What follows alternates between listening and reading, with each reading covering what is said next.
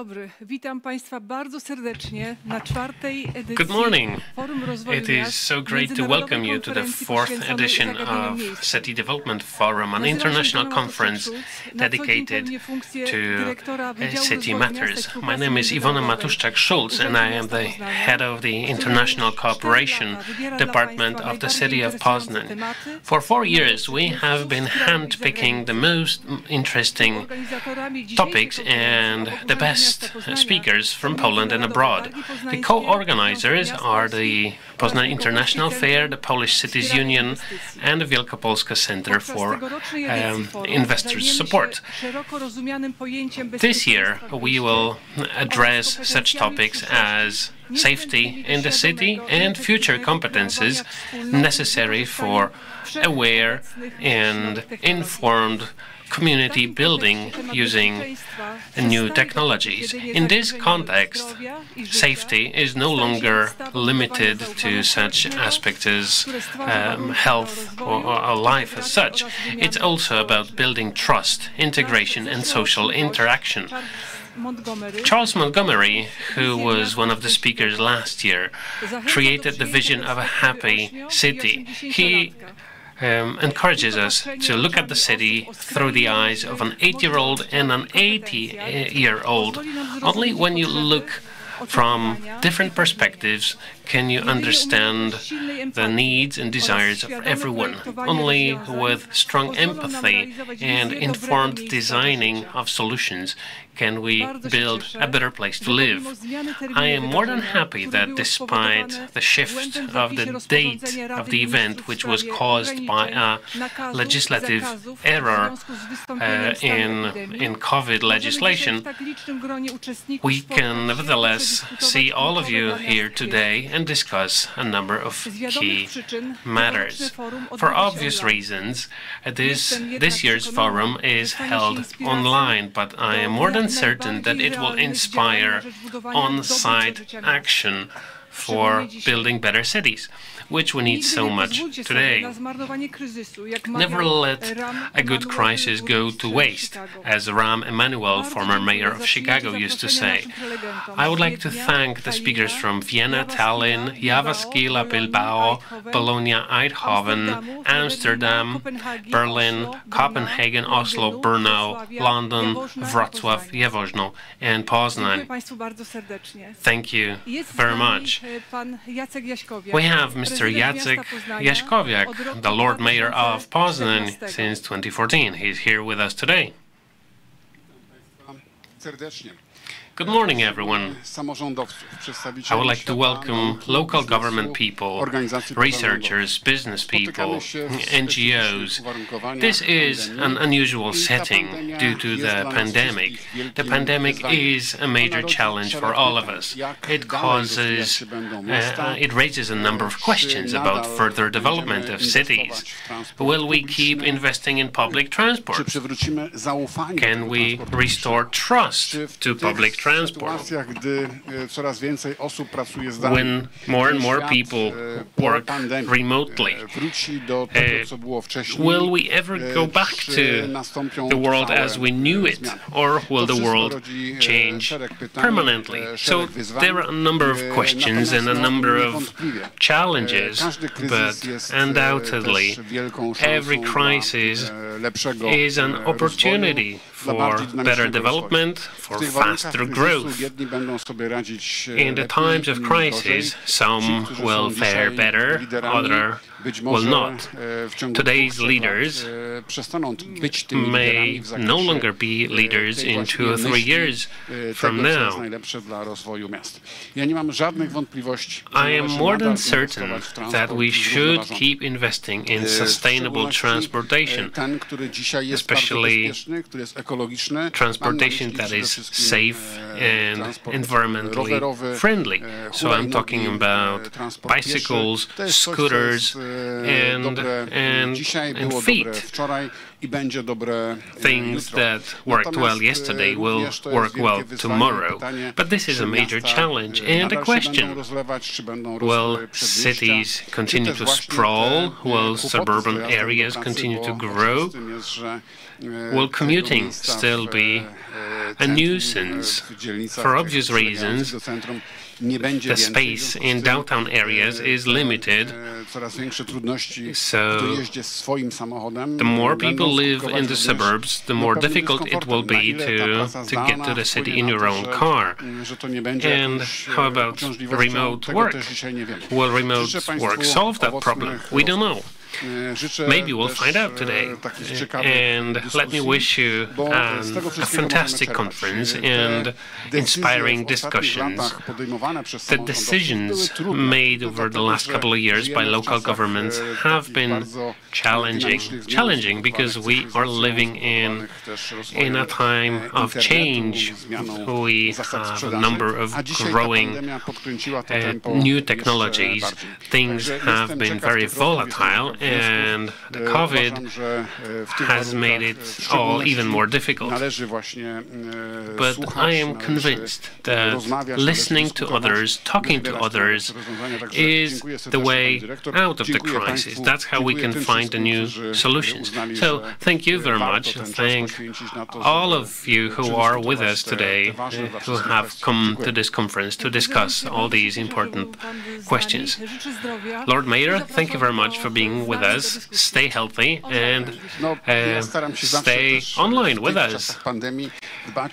In the times of pandemic, I am trying to stay healthy.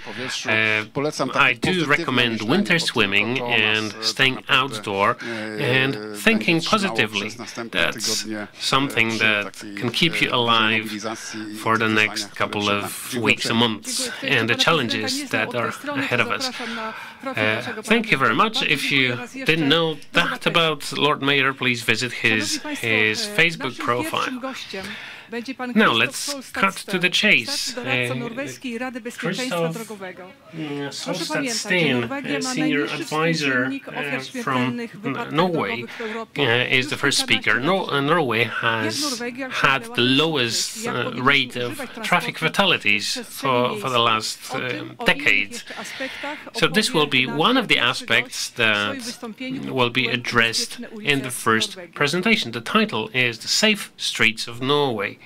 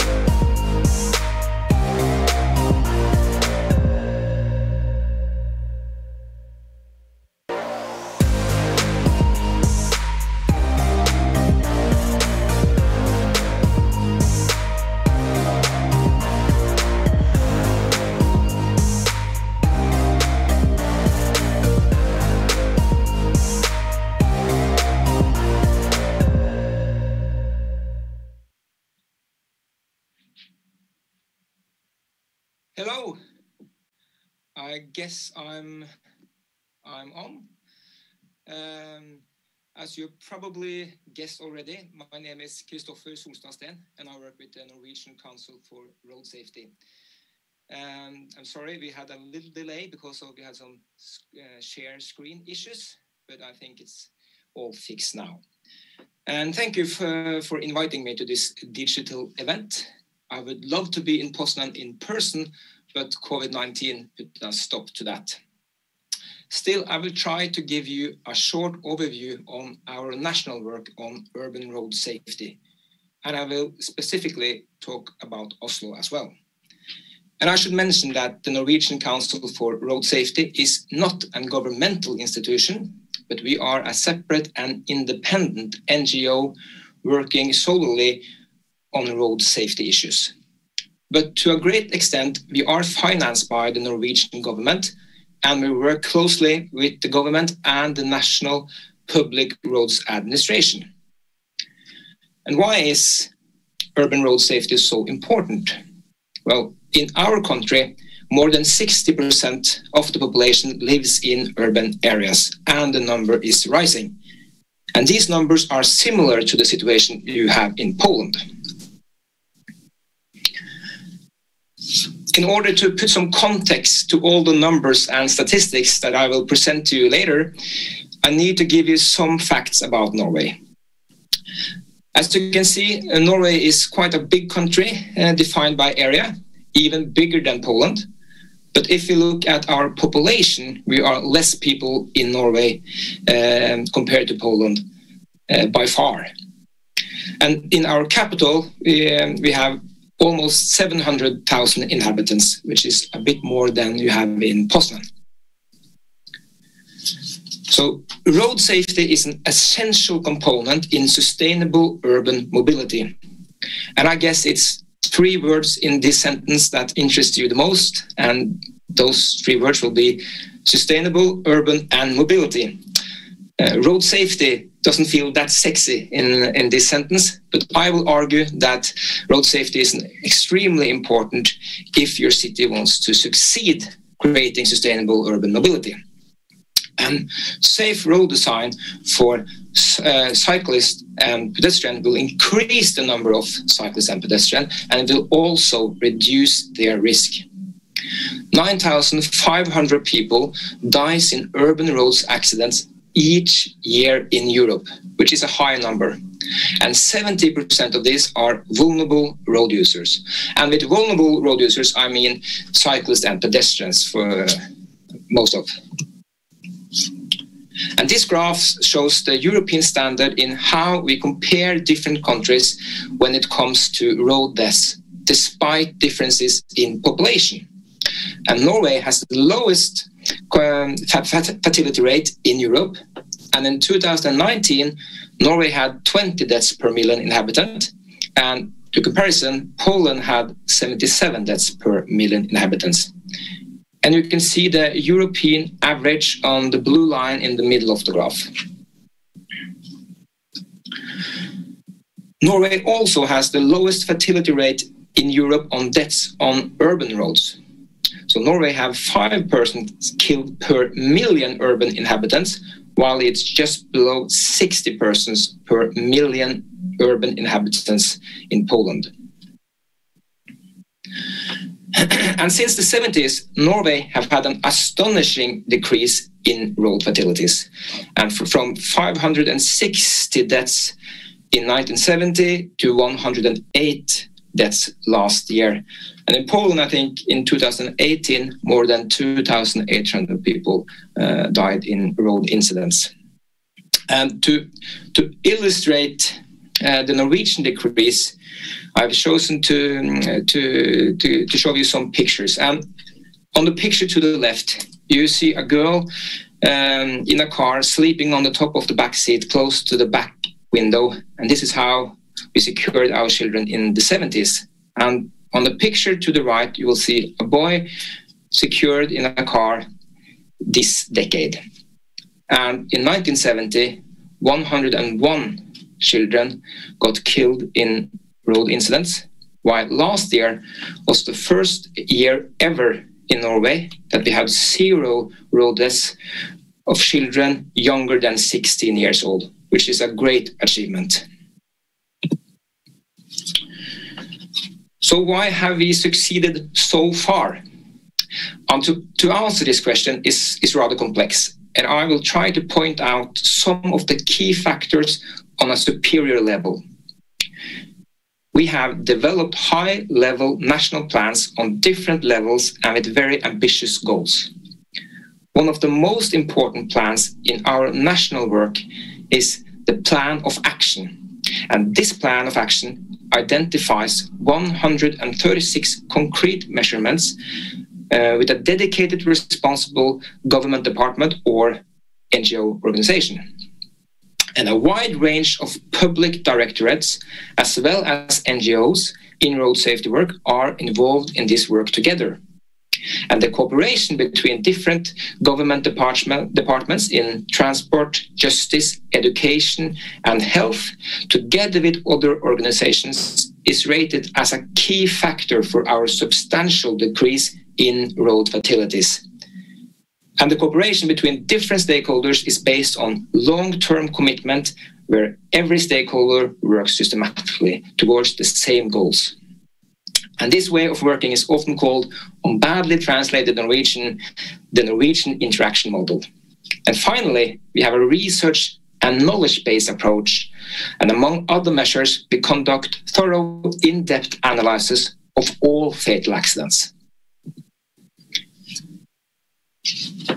In Norway, all political parties support our Vision Zero, which was adopted by Parliament in 2002.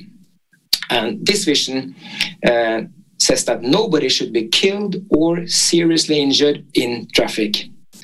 And our Vision Zero is built on our shared responsibility between the authorities and the road users.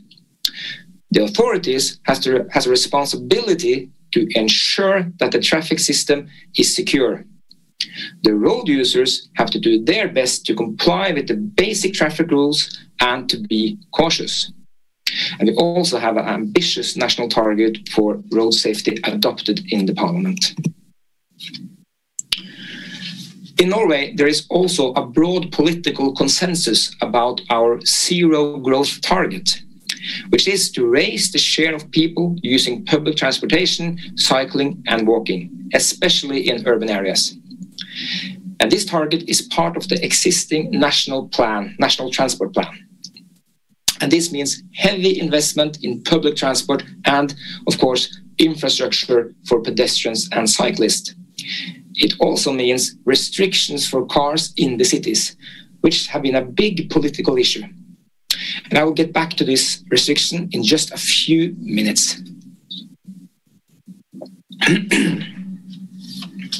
So this creates a challenge between our zero growth target and the Vision Zero.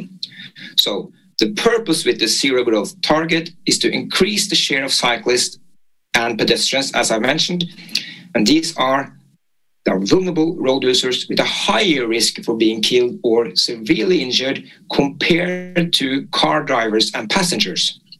And the risk is statistically about 3 times as high for cyclists and about 4 times as high for pedestrians. So how can we succeed with both zero growth target and the Vision Zero?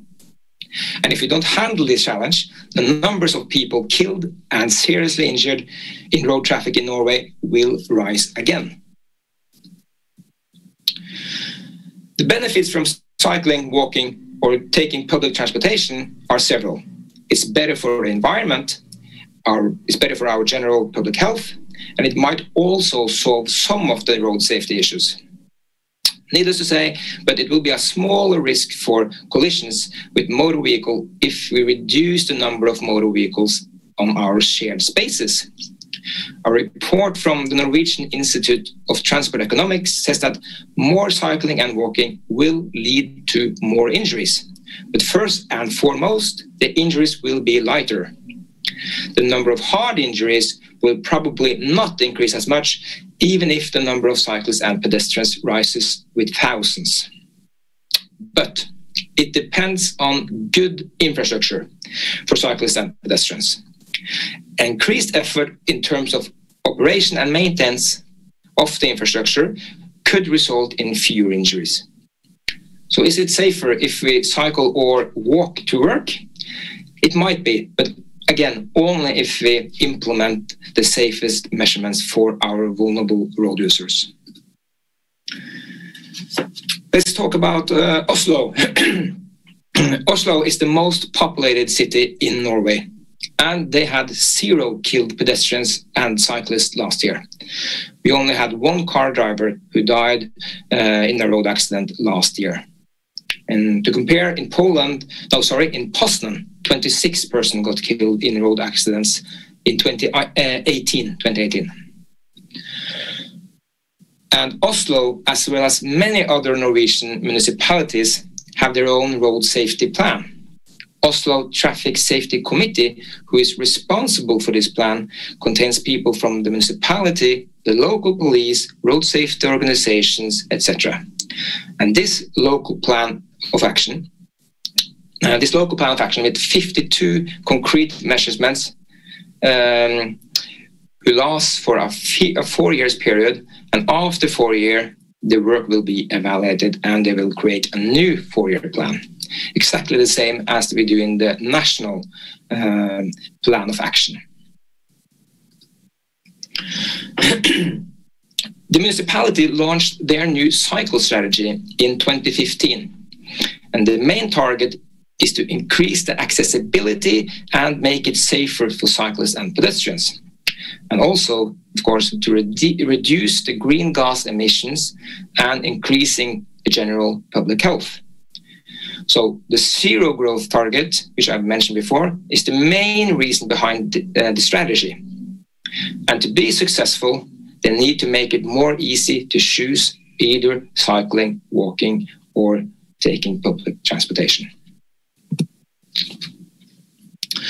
And to accomplish this, they made it much more difficult to drive a car in the inner city. They have removed a lot of parking spaces alongside the roads and replaced them with red-painted cycle lanes. They made it much more expensive to drive in the city with higher toll states. And they made some streets only available for cyclists and pedestrians, especially in the inner city. And they have also reduced the speed limits on more than 100 roads in the city. Reducing speed is one of the most important measures that can reduce the risk of serious injuries in a collision with a car. In a collision with a pedestrian and a car in 30 km/h, the pedestrian will have an 80% chance of survival. If the car speed increases to 50 km/h, the pedestrian chances for survival will reduce to 20%. So that's why speed is very important on our urban roads. And in this street in Oslo, as you can see, we have the previously street to the left and how they did it to the right. And in this street, they have redesigned the intersection and given pedestrians more space. They have forced car speed, reduction in the car speed by narrowing the road, and made the pedestrians crossing shorter. In Oslo, they have built 190 new cycle roads, and connecting cycle road is a key reason for both accessibility and safety. And the red lines indicates, of course, the cycle routes. And to the left, you will see the cycle routes from 2015, and to the right, you will see the routes of the future in Oslo. The municipality offers bike rental for a low cost, and they have increased the capacity on public transport and created a site online with a map where the public can see exactly what's going on in their own neighborhood. Where are they building the new road bumps, or where are they making some new cycle routes? They have all access to this map. But these measurements was not only popular, and many store owners was furious and reported on lost income and that they needed to move out of the city for survival. And some inhabitants felt that this intervention was a big threat to their liberty, and it made it much more difficult to move around in their city. Even though the politicians met some resistance, they all got re-elected. They also got even more power. It is difficult to keep both the car drivers and the vulnerable road users satisfied. But when prioritizing the vulnerable road users, someone needs to make some unpopular choices. In Norway, we also got a new political party that only works for the rights for the car owners. They want to remove the toll states and take back the parking spaces and the closed streets. They did get some attention in the last election, but they didn't get in power. A good infrastructure and high-level planning is important to achieve this change in the way we prioritize safety for vulnerable road users. I know you're going to speak about school roads later on, but we also have an interesting project, and it's called Heart Zones around school. And the object is to ensure secure walking and cycling to school through car-free zones and other measures. It is a national target that 80% of the children shall walk or cycle to school. And this project lets the kids, their parents, and the school itself define how they could create the safest school passage for their children. And this is a national project in cooperation between several stakeholders. And Oslo is one of many cities that are working on establishing heart zones around the schools, and they have a goal to establish as many as possible around their elementary school. And already they have succeeded on several schools. From 2016 to 2019, the number of cars driving in the city of Oslo have decreased with 28%. They have built 190 new cycle roads. In 2020, they have implemented 120 specific measurements and reduced speed limits on more than 100 roads. They built 420 new speed bumps and implemented 30 km/h around the schools. And they have removed 760 car park spaces. As you see, it takes time to establish a good safety culture within the society, and it demands a lot of dedicated work from many different stakeholders. The Norwegian Council for Road Safety started our work back in the 1950s, and still there is a lot to be done.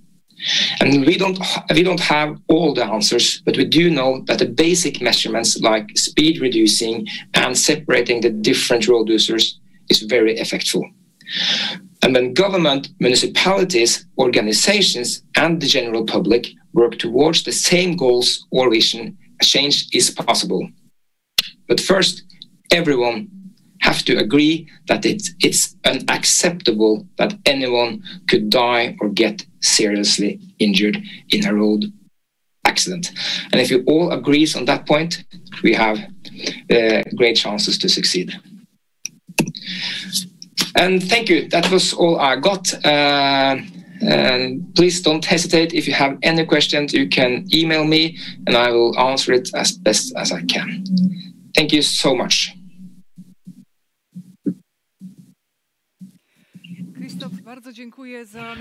Christoph, thank you very much for this inspiring presentation. Questions can also be asked via our chat option, so feel free to use it. And Christoph, I do hope that when times get calmer and you travel around Europe, please visit us in Poznań. We will be happy to see you and talk to you directly and ask questions face to face. Thank you very much once again. Ladies and gentlemen, Pontevedra is a role model for other Spanish cities in Spain and beyond.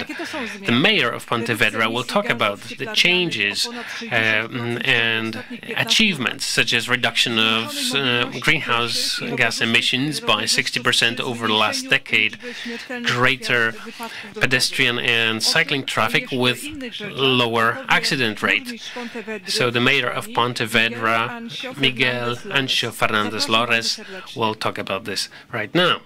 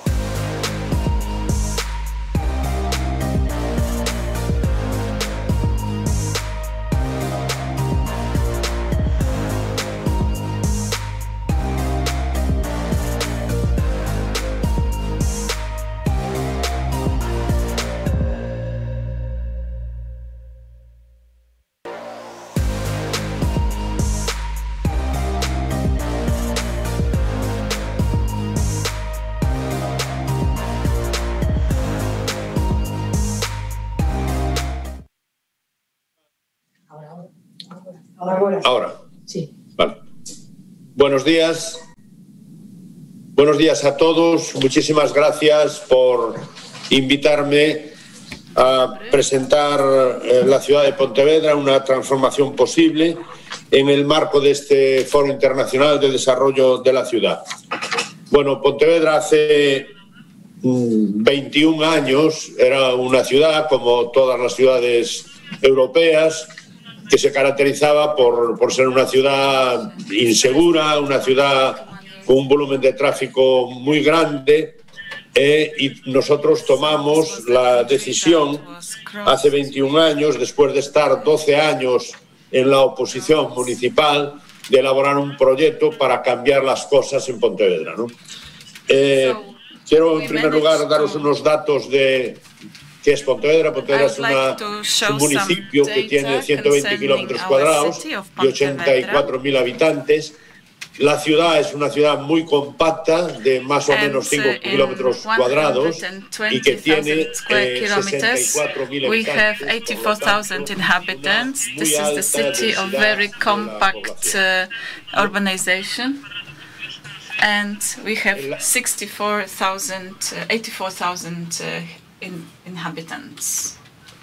El área metropolitana de Pontevedra es de 250.000 habitantes.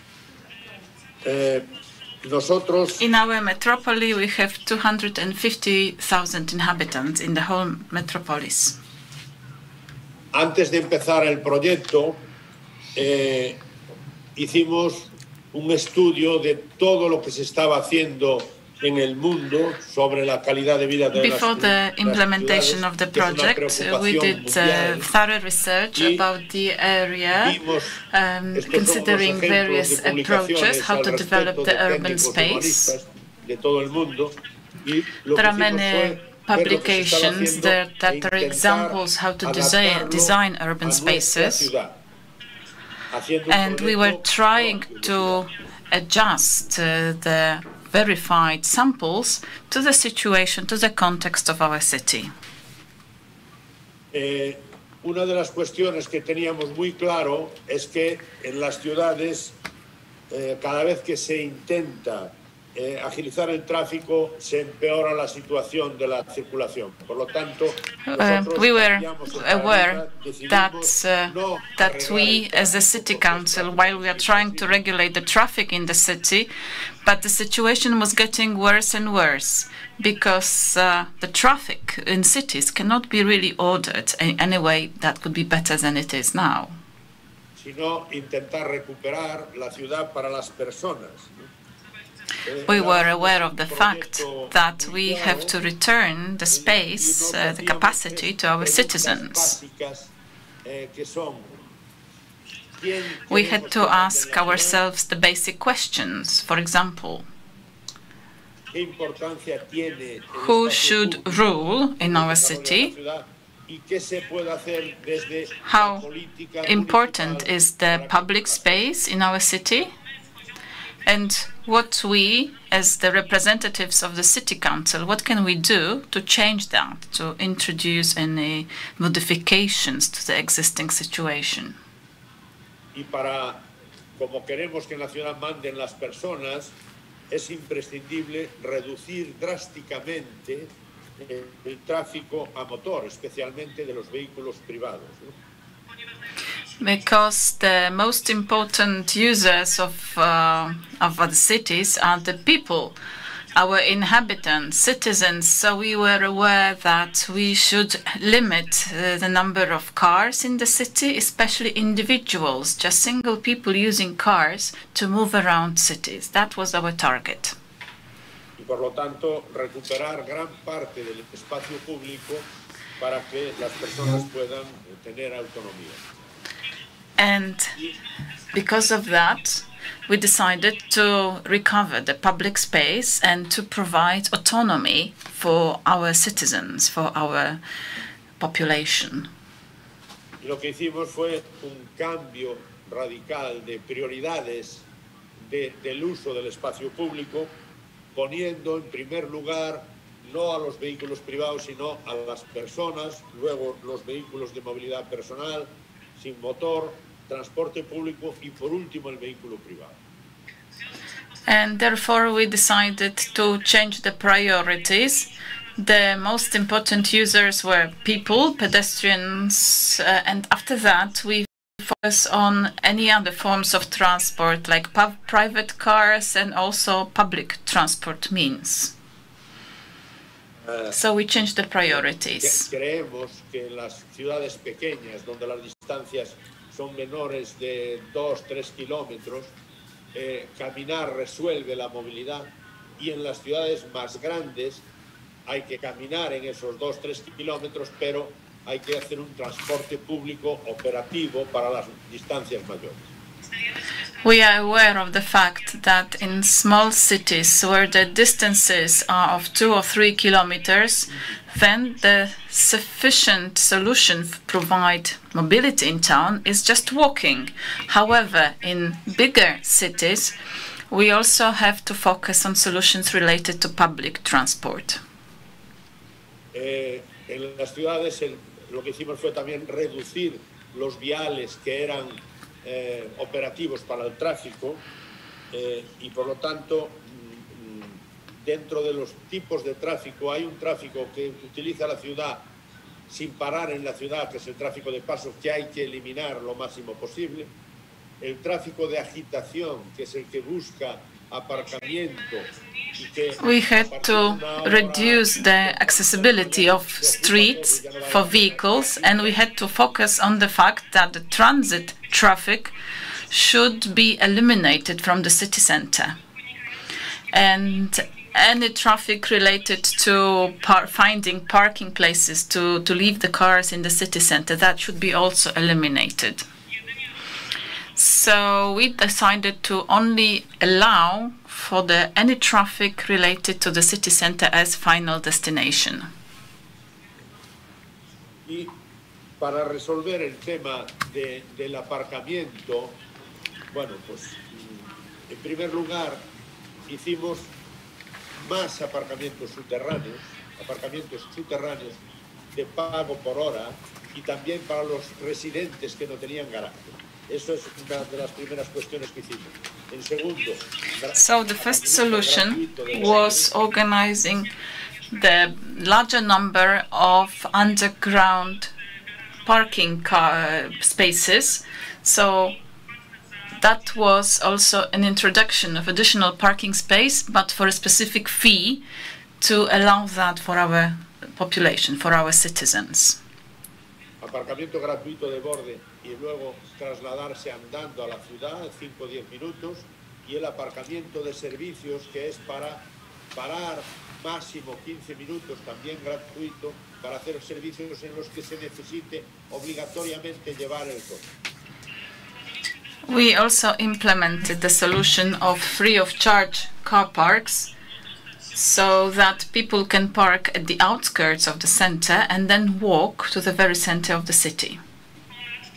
And additionally, we introduced the possibility to provide parking spaces for our service providers, for shops and service points for 15 minutes. So that was free of charge for specific users. Y teniendo en cuenta todos estos parámetros, empezamos a transformar la ciudad con unos criterios muy claros, ¿no? En primer lugar, con accesibilidad universal en el espacio público. En segundo lugar, con reducción de la velocidad máxima a 30 kilómetros por hora y zonas de 20 y de 10. And having the clear priorities set, we decided to introduce changes to our urban solutions. Thanks to the clear criteria, we just established our priorities. That was universal accessibility, road safety related to the speed limit of maximum 30 kilometers per hour, also planning the cities in the friendly way for its users, We also tried to create the city space that would be safe for children, for elderly people, and for special needs citizens. Y lo que conseguimos a lo largo de este proceso fue, por un lado, dignificar y ocupar el espacio público. So we succeeded in doing that in recent years because we try to focus more on public spaces in cities. Revalorizar la movilidad peatonal y ciclista, dándole a la ciudad una pluralidad de usos. So we just changed our evaluation of walking in cities and also using bicycles in city centers. Reducción de tráficos interiores a la ciudad en la parte más céntrica del 97%, en el intermedio del 77% y en toda la ciudad. We managed to limit the traffic in the heart of the city center. We limited that by 97%, and in the larger area down to 77%, and in this circle in green down to 53%. Al final, la media de coches que entraban en la ciudad en el 99 era de 80.000. En estos momentos estamos muy próximos a estos 7.000, 10.000 coches. And in 1999, we had 80,000 cars entering the city, and in 2015, this number decreased to 7,000 cars, 7,000 vehicles.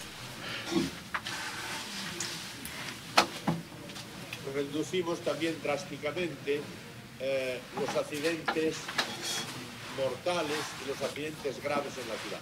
En la década del 97 a 2006, we managed to reduce the number of fatalities in car accidents. Del 2007 al 17, 3 muertos, y desde el año 2011, o sea, hace 9-10 años, tenemos 0 muertos en todo el espacio urbano tratado. I mean, between 1997 and 2006, you can see there is a great decrease. So we had decreased from 30 to 3 people dead in the period from 2007 to 2017. So according to our data, in recent years, like we had the 0 number of fatalities in road accidents in the city center. Reducimos el 67% las emisiones de efecto invernadero. We also managed to reduce the CO2 emissions by 67%. So we meet the requirements of the World Health Organization as far as the air standards in the city centers are concerned.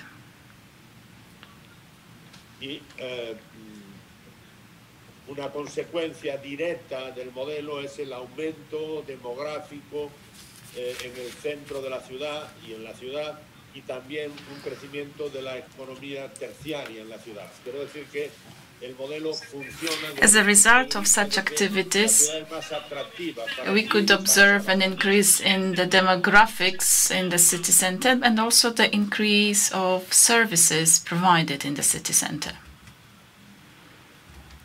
Y en definitiva, todo este modelo lo que provocó es un reconocimiento internacional de Pontevedra, con muchísimos premios, con participación en foros internacionales.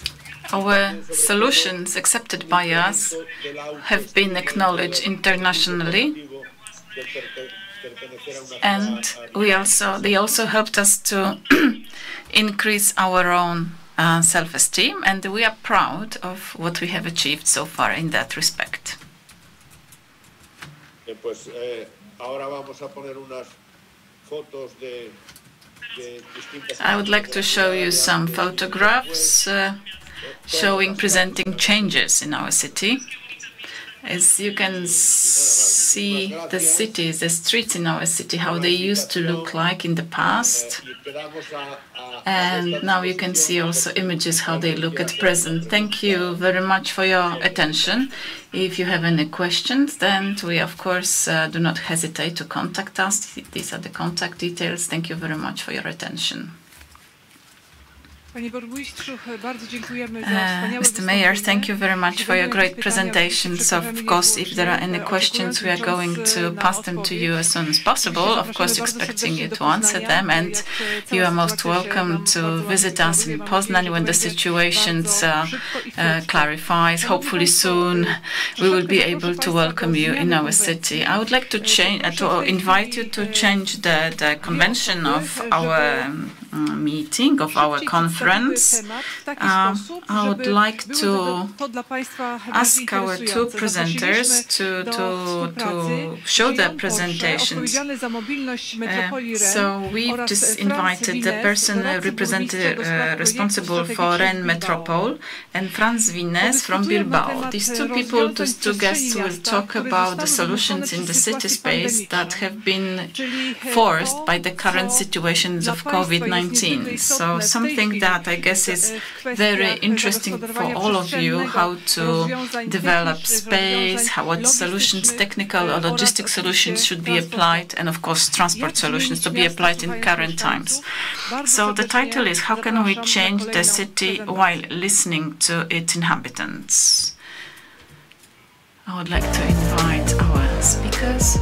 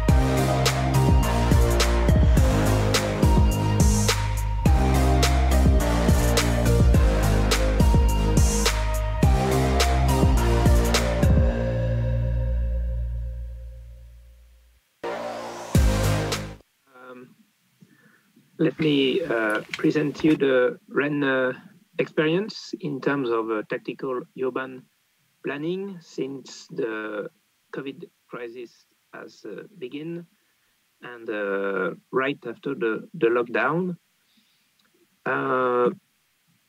So as you have noticed, in our cities, the mobility has dramatically decreased during the lockdown and also right after. And it was an opportunity for us and for many other cities in Europe to give more space to pedestrians and cyclists. In particular, one of our goal was to encourage people who were using public transport before the crisis and who were afraid during the crisis and also right after to use them again, to prefer bicycle or foot to move in the cities and not and avoid them to use their personal car. And from this goal, there we have two main cases that allow us to give more space on the ways in particular. The first case is the one you can see on my screen. Two ways dedicated to motorized traffic. During the lockdown, since the traffic was much lower than usual, we were able to give half of the space to cyclists, because cyclists are already used to move on road, and so it's easier for us to give this space to cyclists rather than pedestrian. And the other case is this case, which is most present, and to give more space to cyclists again, we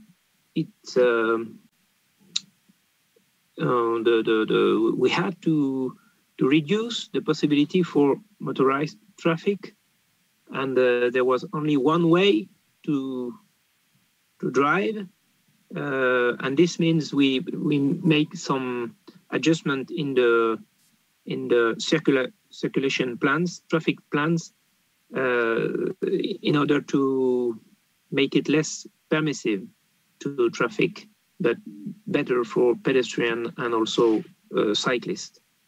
And we have another goal also in this case in particular, which was reduction speed, because of the reduction of the width of the road. The car will has to drive slowly. The driver, sorry. And here is a screenshot of the main change we did in the city center of Rennes,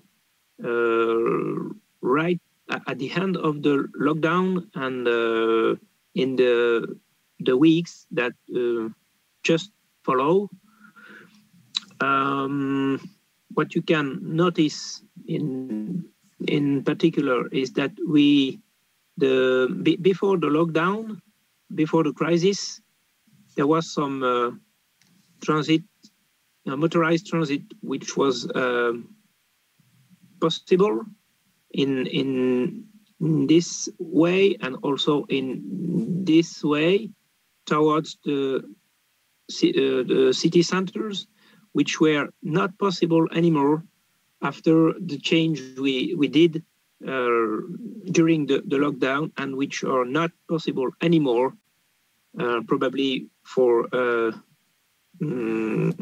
as long as it continues.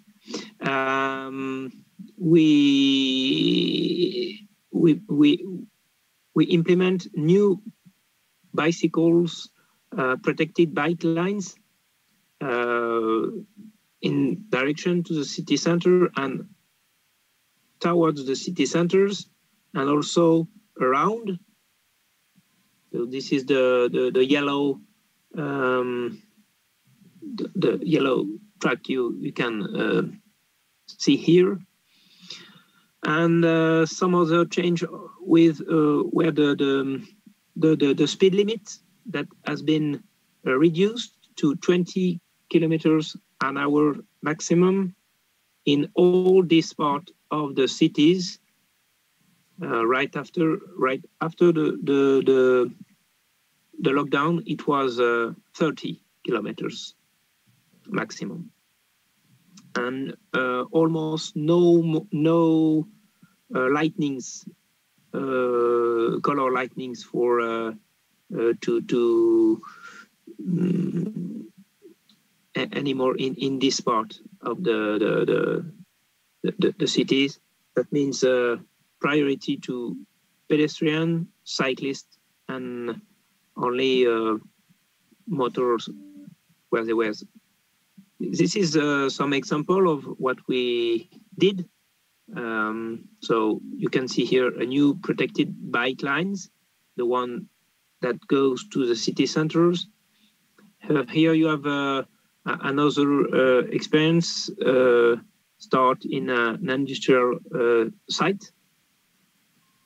The one below is an old ways that were allowed before the crisis to motorized traffic that has been given to cyclists and pedestrians only. And here a last example, a street to go to a school that has been modified in order to secure the bicycle traffic to the school and make it possible to be used in the two ways and only one ways for motorized traffic. And the next step is that is still on actually is the evaluation of all this change made in a very short time, because we still have some little adjustment that are necessary sometimes. The next step is also the perpetuation phases. That means to make it durable or durable change from, and also we want to use this tactical urbanism to make other change in the city, like experience new circulation plans for motorized traffic, or also to experience new lightnings, new bicycle track, and to make it to improve cycle path or pedestrian path all over the cities.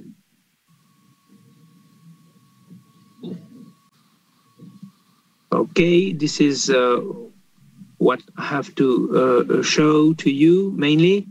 If you have question, or I hope the connection was good.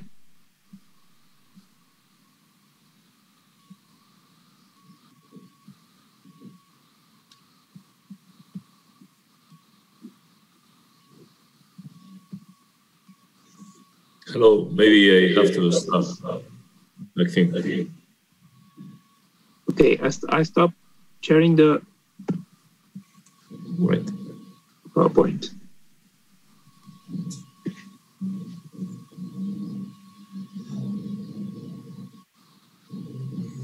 Well, good morning. I will try to explain in below what we have done in the lockdown, mixing in a part the technological ways and the other part in the public spaces modifications. We will start talking about our city. As you can see in the photo, we are surrounded by mountains, so we have many opportunities to walk around the city. We have the green belt around our city, more than 60 kilometers around the city to see it in the mountains. And in the other part that we have is we are crossed by two rivers. Here we can see one of our river. We have the influence of the sea. We have the influence of the sea in the whole city. We have a real and big challenge, as you have explained to us. We have a big challenge between public spaces and the pandemic. Our way of life is based on the public spaces, and this is the key point of our quality of life.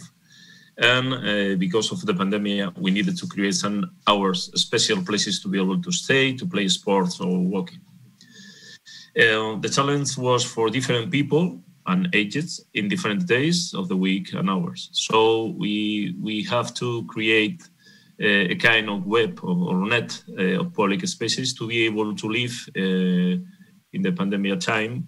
We divided the days in different hours, and each hour was for some kind of people.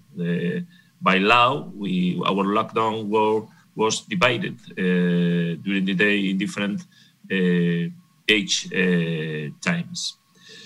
But for this, we needed a method that we could contrast every day and every hour. We wanted to be resilient and flexible. And the first decision of the mayor's office was to create a team with all the departments involved in mobility, street worker services, urban planning, social services, police, and cultural services to be able to respond to this challenge. At first, we have to examine the city tools to be able to create this net, and as you can see there in the picture, we have more than 1,500 wet points. And in real time, we can see the traffic and the buses on the people movement. So for us to be able to create the net in the public spaces to live the city in the lockdown, we were close to do it. No? As you can see there, the image above shows the degree of saturation of certain areas of the city based on Wi-Fi connections. So where the red color is, we can see the red color is more people moving, and it's different levels of populations moving. And this allows the municipal security area, contemplating the urban areas more saturated with pedestrian traffic. You know?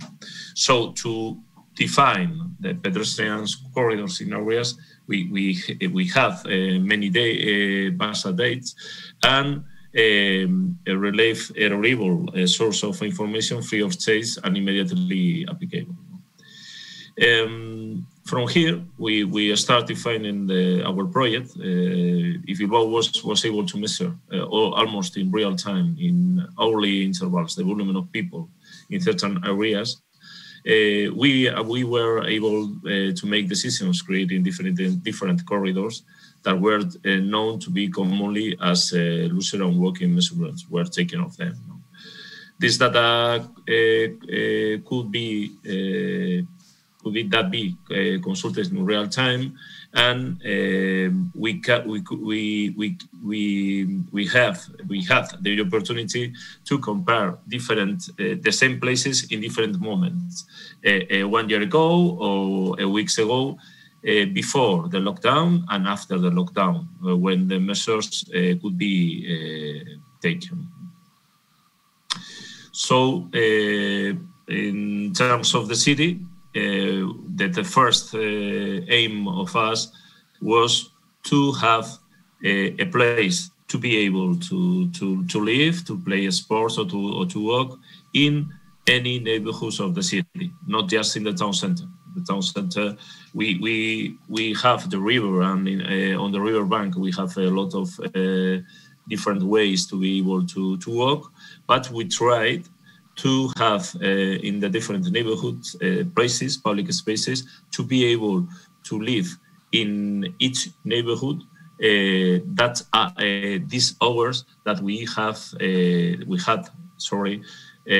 to go out to the streets. So just a few hours that we have to do it. But in terms of database, we defined the priority corridors, and then we start with the application, or we start making decisions about the road and the public spaces. As my partner has explained, we closed roads for pedestrians at some hours and some days, some hours and some days we closed on weekends, principally, and new ways for pedestrians taking out the cars from our city and our neighborhood, increasing the ways for pedestrians more than 50%. Our team, this is the one thing with our data and with the technological ways that we defined. The team every day was gathered to examine all the changes that we were doing, and to be able every week to adapt the places that all the places were changing every week, reducing some of them if the people didn't use them, or increasing another ones when the people used them more, no? Or creating new ones to balance the public spaces in the city, and as I have said, in trying to have them in all the neighborhoods of the city. So you can see here on the map all the places that they were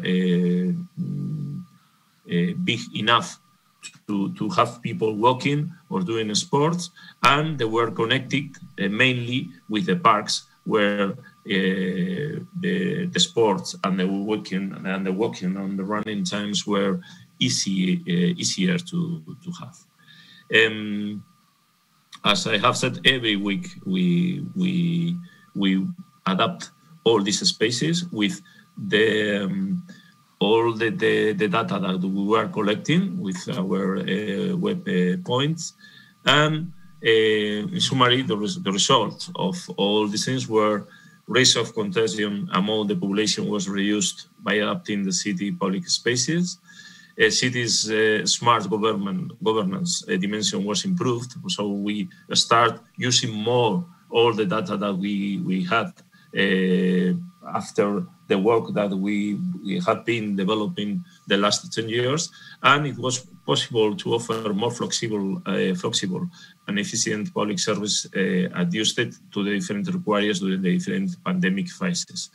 This was resilient, was flexible, and was the more important thing, but making decisions based on the data that in real time we had. And as you can see, all the places change their use. This is the historic way of using, and then you have the population that in the hours that were possible to go out to the streets, the population that were using them. So as you can see, we improved the using of these public spaces. And that was that I have to tell in 7 minutes.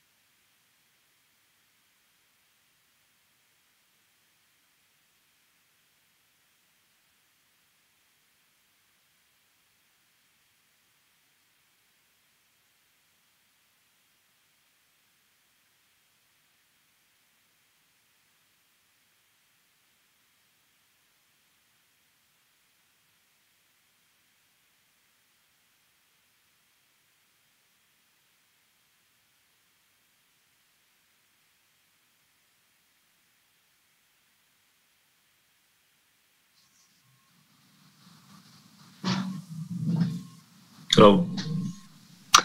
Hello.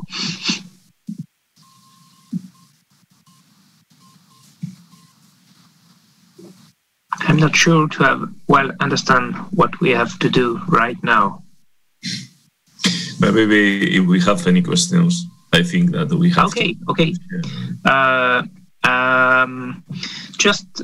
Can you just tell me if I have well understand the way you follow the new way people use the public space was based on the Wi-Fi network?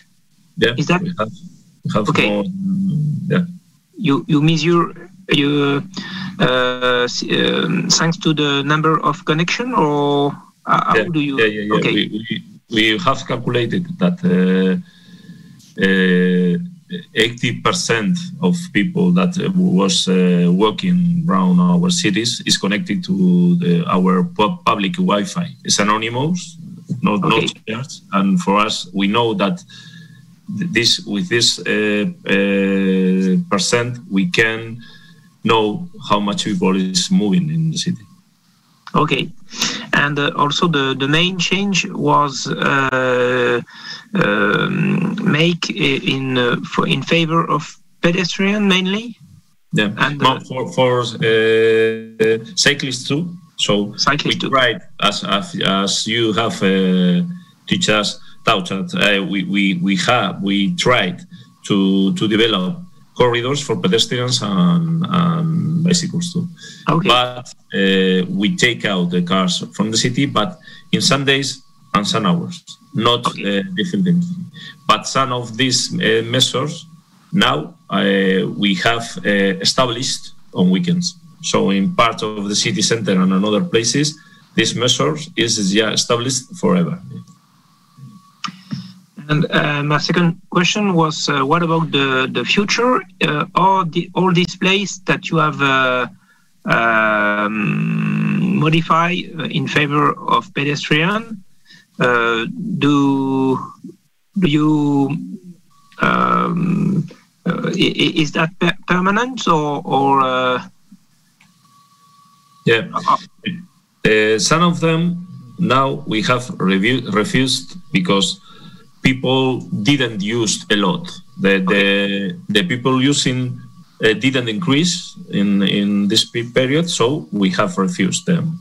Okay. Another ones were as a proof of or test for us because we were thinking about becoming them pedestrian ways, pedestrian spaces. So now we have contrast, we have test, and we know in this moment we have start projecting the street works to do them or to make them the next year, and in our municipality account we have included them to do the street works next year.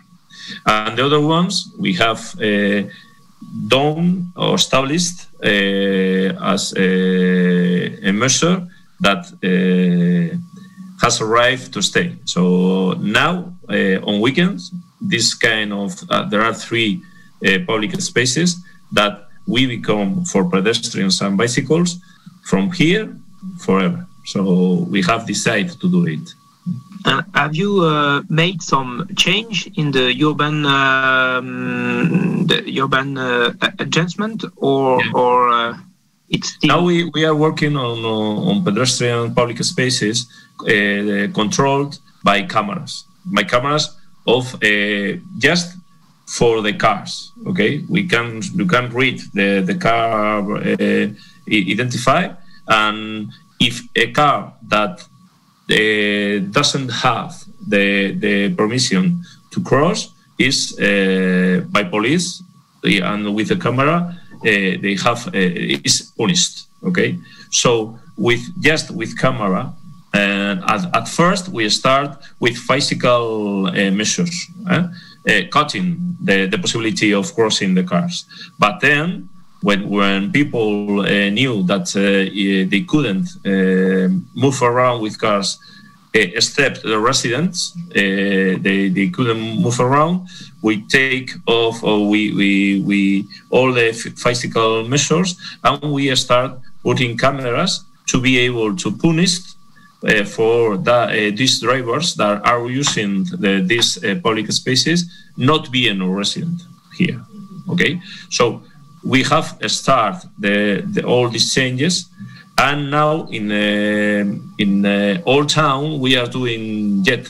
So the same technological ways we are using to be able to control these new public spaces for pedestrians.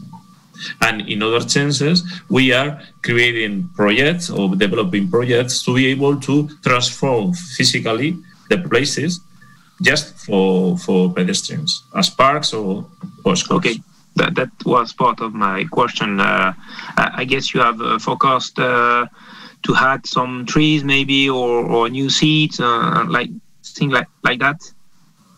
Yeah. To make the place we are creating. I don't know in English what can I say, but like a booths online. We are taking wide streets, and in this wide street we are maintaining just one road, and we are creating gathering all the parts of the city at booths online to be able to create more green spaces. For okay. We have some similar plans in Rennes to give to make the environment more comfortable and more pleasant for pedestrians and also for cyclists by adding sometimes it's some new trees, sometimes it's new seat, new place with water and etc. To be more resilient. No? Yes. Yeah. And in your case, you have designed all the measures in the town center. Mainly in the city centers. Yes, but some of the change have been implemented also in some other place, in some other quarter of the cities, and also in some other other cities of the metropole. Yeah, right. But they were less big. They were smaller. You give more a big importance to the cyclist. I see. Yes, and the reason was mainly because of the road are easily to give temporarily to affect rapidly to cyclists because they were used to roads where pedestrians are not used to walk on roads. So if we want them to use the road, in general, we have to make some arrangement and some change to be certain that they will use the road. So that's why we give most of the new space to cyclists.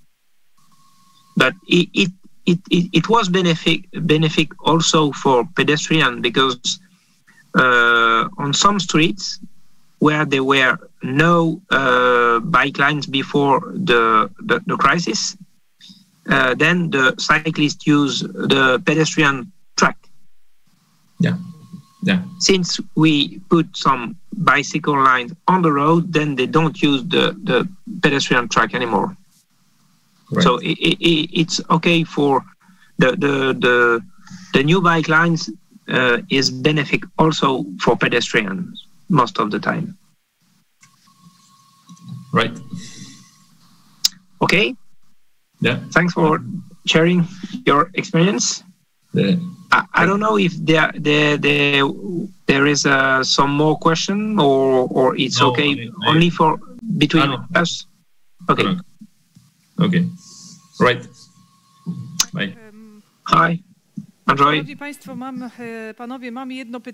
Yes, we have one question from residents of Poznań. I will try to read it. A citizen who criticized solutions that promote pedestrian and cycling traffic and limit car-oriented mobility. Is it to me, this question?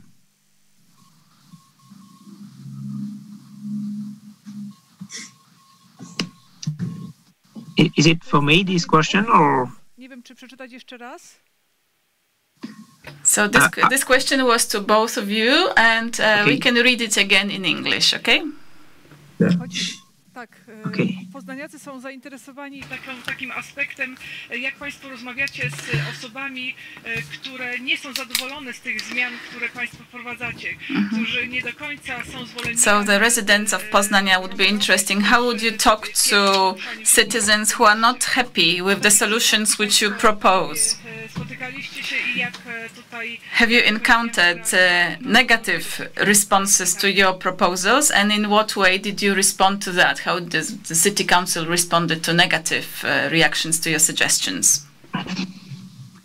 Yeah, there were some negative reaction, unfortunately. I have to admit. And how we managed to face this reaction, we first explain that the reason why we did so, and also we explained that it was a test that will be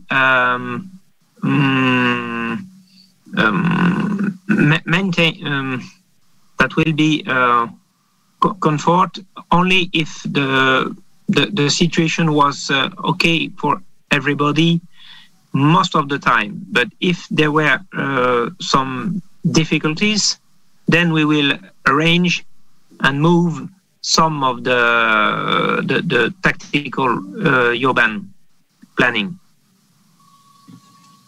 In my case, the places that we chose to be able to create new public spaces were based on the people using. So we have to adapt some problems of the load of the commercial and the taverns and the bars and these kind of things.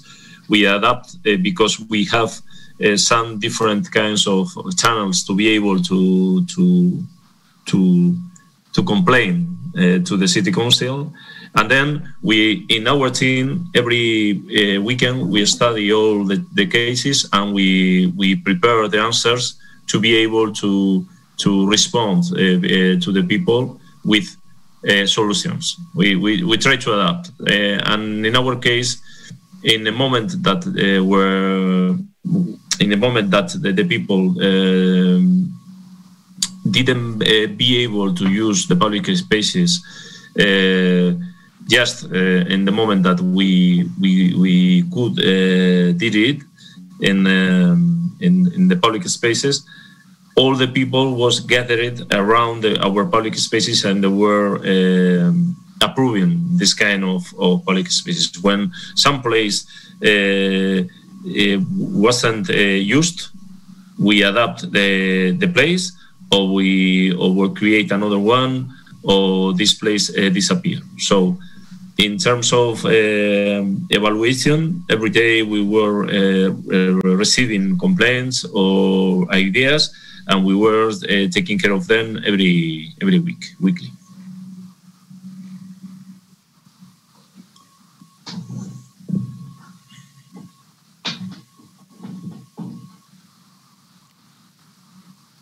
Bardzo dziękuję za odpowiedź. So thank you very much for your answers. So I wish you a lot of success in implementing changes in Bilbao, in Rennes. I must say that I have some thought that came to my mind, that it's really great to listen to people, representatives of municipalities, and we can see that you are passionate about your work, about the solutions which you introduced, and I hope that these new solutions, changes, they will really serve for the benefit of the residents of your cities. I wish you a lot of health, and I hope to meet you in person in the better times to come. Okay, thank you very much. Okay, so now we will change the subjects a little bit. Why should we look at streets through the eyes of children? Why should we have cities that children-friendly? Why decision makers should focus on that? Now I would like to invite our next speaker, Tim Gill. He just will talk about the project of child-friendly streets. He focused on on the post-industrial Rotterdam, post-communistic Tirana, and post-modernistic Vancouver. Tim Gill is an expert for urban environment. He is also the world spokesperson for outdoor activities and plays of children. I would like to invite our next speaker.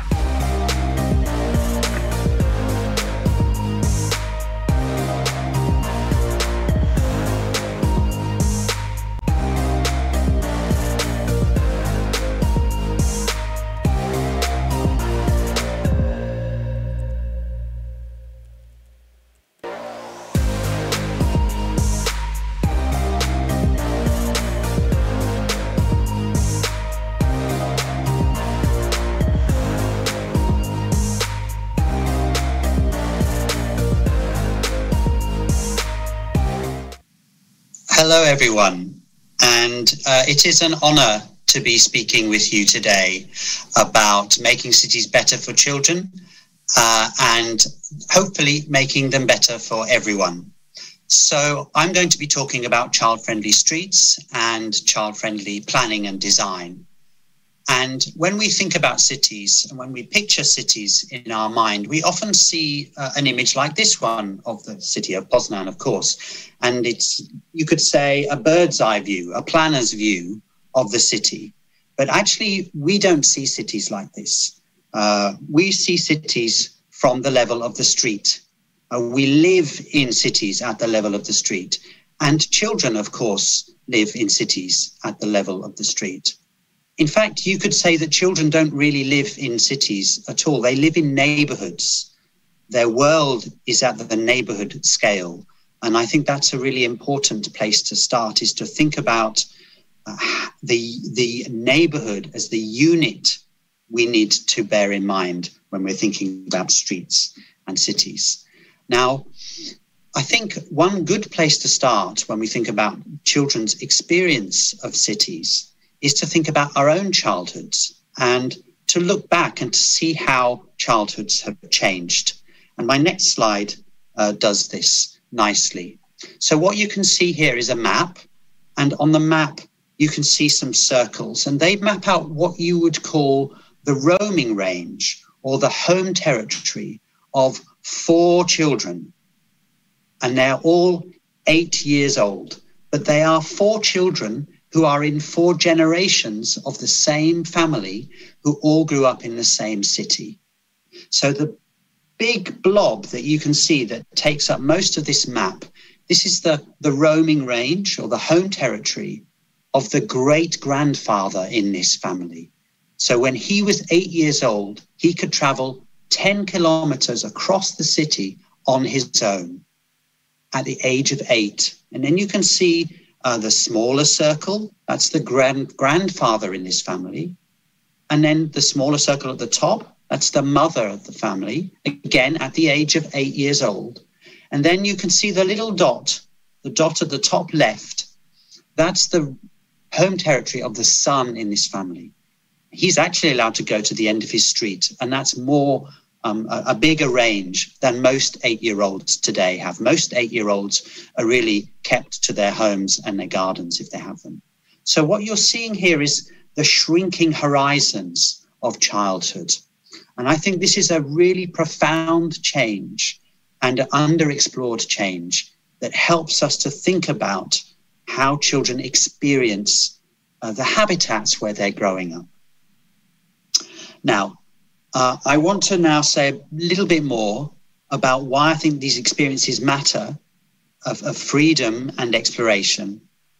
And but before that, I will just summarize the whole of my talk. I'm going to say more about what I mean by child-friendly planning, child-friendly urban planning, why streets matter so much, what some of the leading cities have done, and some of the building blocks to make streets, neighborhoods and cities work better for children. So, what is child-friendly urban planning? My next slide captures what I think are 2 dimensions, 2 crucial ingredients of a child-friendly city or a child-friendly neighborhood. Now, you might think I should be talking about playgrounds. When we think about planning and children, we often think about making more playgrounds. But it's not just about playgrounds. It's not just about things to do. You can see there is a things to do element here. One of the dimensions of this diagram is about having lots of things to do. But you also need to have good mobility. Children need to be able to get around the cities easily, especially on their own. So it's a child-friendly city is a city where you have high levels of mobility as well as lots of things to do, such as parks and playgrounds. And it's only when you have both of those dimensions in place that you have a child-friendly city or a child-friendly neighborhood. So to flesh out this picture, I'm going to talk about what I think could be said to be the ultimate child-friendly neighborhood, and that's the eco-suburb of Vauban in the German city of Freiburg, which is well known amongst planners. It's a district of about 10,000 people. It's apartment living. And one of the key things about this neighborhood is that it is in effect car-free. And so if you do own a car, most people don't, then you have to park your car on the edge of the neighborhood in a car park. So what does this mean for the rest of the neighborhood? Well, firstly, here's just a picture. That is one of the car parks. There is great public transport from this eco-suburb into the city centre, so you don't really need to have a car for most people. That means the streets are for people. The streets are for walking, for cycling, for playing, and cars are almost entirely absent.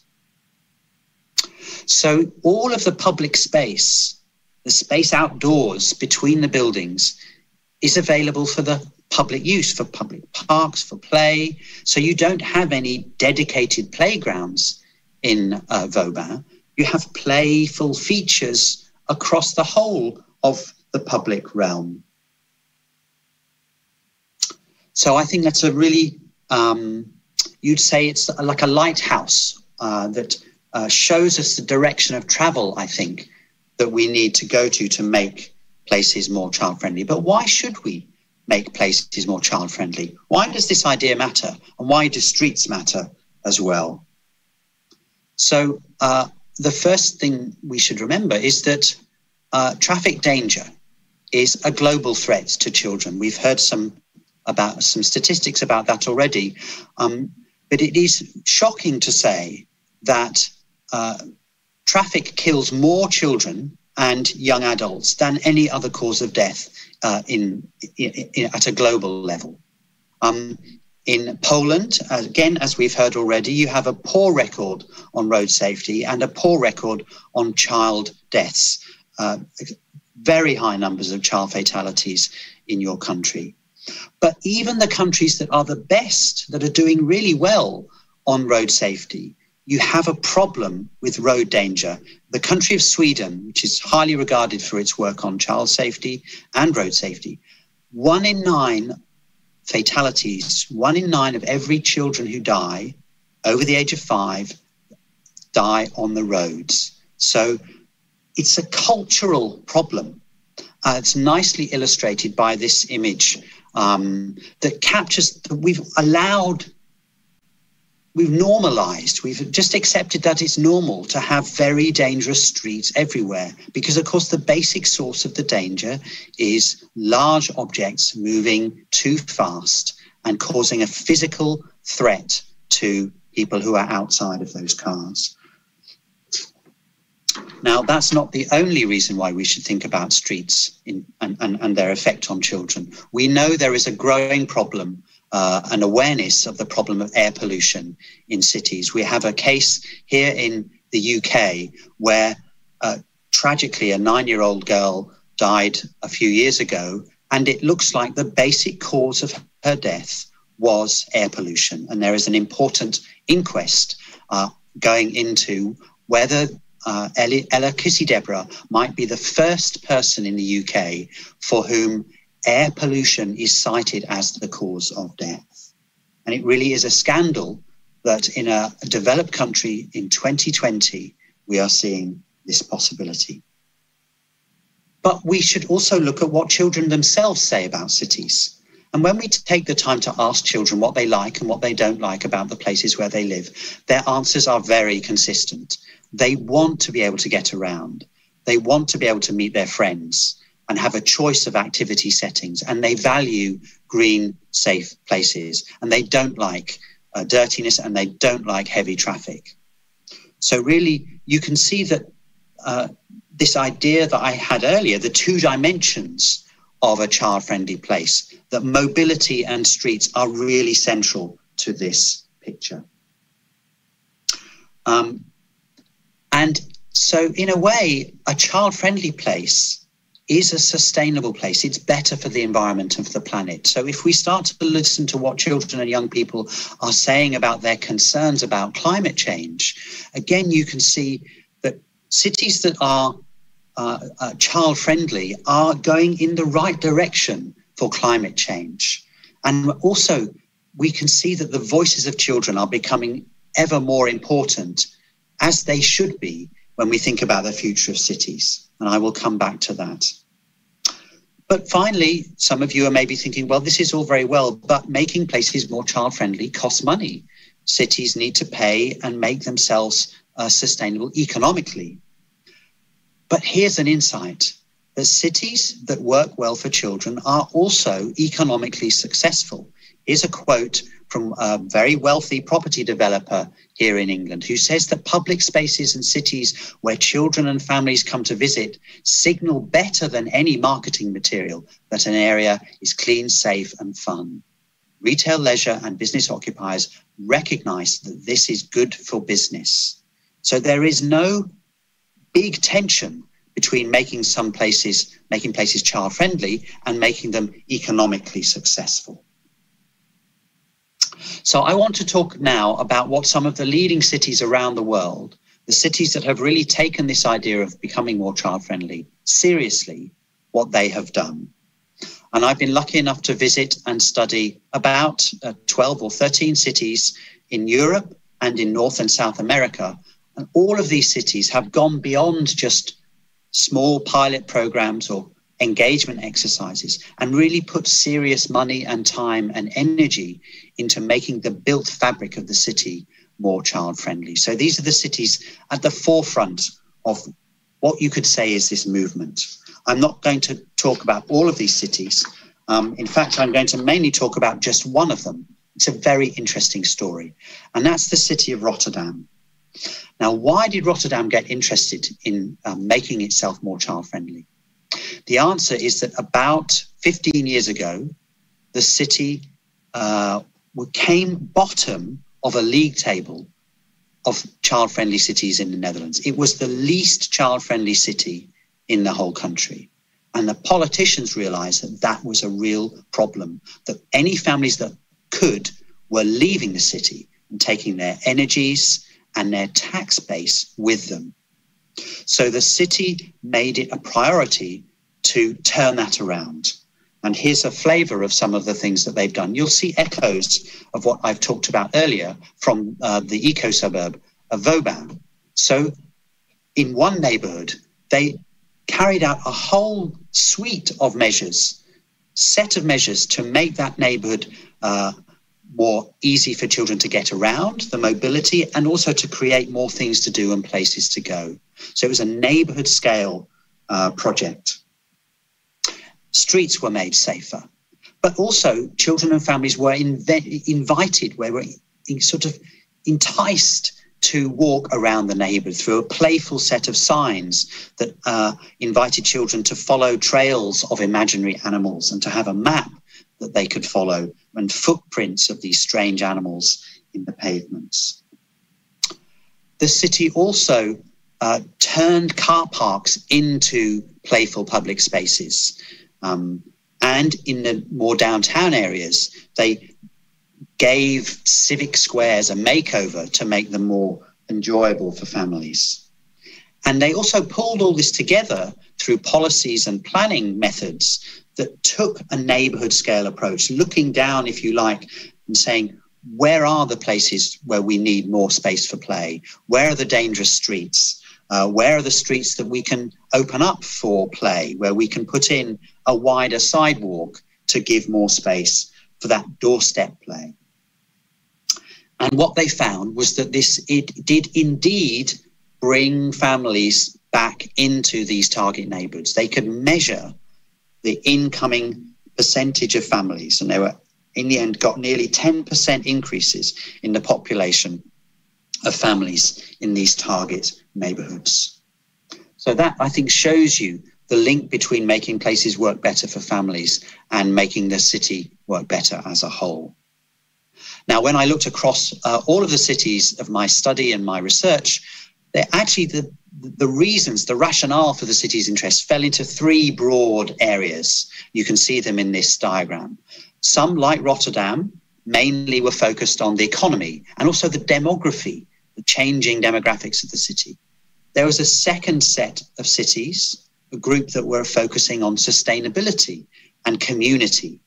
And then a third set that were really strongly focused on children's rights and children's health and well-being. But the interesting thing about this diagram is that most cities actually had more than one reason for becoming interested.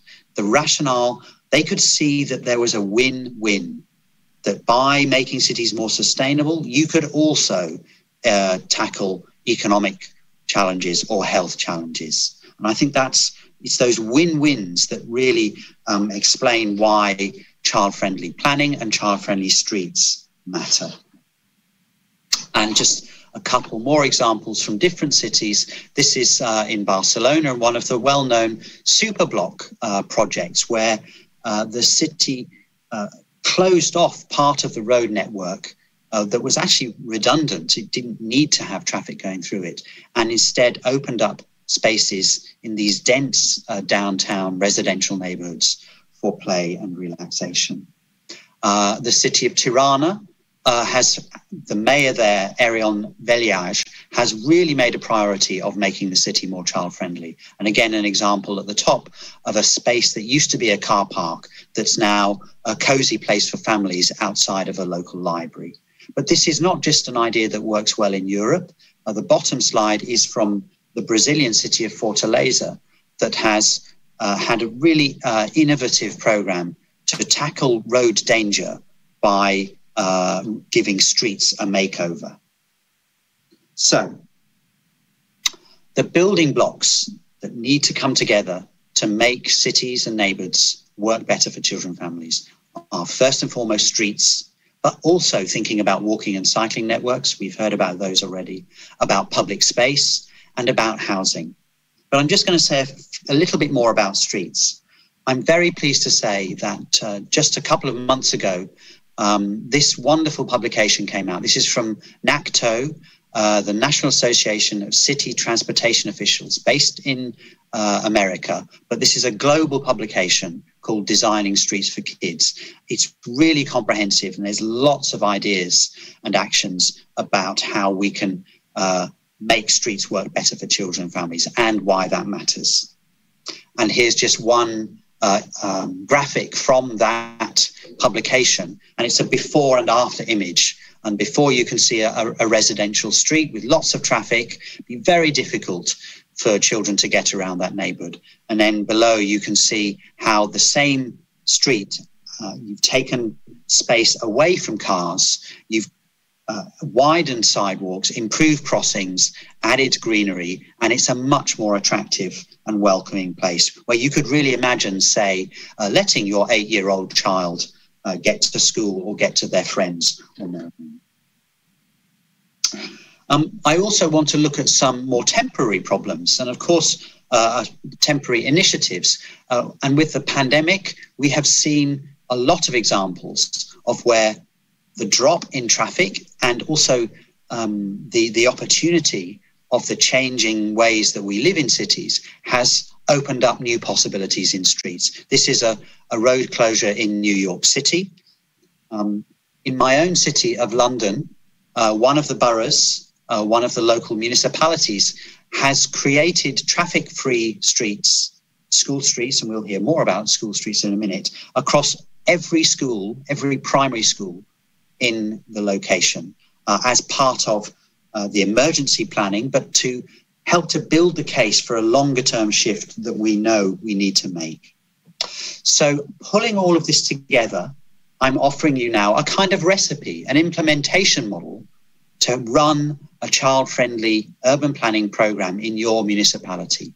And at the heart of this model is a municipal official, somebody in the municipality whose job it is to link with different departments, to involve children and neighbourhoods and communities, to focus on the residential neighbourhood, to invest in spaces and mobility, those two dimensions, and also to evaluate and measure the difference that this is all making.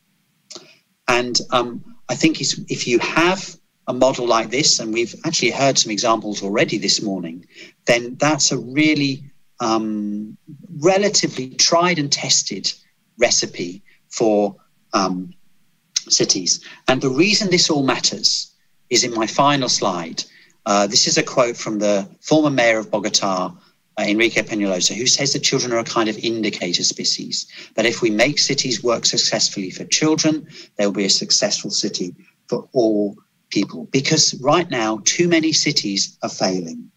We need a new vision and a strong consensus. We need to bring children's voices and views into the picture. And by doing that, we can help to show the way to a more sustainable, equitable, and successful future. Thank you.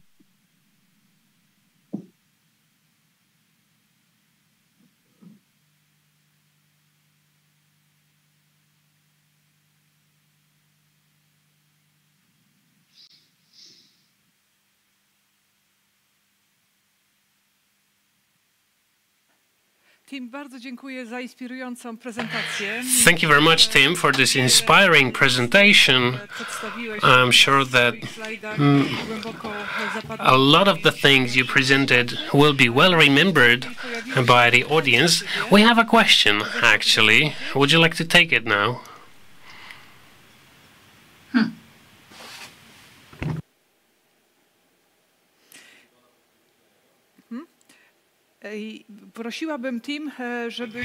Tim, can you hear us?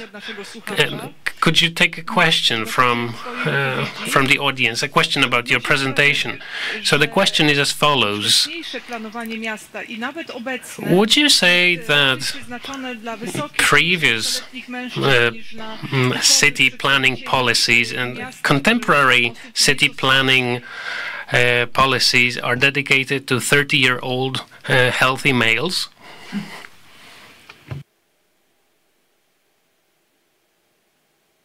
Yes, I would say that. That is a quote, I think, from not Enrique Peñalosa, but from his brother Guillermo Peñalosa, who I know, who says we need to stop building cities as if everyone was 30 and athletic. And of course, I think that is true. But the way I think that thinking about children can help with that is, we all care about children. We care about our own children, or the children that we know. And thinking about children helps us think more about the future, about how cities will be like for those children to live in. And it's not actually so different being a child in a city and being an old person in the city. You face some of the same challenges. Maybe it's not so easy for you to use public transport. Things need to be close to hand. And maybe you can't drive. Of course, if a child, you can't drive. So the 880 message, I think, is a really strong one for building this new consensus, this new vision that we need for cities. Tim, bardzo dziękuję. Thank you very much, Tim. Hope to see you in Poznań one day, perhaps in the summer 2021. You're always welcome, and I'm sure that people of Poznań and people of other Polish cities will be happy to listen to your insights, to discuss about them. And we are looking forward to better and improved city policies in Poland that embrace everyone and not only 30-year-old males. Thank you very much once again. Szanowni Państwo, a my przechodzimy Ladies and gentlemen, now we move forward, but we stay with children. We'll talk about school streets. And the next city we're going to explore is Vienna. Vienna is a pedestrian city. 28% of all travel in Vienna is on foot. Walking is part of a healthy lifestyle. Adults should be active 150 minutes a week, and children should be active 60 minutes a day. Walking to school can represent a third of that, as long as children walk or cycle to school. Petra Jens, the city officer for pedestrians from Mobility Agency in Vienna, and an activist and a mother of 3. Petra, the floor is yours.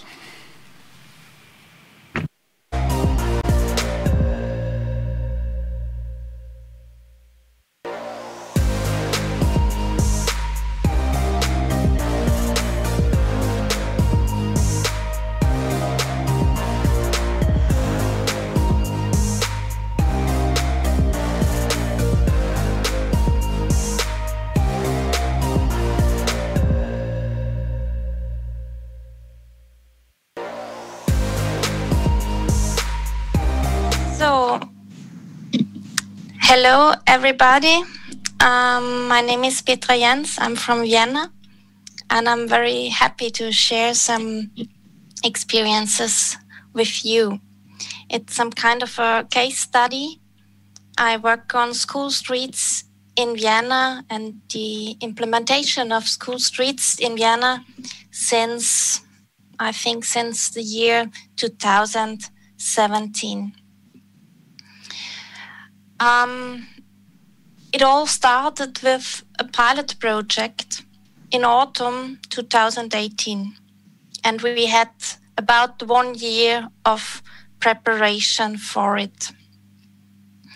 The reason was that in other cities in Austria, similar projects started in this year.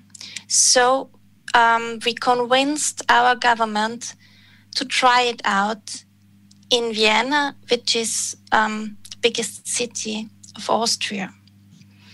So in a small primary school, we started a pilot project for 2 months. And the setting was to make a ban of cars in the street for half an hour before the school starts in the morning. And we wanted to find out if this would have positive effects on the parking behavior of parents, on mobility of school kids. So we made a preliminary survey in June before the big summer break. And then we started in September. We had scissor barriers and traffic signs. And in October, we tried to do it without the scissor barriers. So here you see the first results. It's about the car traffic in this street.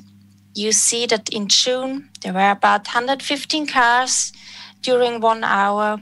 And then in September, with the ban of cars and the scissor barrier, we had nearly no car half an hour before the school started. At this school starts at 8:15. And then in October, you can see without scissor barriers, so we see that some cars drove through this street. And now, even more interesting, the behavior of parents driving their kids to school. For June, you see these small red symbols of cars. Every symbol stands for one car driven by a parent bringing their kids to school. And the red ones behave in a wrong way. They park in a wrong way. And the green ones, they park properly. So you can see that in June, it was a very bad situation. And then in September, we had nearly no cars parking in the wrong way in front of the school, and some cars parking at other crossings, but in a proper way. And in October, it was nearly the same. The behavior of the school kids changed during this pilot project. Before, in June, we had about 10% of school kids driven by car, and afterwards it was just 7%. And in the same time, more kids walked to school than before. So we also watched the behavior of cars and kids in the afternoon. In the afternoon, there was no ban of cars, but we wanted to find out if the morning school street would have also an effect in the afternoon. But we could see that there is no effect for the afternoon. And also the situation of wrong parking behavior, it was not that bad in the afternoon, in June, and also in autumn. The majority of parents parked in a proper way in the afternoon. We guess that the reason is because they have more time in the afternoon to look for a parking space. So after this pilot project, the municipality decided to make it legal to implement school streets in Vienna under certain circumstances. So the parameters for a school streets mean that it's a closing for cars, it's a closing of the street for cars, for motor vehicles, for 13 minutes before the school starts. And later, after a second pilot project, it was also possible for the afternoon. Closing of the street for cars 30 minutes before the school ends. It concerns the whole motorized traffic. So also residential traffic is included. Even if you have a garage in the street, it's not allowed to move your car during these 30 minutes. And the measures are a traffic sign, as you can see it here on the right side. That's the traffic sign.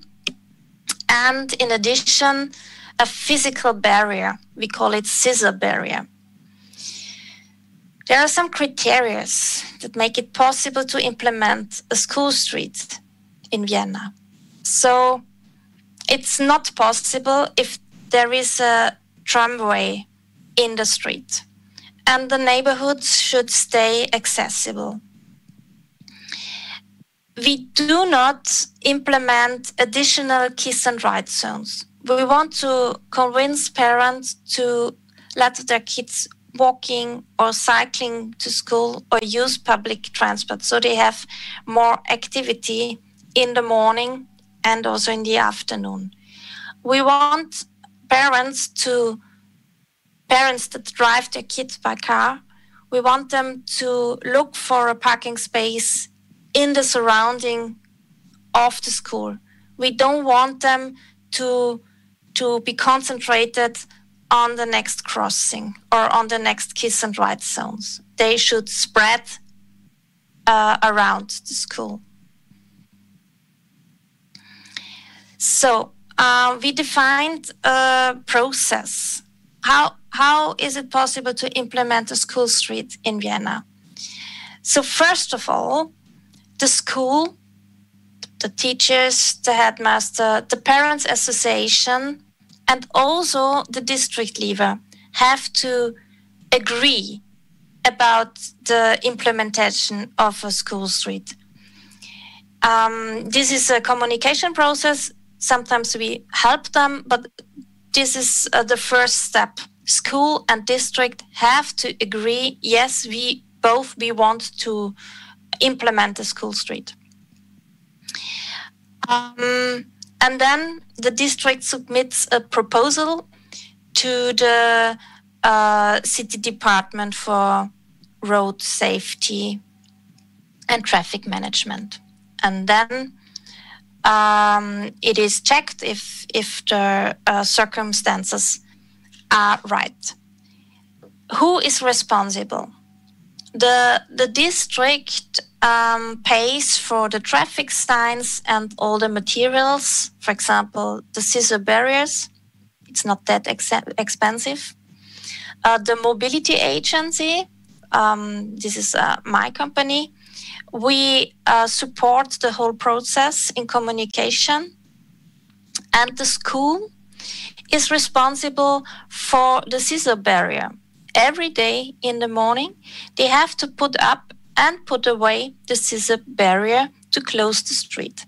And this is a real challenge for many schools. Sometimes it's teachers doing this, sometimes parents, and that's a kind of challenge for our schools.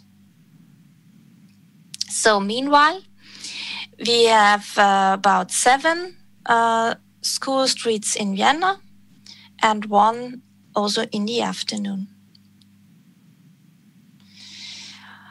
What we are doing now, what we are working on now is we try to support an expansion of school streets. We want to have more of them.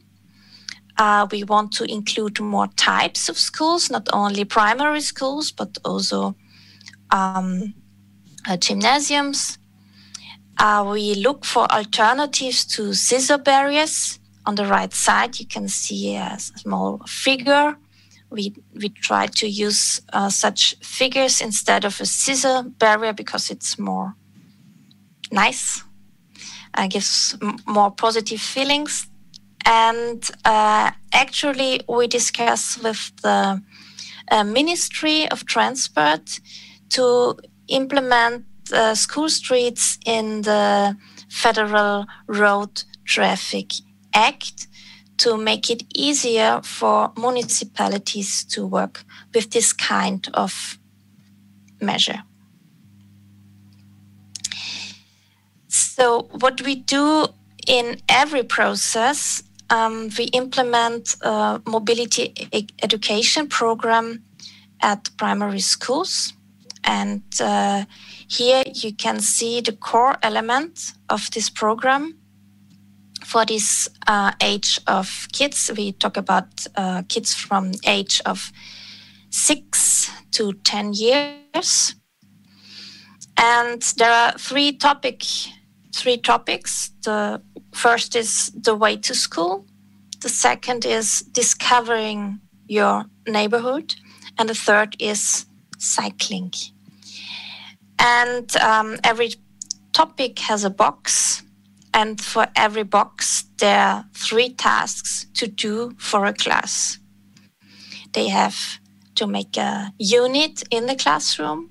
They have to do a unit with the police. And then they can book a workshop with external partners. Everything is for free. It doesn't cost money for the school or for the kids. Included is an evaluation and some kind of mobility survey.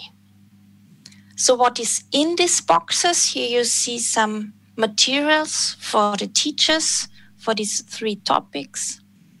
There's a poster, a leaflet for every child, and 1 book for the teacher.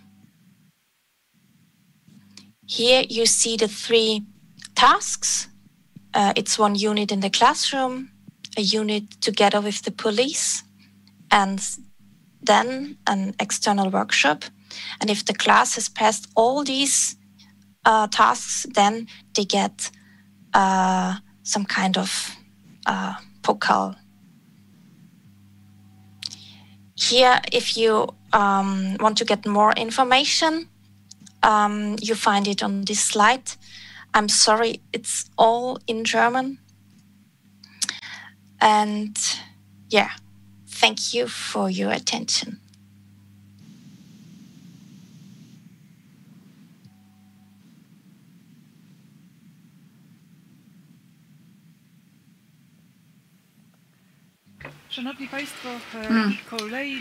Ladies and gentlemen, we have another question from our attendees. I'm not sure if Petra and Tim, if you can both hear me, because in a minute we will invite both of you. Okay. Yes, so we invited you to join discussion, but there is a question from our attendees addressed to you. How did the majority of parents react to the fact that they couldn't access schools by car? Were they annoyed, or did they like the idea? So are the parents really happy with the fact that they cannot drive their children just to the very doors of the school? So most of the parents don't drive to school, and most of the parents agree to this measure. It is the first step for implementation, that there's an agreement on this school that they want to implement the school street. Of course, there are other schools where more people drive to school by car. These schools probably will not agree to this measure. They want other things like kiss and go zones. But meanwhile, we do have schools as well in the city center as in the suburbia, and it works quite well.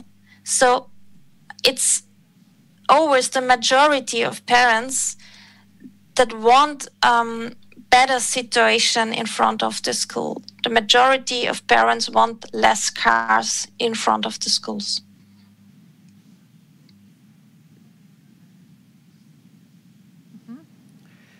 Ja w takim razie Państwa zostawiam, zwracam się teraz do naszych widzów, zostawiam Państwa na chwilę. Okay, so now I will just invite our 2 speakers, Petra and Tim. So please, just your small debate about the child-friendly streets in Vienna and worldwide. Could you just talk about that, please? Sure.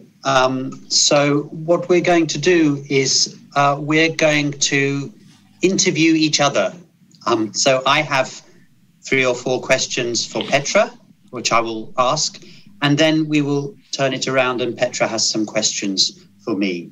So Petra, my first question is, can you tell us what other projects are happening in Vienna to make the streets and the parks and the public spaces better for children and families in your city?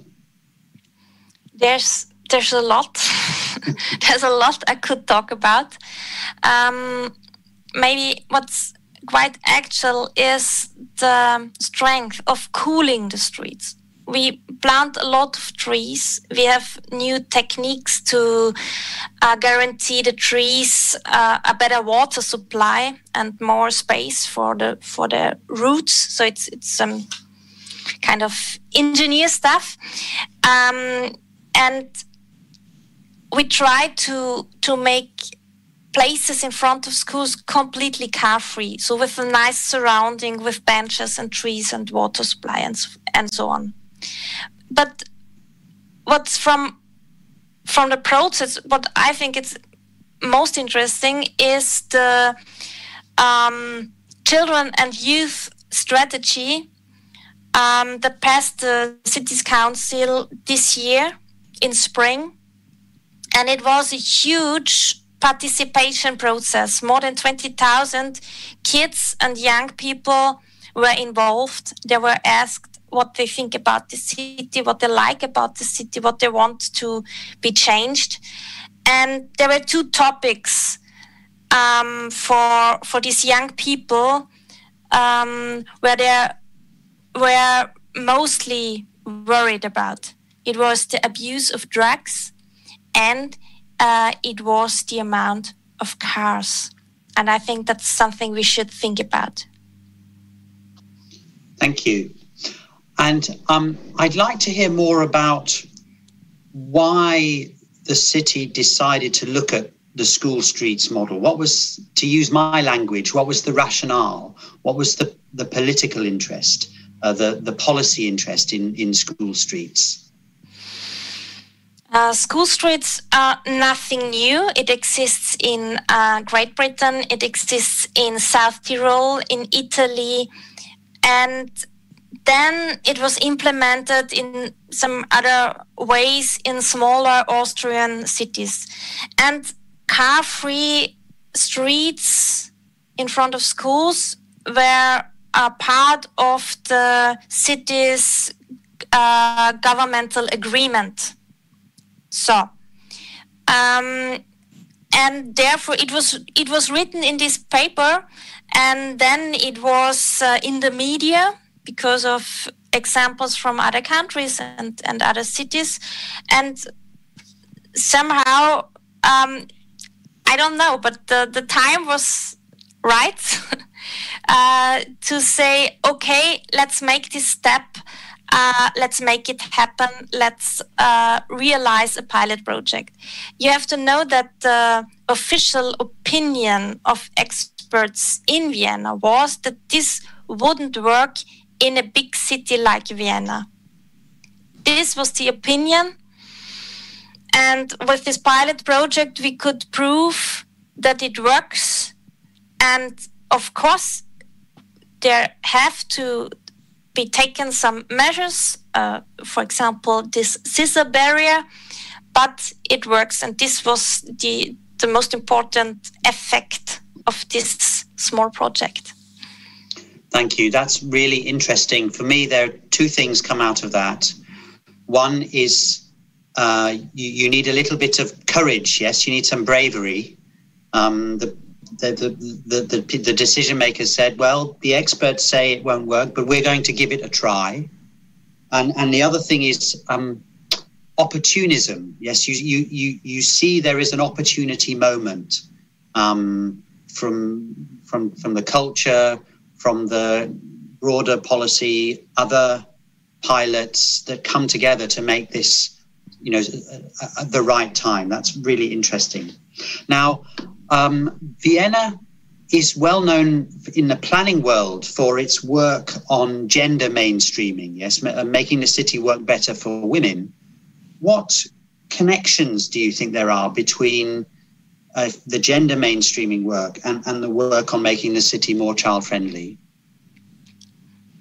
The gender mainstreaming planning rules and task forces started in times where mainly women were in public space together with children. Luckily, this has changed.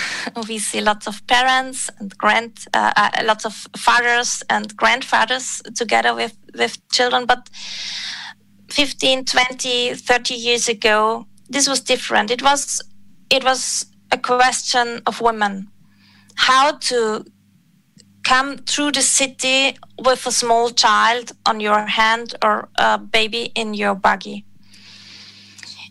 And meanwhile, it's still the task of mainly women to accompany elderly people. So this task has not changed between genders. Yes. So I think it has a lot to do with child-friendly planning, and it also has a lot to do with good conditions for elderly people, as we learned before. Great, thank you. And my last question, imagine that you are the mayor of Vienna. So you're just elected. What would be your top priority for improving the cities for children, and especially for the streets of the city? What would be your top priority? It's a great question. Great question. So I think we should focus on neighborhoods that are relevant for children. These are schools and kindergartens and their surroundings. The surroundings of housing areas, and the surroundings of stations of public transport. So we have to look at this and create a good connectivity with walking and cycling routes. This is on a small scale. On a bigger scale, I think it's crucial to take child friendliness into every decision. So whenever a road has to be repaired,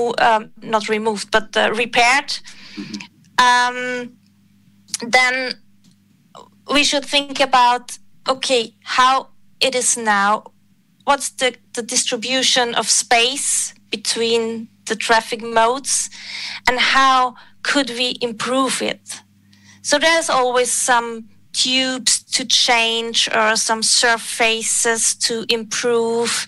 There are always working sites in the city, and with every working site, building site, we can improve the conditions for children in our streets. Thank you. That's music to my ears. So yes, now we're going to change the roles. We change our roles, Tim. So now we talked about this case study, the example of school streets in one special city. But what I want to talk about with you is your more global perspective. There were lots of answers in your presentation, but nevertheless, I ask you again, so from your perspectives, are there some trends towards European cities in improving child-friendly infrastructures? From your point of view, which cities are the leaders in this field? So there are definitely clear trends that are making cities better for children. Not so the obvious example is so many cities are investing in cycling now and improving cycling, and that will be good for children. And cities are also looking at walking and looking at public transport. These will be good for children. Maybe not, there are not so many cities that are thinking about children when they do this.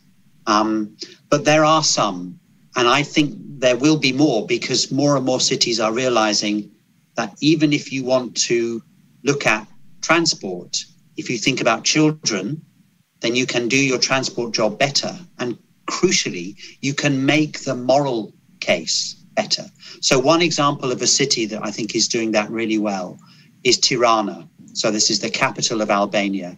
And anyone, I'm sure the audience will know, Albania had a turbulent history, a very oppressive communist regime. And then when that collapsed, near anarchy and gangster capitalism for some years. And really the country and the city is still emerging from those terrible times. But the mayor of Tirana he's landed on children as a kind of symbol to create a better future for the city, that they're a kind of prism through which he makes the case for lots of changes that city really needs. It's terribly congested with traffic. It's terribly polluted. There's been poor planning for decades. Many playgrounds in the city were just taken over by cars. So he's turned that around. And actually, in doing that, he's had some real battles, and I mean physical battles, in some of these neighborhoods where, because the politics in the country is so polarized, it's really split between different groups. Anything he did, because he was in one party, would just always be automatically opposed by another party. But what he realized was that by focusing on children, he could overcome some of that terrible partisan division. And so now there's some ambitious programs in that city around cycle paths, an orbital forest around the city, big improvements to the city centre and pedestrianisation, many playgrounds in the neighbourhoods, and a greater thought to children, especially young children, actually, little children. And it's proving to be a very effective way to give a compass point, a direction of travel for the city.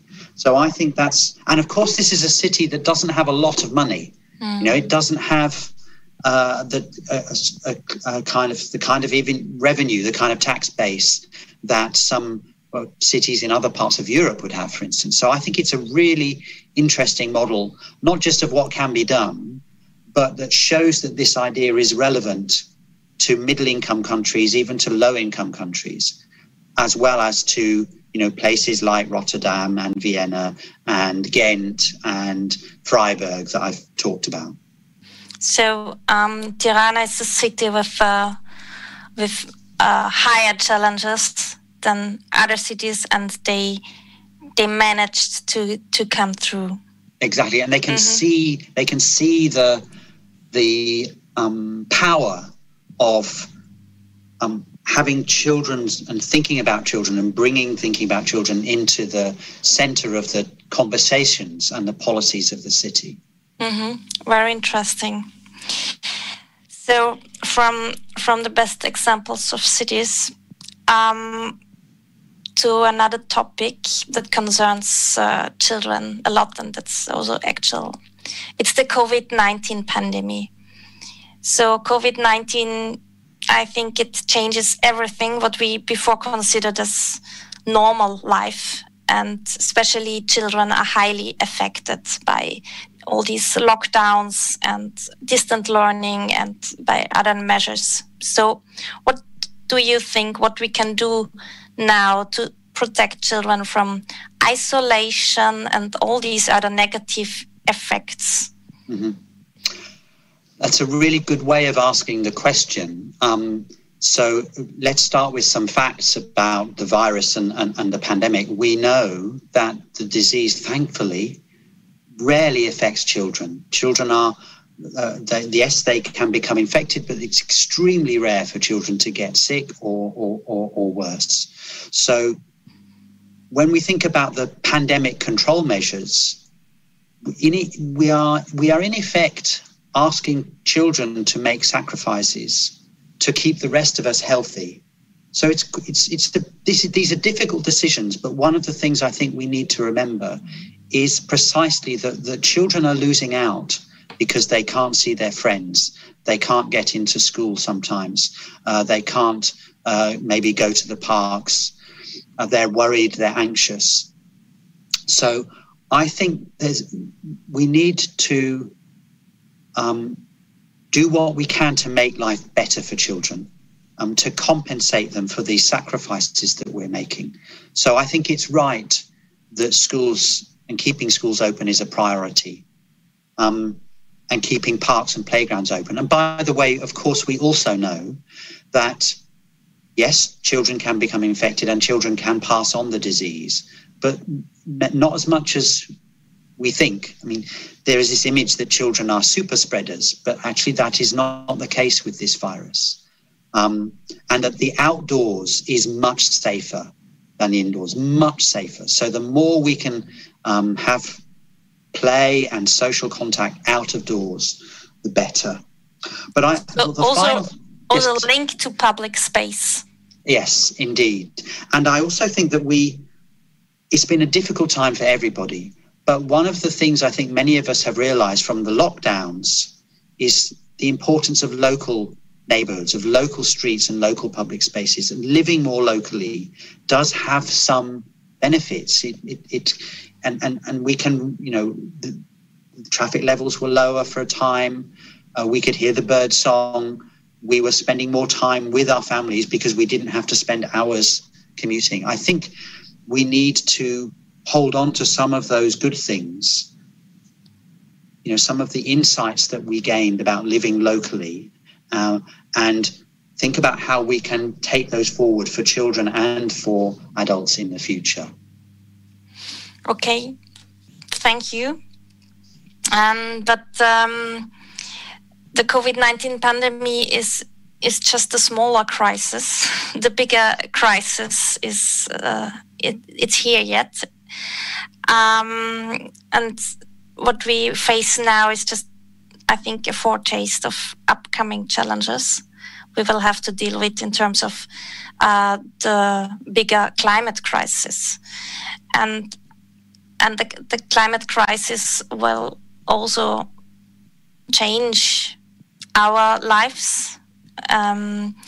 So what do you think, what are the most important steps for cities that we should take now, we as decision makers and planners and urbanists, so according to the child-friendly environments in the future when cities are much hotter than now and we don't know which environments we will have then? Mm-hmm. So I'm reminded of a quote from, I think it was, I can't remember, it was one of the EU politicians who said, we all know what we need to do, we just don't know how we can get re-elected. And this is, I think, one of the problems with responding to climate change. Really, the key things we need to do are clear, for cities anyway. We need to cut traffic levels and get out of our cars. And electric cars are not going to save us. We need to have more resilient public space, just like you were talking about in Vienna with the cool streets and more trees. And so these are both, it's obvious, they are child-friendly moves. So you can say that if we ask ourselves, what does a sustainable city look like? It looks like a child-friendly city. So if politicians want to make the case and build the case for the measures that we all agree we need to take and to build that support, then bringing children into the conversation and getting us to think about the longer term and to think about our collective responsibility, I think is the way to go. And I really believe that it helps to turn the conversation around a bit, because often talking about climate change, it feels like we're just talking about all the things we're going to lose. Yes, all the things that are going to get worse. We're going to have to fly less and drive less, and it's going to be more unpleasant. But actually, if we think about living locally, having better parks and green spaces, living in cities and neighbours that are not so dominated by the cars, living in a place where it's okay, where it's okay for your 8-year-old child to walk to school on their own or to go round to a pocket park and play with their friends. This is a positive vision of what the future can look like in a climate adapted city. So I really believe that decision makers who take climate change seriously need to take children's views and children's experiences of the city seriously as well. Okay, thank you, Tim. This was our small conversation, our mini debate. Thank you too. Yes, let's make the street more child-friendly. Yes, thank you. What happens now? Petra Tim, bardzo dziękuję za tą dyskusję. Petra and team, thank you very much for your mini panel discussion.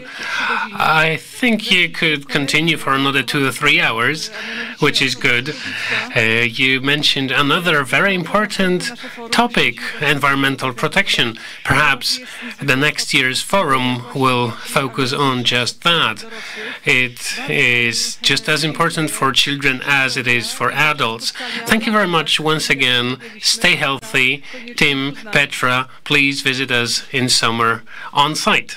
Bardzo dziękuję raz jeszcze, a teraz thank you once again, and now na nieco inny temat. Now for something completely different, but it's still related to traffic safety. It's a Vision Zero program, sustainable projects, bike parking solutions, a whole package of things that is a future for cities.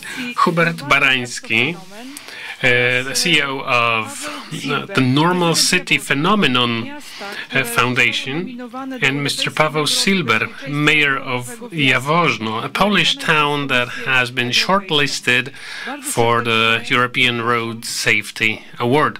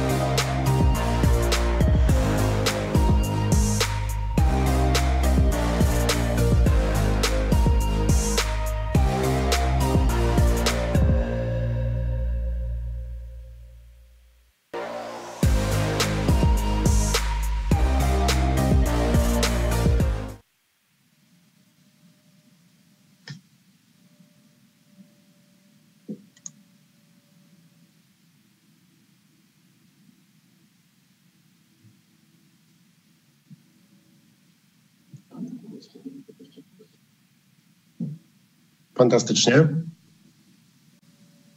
Cieszę się niezmiernie. Witam serdecznie, Hubert Barański z tej strony, z Łodzi. Chciałbym Państwu zaprezentować w bardzo krótkie, telegraficznym skrócie, co w Łodzi... I would like to very briefly tell you about what our NGO managed to do in Łódź. I do happen to be a representative of that NGO. A few years back, we proposed a certain project called WUNERV. How did it all begin? It began with a very simple idea.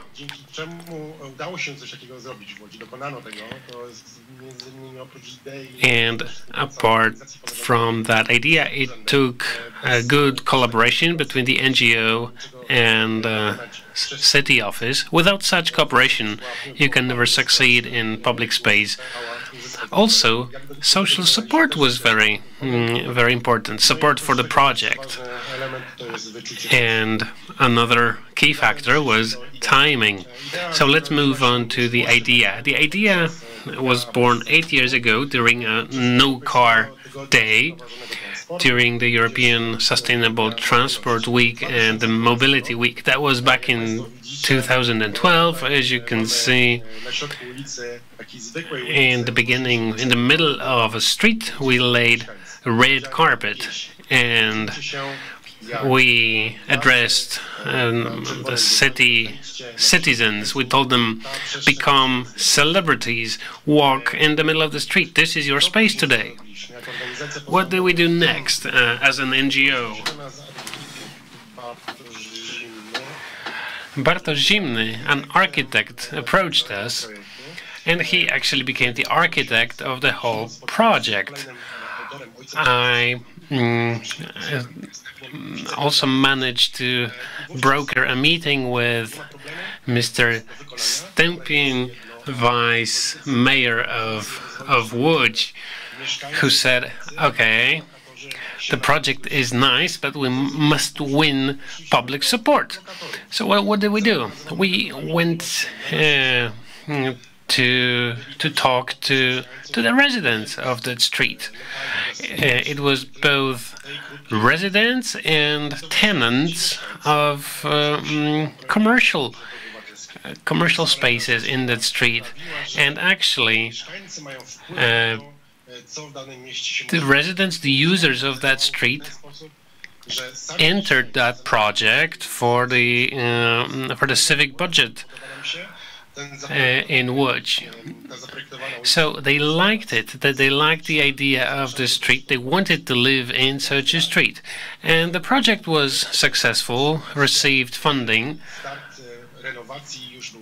These pictures show what happened 1 year later.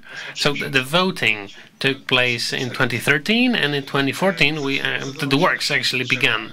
So we planted trees in the middle of the street, which attracted a lot of public interest.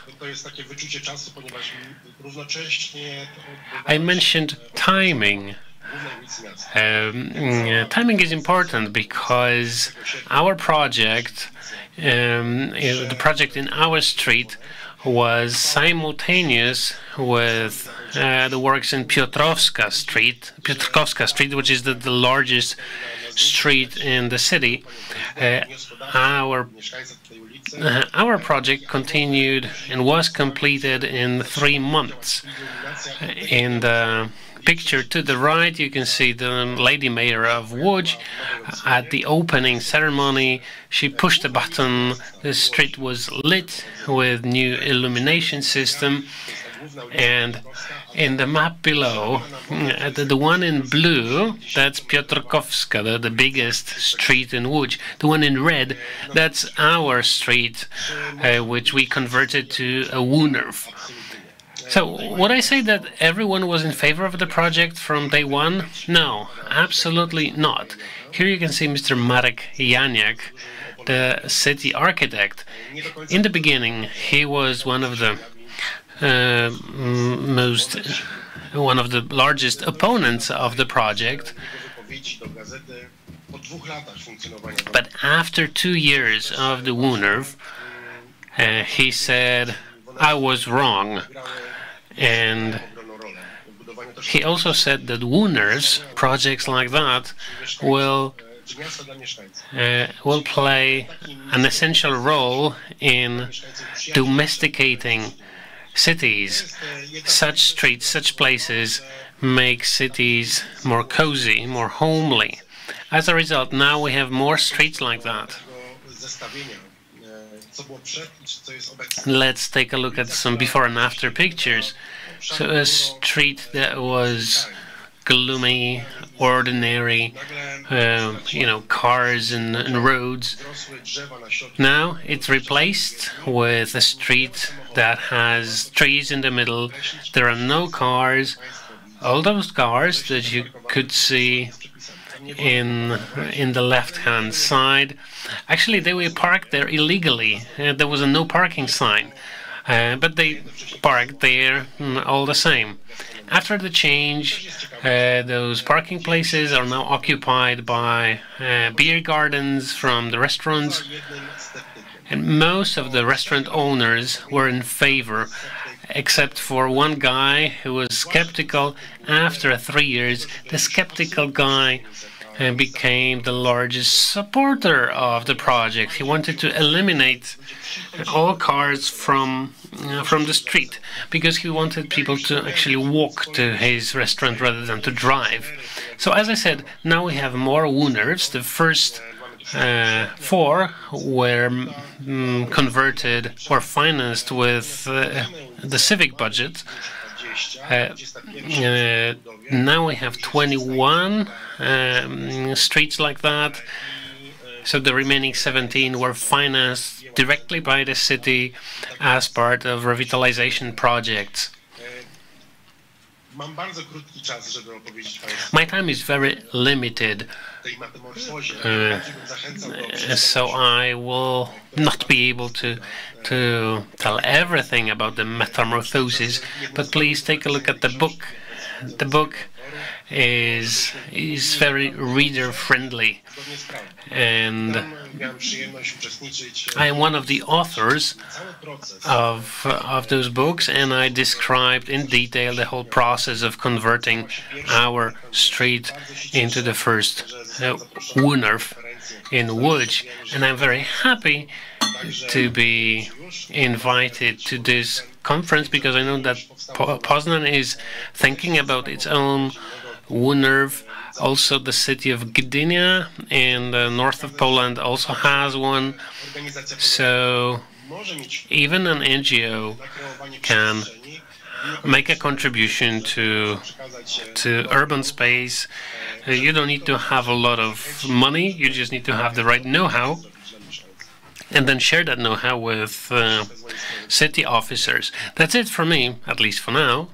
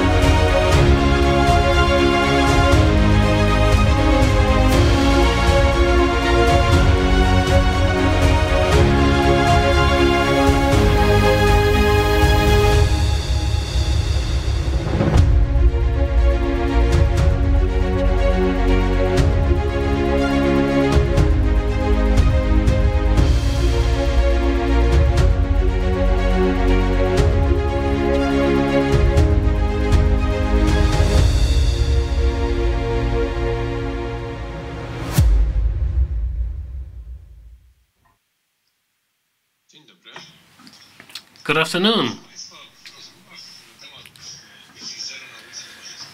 When we discussed the Vision Zero in Jaworzno, we first had to answer the following questions. Can you have a Vision Zero only in big cities, or perhaps also in towns? Together with my three colleagues, I went to Kraków to the lecture of Professor Jonneger, And I asked him if it makes sense to have a Vision Zero in a town like Jaworzno with less than 100,000 cities. And he said, yes, of course. And we had already completed a number of preparatory projects for developing the Vision Zero. This had to start from scratch. So we started with some planning documents, spatial zoning documents, and with a transportation strategy.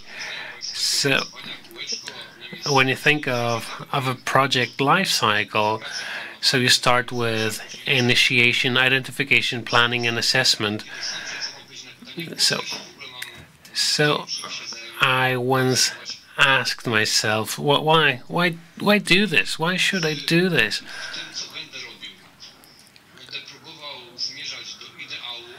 And should I strive for perfection, or should I do benchmarking against others? When you do benchmarking, then you're either better than someone else and then you feel good, or you're worse than someone else and then you look for excuses. So I chose striving for perfection. Perfection can actually never be achieved, but it's worth trying. And that's how we came up with Vision Zero. We know that it's going to be extremely difficult to have like the zero accident rate over a longer period of time.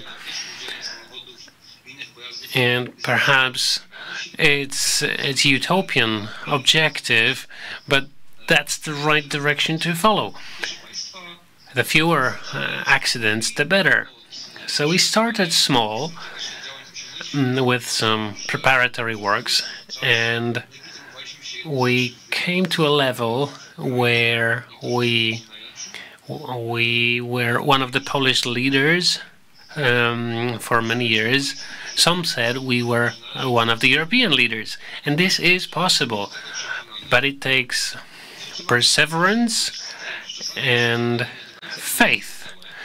You also need to accept the fact that some people will not understand what you want to do. Some people will challenge you. Nearly every day I can hear or read some hateful comments about what we do, like we eliminate bus bays on bus stops, but I'd rather read those hateful comments than read about some fatal accidents.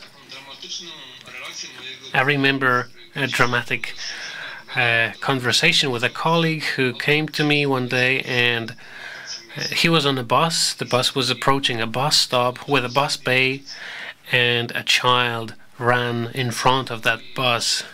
And he told me that this image of the child's brain that was rolling on the street, that's something he would never forget.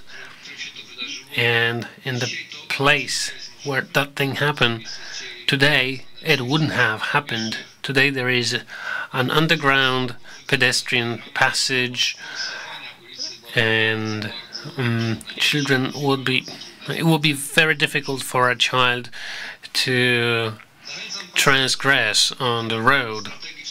So I do encourage you to think strategically, to ask yourself the question, what is your goal?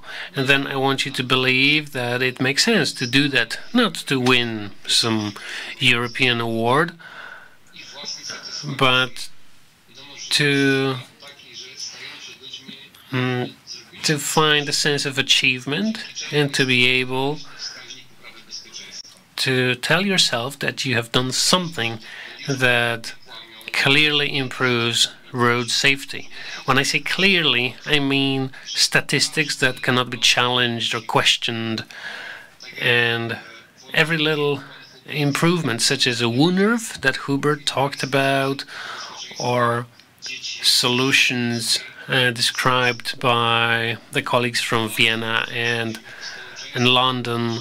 All that makes a lot of sense. I would like to live in a society where the society wants decision makers to do that, not vice versa. But we have to start with what we have. Today, there are many members of the public who question that. There are many individuals who care more about convenience of driving a car than the safety of their children or the parents or friends. When something bad happens, then people complain that nothing had been done. But when nothing happens, then people complain that there's traffic jams, that roads are narrow, that there's speed limits, that there's congestion. I do hope that the measures we are implementing will be reinvented in the project life cycle. We will keep improving what we're doing after an assessment of what we've done. We will revise what we've been doing so far. We will make some project evaluation, how to go even further, how to achieve even more. Should we follow the Swedish example? In Sweden, every fatality must be followed by an assessment of the root causes and elimination of those root causes. I would like to see that happen in Poland. And this striving for Vision Zero is important. We should never stop. We should be perseverant, and we should keep adding new solutions. And that's it for now. Thank you.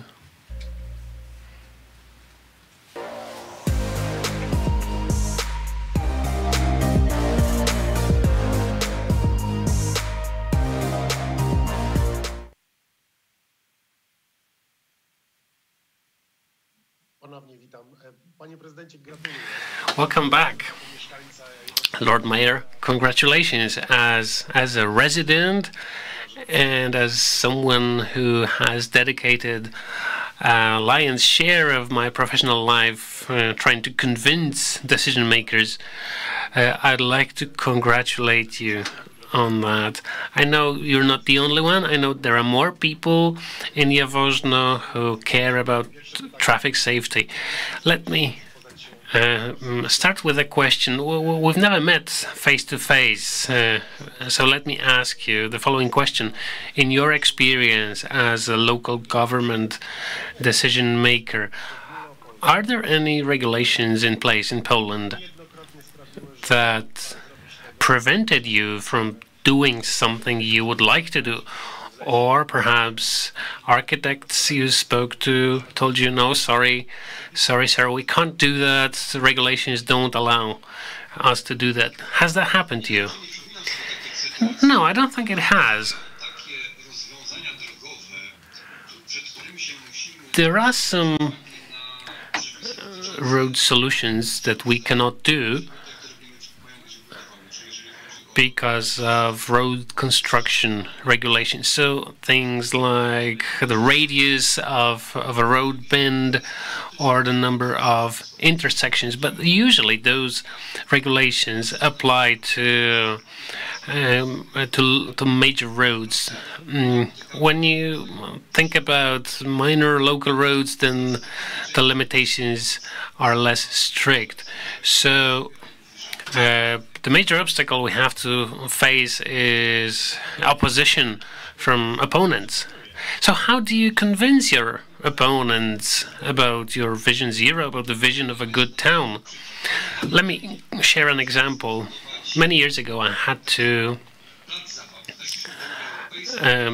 close down a playground because after Poland joined the EU, it turned out that that playground is not compliant with EU safety regulations.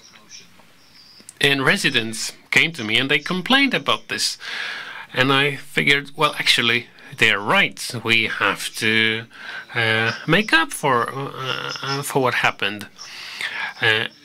So I invited my colleagues who are all passionate about this, and I told them, okay, we need to mobilize those people. We have to turn things around.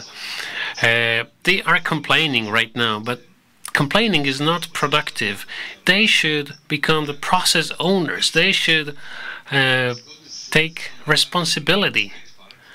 So that's how we built a skate park. It was a small project.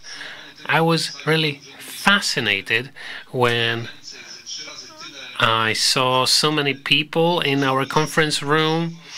Actually, the number of people was triple the capacity of that room, and they were young people, rock band musicians, bikers, skateboarders, and the park we built was exactly the way they wanted. And when we were selecting the final design, they would come here, they would advise us, they would talk about this, so then they couldn't complain. Another important stage was when we had those informal cyclist communities. Well, cyclists are a very vibrant community as such. So we had those groups, informal groups, who would come and complain about things we were doing. So one of my colleagues, Tomek Tosza, whom you may know, became my representative for cyclists. I told him, okay, talk to them, ask them about their vision. We took our time, and I was really surprised with those people because they were always very well prepared for meetings, better than I was. And in the video clip before my presentation, you saw this cycling route. So they proposed it. They knew where that road, that path should go. They knew who the owners are, what are the soil conditions, what are the provisions of the zoning plan, what are the possibilities, what are the limitations. And they proposed something that really had my jaw dropped. And my only contribution was to inspire them to be even more ambitious. We added a few hundred meters. We added to overpasses, and they couldn't believe that was possible, but indeed it was. And right now, the cycling path is built exactly the way they wanted. This is a very nice experience. It's worth trying because it gives you a lot of satisfaction, gives you and gives the other party a lot of satisfaction as well. So ideally, such activity should be extrapolated to other areas. We have some similar experiences in our civic budgets. This is not an easy money to spend. If you have done it, then you know what I'm talking about. There is always a risk of fragmentation of projects, or financing some repetitive projects or projects that are not owned by anyone.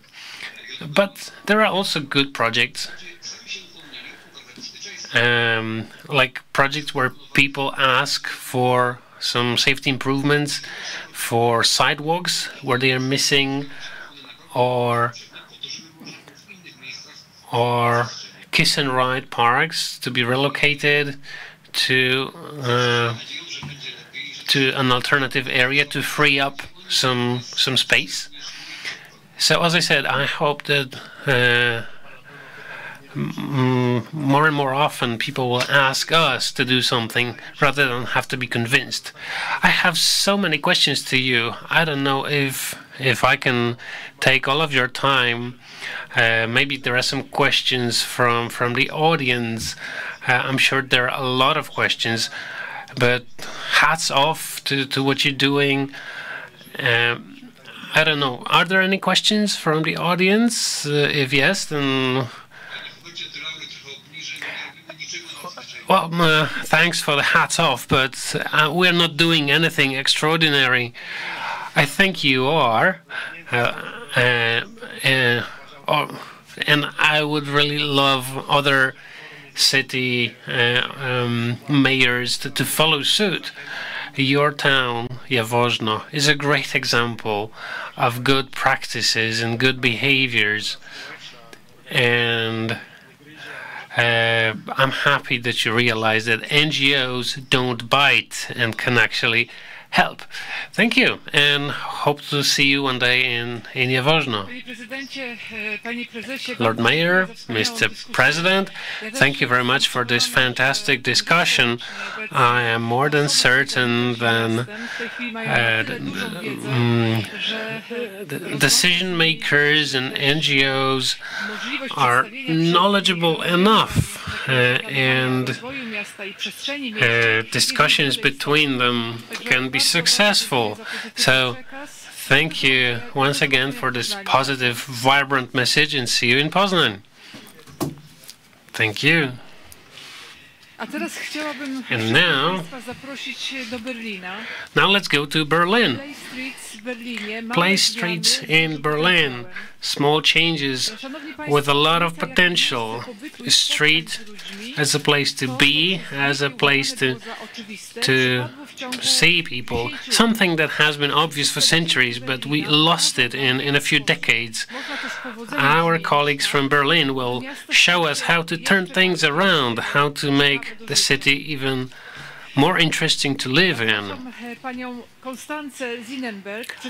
Constanze Siedenburg from the traffic department in Berlin, and Cornelia Dittrich, Playstreets activist since 2008.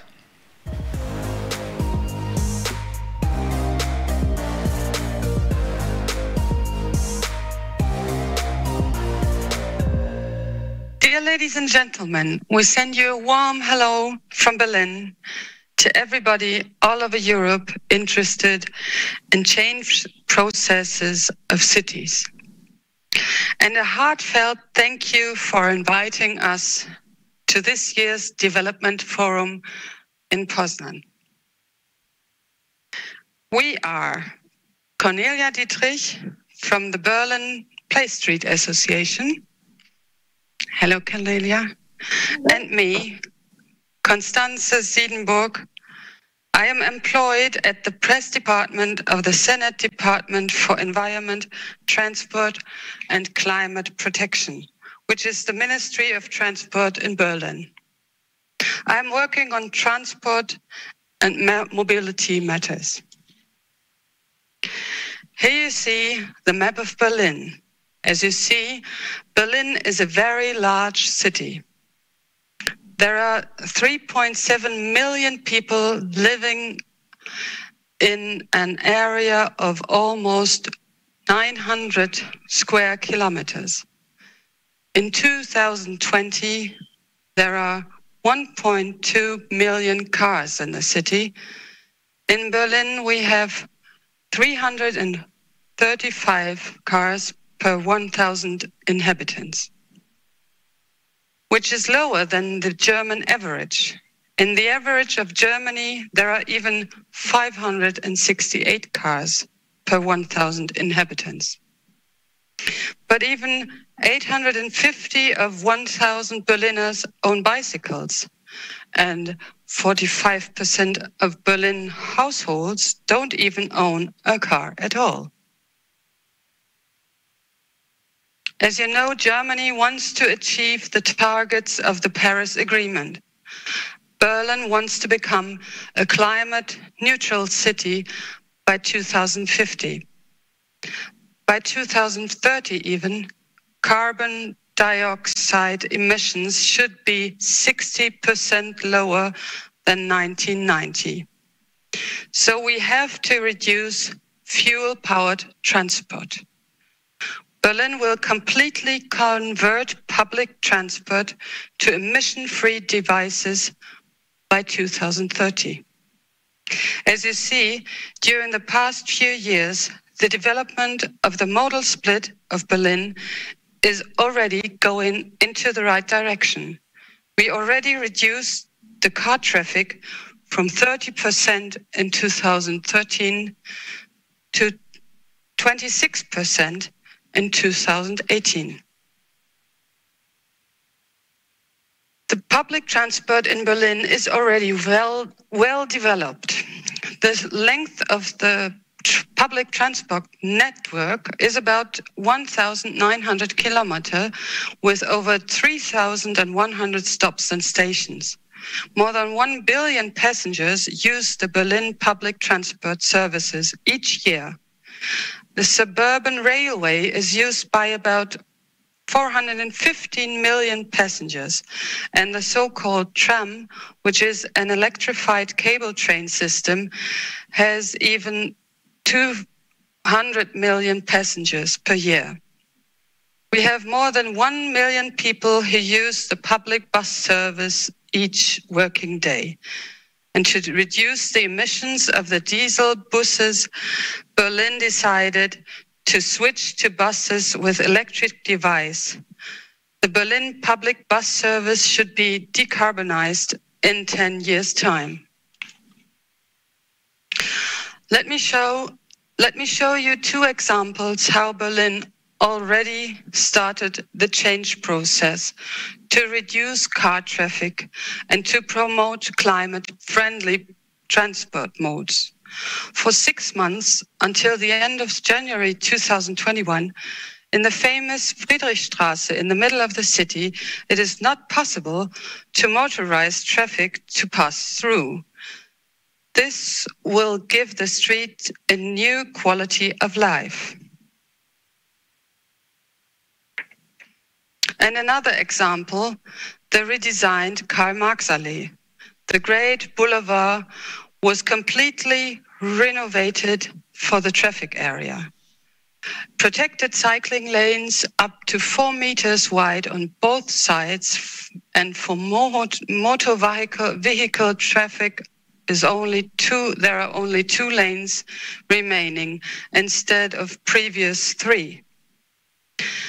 And now I would like to ask Cornelia to tell us about the history of using streets as pedestrians and playing on streets. Thank you. Yes, as you all know, for centuries, streets used to be places for encounter, exchange, and play. And it's only within the last decades that we have lost the streets as places for people. Yes, we all know why. Next, please. Yeah, nowadays streets are mostly death zones. You may cross them, but you have to use the shortest way, mostly defined by the authorities, and in fact, as quick as possible. A child that puts a foot on the street without looking is screamed at by horrified parents. This is an absurd situation, and the sad thing is that worldwide people think this is normal. Next. Temporary play streets are a very small and humble intervention, but they have the potential to shift the paradigm because they show that things could be different. How does it work? A small side street is regularly closed off from traffic only for a few hours and instead open for the neighborhood to use for enjoyment. It's very simple and has lots of advantages. As the street stays as it is, there are no costs, only a few traffic signs are needed. Tarmac is not only an ideal surface for all kinds of scootering, but the street is also a black canvas that allows free play as a change from designated spaces like playgrounds. Playing in the street brings neighbors of all ages together by providing a sense of common space. Play streets are very flexible. They are changeable by season. And play streets are reversible at any time. You can simply try it out. Next. The idea of play street is not new at all. In New York City and London, they exist, for example, already since the 1920s. In Germany, the road traffic law provides two different signs. On the left, you see the original play street sign. With this sign, a street is permanently closed off from traffic. This was, of course, unacceptable. So in the 1980s, this sign was replaced by the blue sign, the so-called traffic reduced area. The unrealistic idea of the blue sign was to allow cars and playing children at the same time. This idea failed completely due to the dominance of cars. So to make street play really safe and possible, we need a revival of the original sign. Next.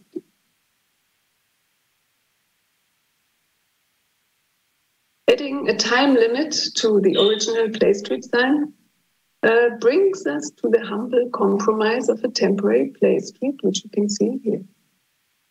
This combination of signs was introduced in Germany for the first time in the city of Bremen. Since August 2019, we also have it in Berlin. As you can see here, this street in the Berlin district of Kreuzberg is closed off from traffic from April to September, every Wednesday from 2 to 6 p.m. Next thing. And closed off means with a physical barrier, which you can see here. In a city like Berlin, you need a physical barrier to guarantee safe street play. The barriers and the play street signs are the only things provided by the district council. All the rest is done by the group of neighbors who originally initiated the temporary play street. The district council and the initiative signed a written agreement about the execution of the play street.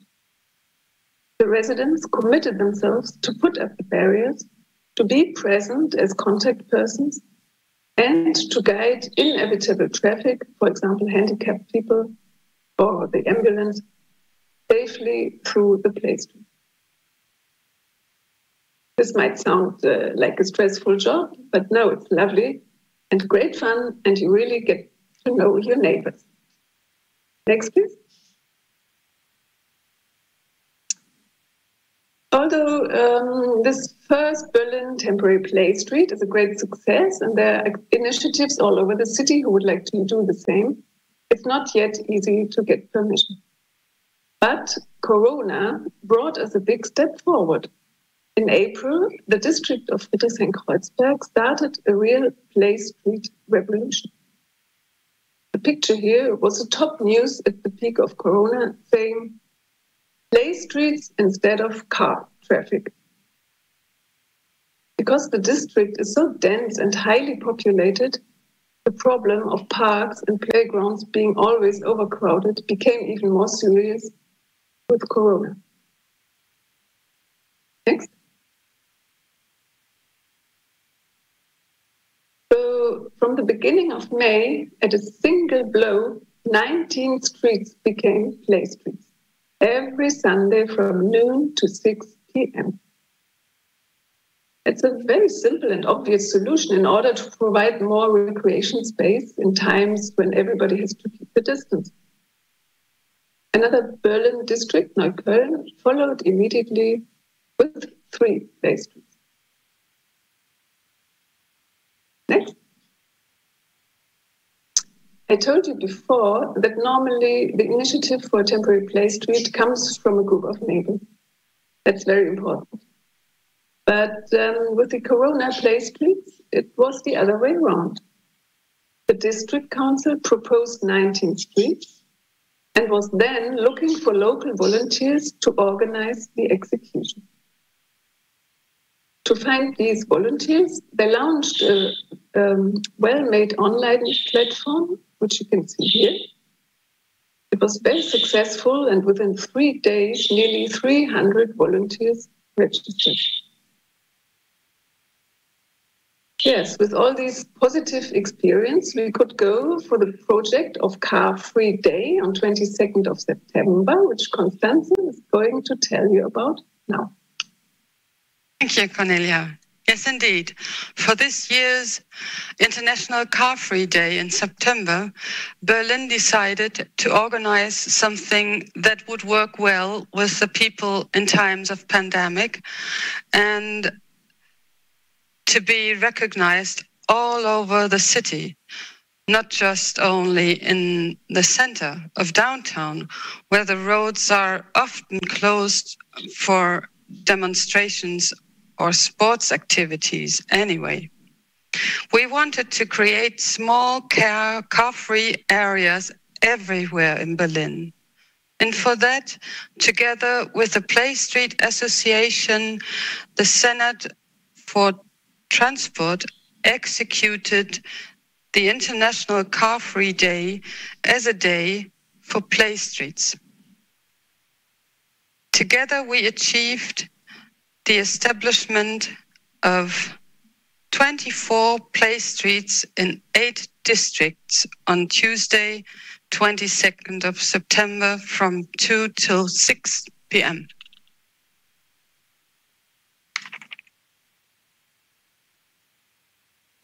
Here you see the responsible senator, Regine Günther, in the official public opening procedure in one of our Playstreets, together with children and the school headmaster. This could only happen with the great support of local volunteers and the Berlin Playstreets Association. And now, let me show you some other examples of the 24 Playstreets. Here you see again the Senator Regine Günther, who started to play herself on the street.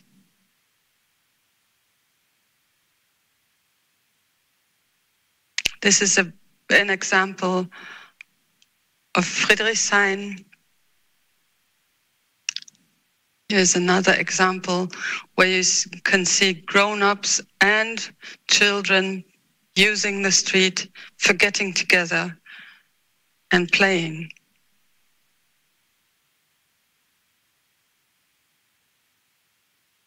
That was great fun on that afternoon. Such a great day should happen again and again. But now I kindly ask Cornelia to tell us about the Playstreets Association. Yes, thanks. Our Berlin Temporary Playstreets Association was founded in March 2019 by several organizations focused on children's rights and ecological issues. The aim of the association is to establish temporary Playstreets as a common tool in Berlin. Contrary to the impression you might have gotten from the last 20 minutes, that aim is not achieved yet, so there's still a lot to do. Our big example, and always helpful with advice, are the associations Staying Out and London Play from England, who practice temporary Playstreets in a big scale for many years already. Here's our contact. Please feel free to contact us for any questions. We are always happy helping to spread the idea of temporary Playstreets. And also, if you know about Playstreets in other cities, it would be lovely if you could tell us about it. We want to know everything about Playstreets.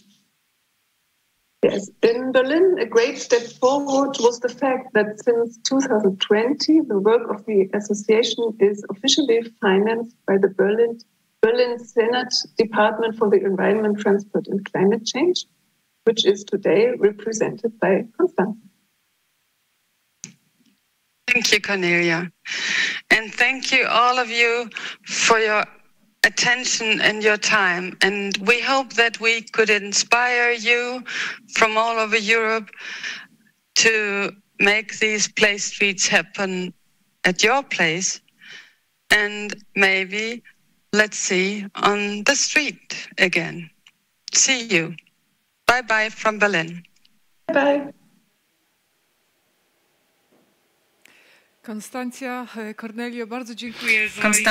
and Cornelia, thank you very much for very inspiring presentation. It's another example that cooperation between city authorities and residents and NGOs, it is absolutely necessary, because without that we cannot do things.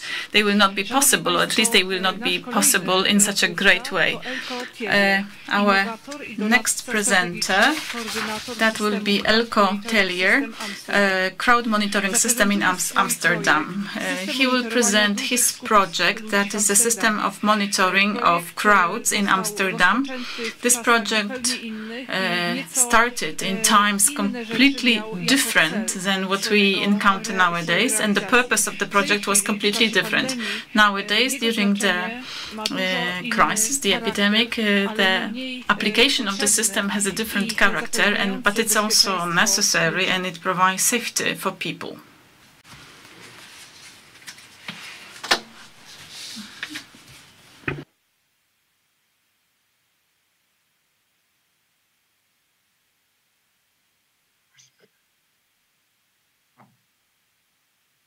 Hello, everyone.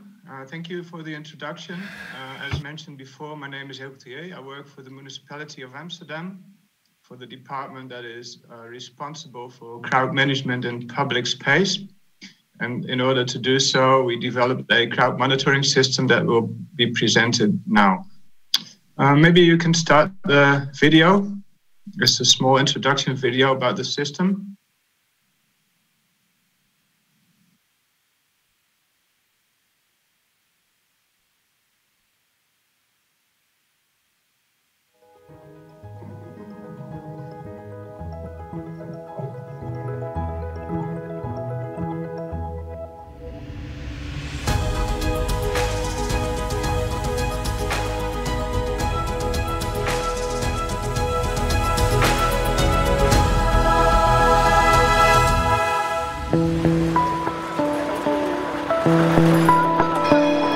Het crowdmonitoring systeem Amsterdam, het CMSA, zorgt ervoor dat wij inzicht gaan krijgen in aantallen en dichtheden in de stad. Met name op de Kalverstraat en de Wallen. En dan gaat het over voetgangers. Dus waar is het in feite druk of waar dreigt het druk te gaan worden? En deze informatie kan je gebruiken voor de directe gebruikers zoals crowdmanagers en de politie om te anticiperen op drukte. Vooral vanuit de politie gezien gaat het mij helpen om te voorkomen dat er een calamiteit ontstaat doordat er gewoon te veel mensen op een te klein oppervlak zijn. En als wij er inzicht in krijgen van daar waar een probleem gaat ontstaan, kunnen wij maatregelen nemen die dat voorkomt. Maar daar is waar we mee bezig zijn, puur preventief in plaats van reactief. Zoals ik het zie is dat er op een scherm bij ons in het politiebureau een signaal komt waarbij er een bepaalde hoeveelheid mensen op een bepaalde plek staan. En niet op individuele basis, maar als massa. Daarin kunnen we zien van oké, waar is het dan precies? Hoe kunnen we dat oplossen? Waar ligt nog de ruimte in de wijk waar we mensen heen kunnen geleiden, zodat er meer ruimte ontstaat en geen gewonden van. Het gaat de uitdaging oplossen waar Amsterdam nu voor staat, voor de Kalverstraat en de Wallen, is op bepaalde momenten, piekmomenten, die drukte te hebben die niet zo lekker aanvoelt. Waarvan je eigenlijk zou willen dat je dat meer zou kunnen spreiden over het gebied, zodat het meer doorstaat. Het is geheel anoniem, het systeem, en het zorgt ervoor dat het niet terug te herleiden valt naar individuen. Maar het gaat ons niet om de individuen, het gaat ons om de massa.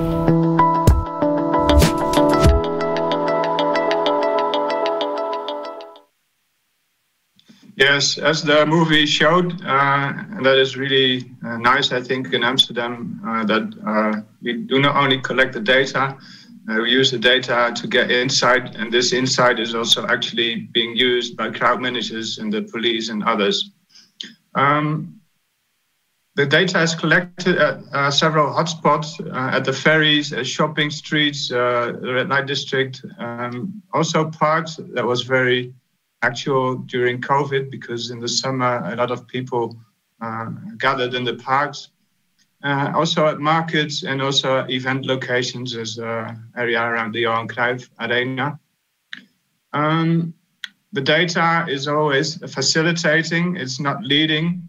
It informs the police, crowd managers, hosts, so they can use it to inform the public to maybe go somewhere else or take measures to dose or in severe situations close off an area.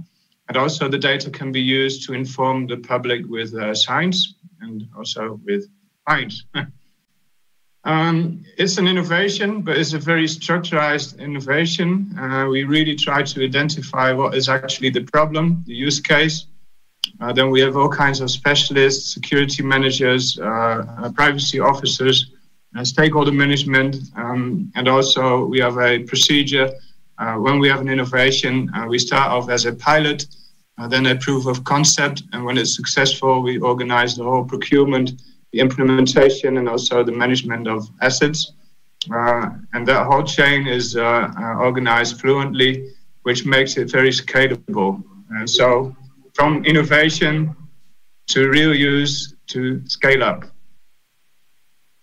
We use different technologies, 2D and 3D sensors. The first one is more easy to implement because it can cover an area. It's not so accurate. The 3D sensor is very accurate, but it has its limitations of the area that you can measure. And in addition, we also use sometimes Bluetooth Wi-Fi sensors that can be valuable, determine origin, destination, where do people come from and where do they go to. And also it can give you a indication of relative crowdedness, and you can also use that data to see patterns based on historical data.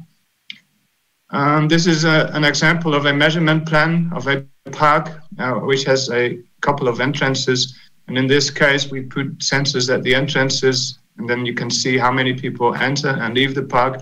And also in these areas, you can determine if people keep enough distance or not, which is very important during COVID.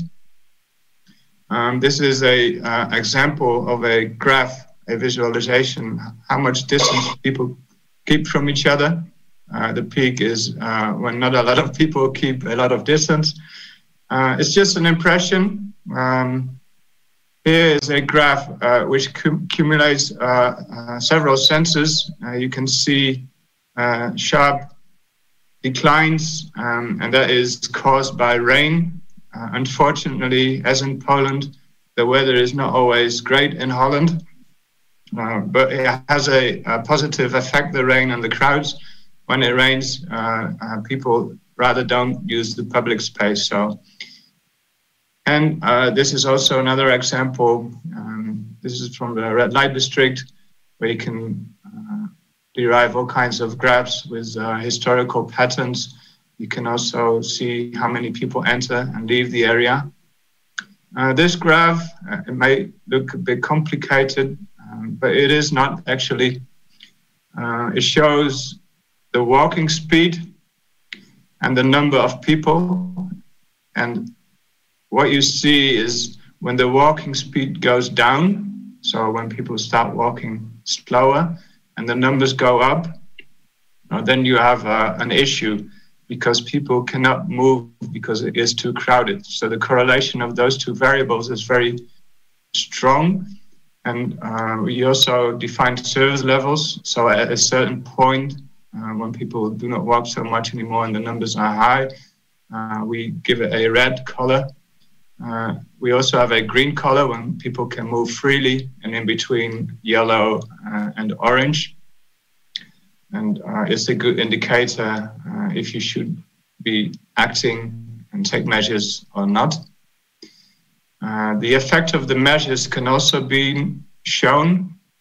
The top graph shows when a street is blocked off, and you see a very deep fall in crowds, which is actually not such a good thing, because when it falls here, it will go up in the next street.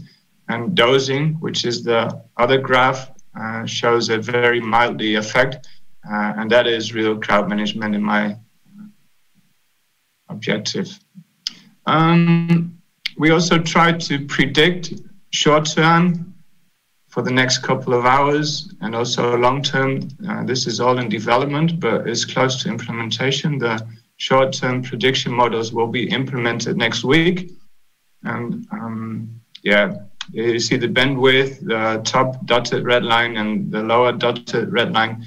In between the red line, which is the prediction, and then the dotted black line is what it actually was. And you see those two lines are pretty close to each other, which is good. When you collect that data over time and over the years, it will also give you a great insight in the dynamics. This graph shows the dynamics last year when there was no COVID. This is in a shopping street. And the light blue lines is the crowdedness now, and that is very low. And also when it starts to become more busy again, then you can also see that in the graphs, and then you know you need to be aware. You also have incidents sometimes that are not controlled. This was an unexpected demonstration during COVID at the Dam Square in Amsterdam. I don't know if any one of you have been there, but this is too crowded. There was a lot of fuss about it also in the press, so we also started to develop a new system where we put a camera very high up. Amsterdam is actually developing their own algorithms. So if you are interested, please let us know, and then you can also use those. And also we do that, well, for personal distancing. This is just an example at the entrance of the park I just showed. And here you see if it's a person or a bicycle. All this data is not only used by the police, crowd management and host. We also try to give it back to the public in maps so they know where to go. Here it shows the areas that are busy or not. And also we try to give it back in a way that you can put in an app and you can register. And then you can also see the areas that are well,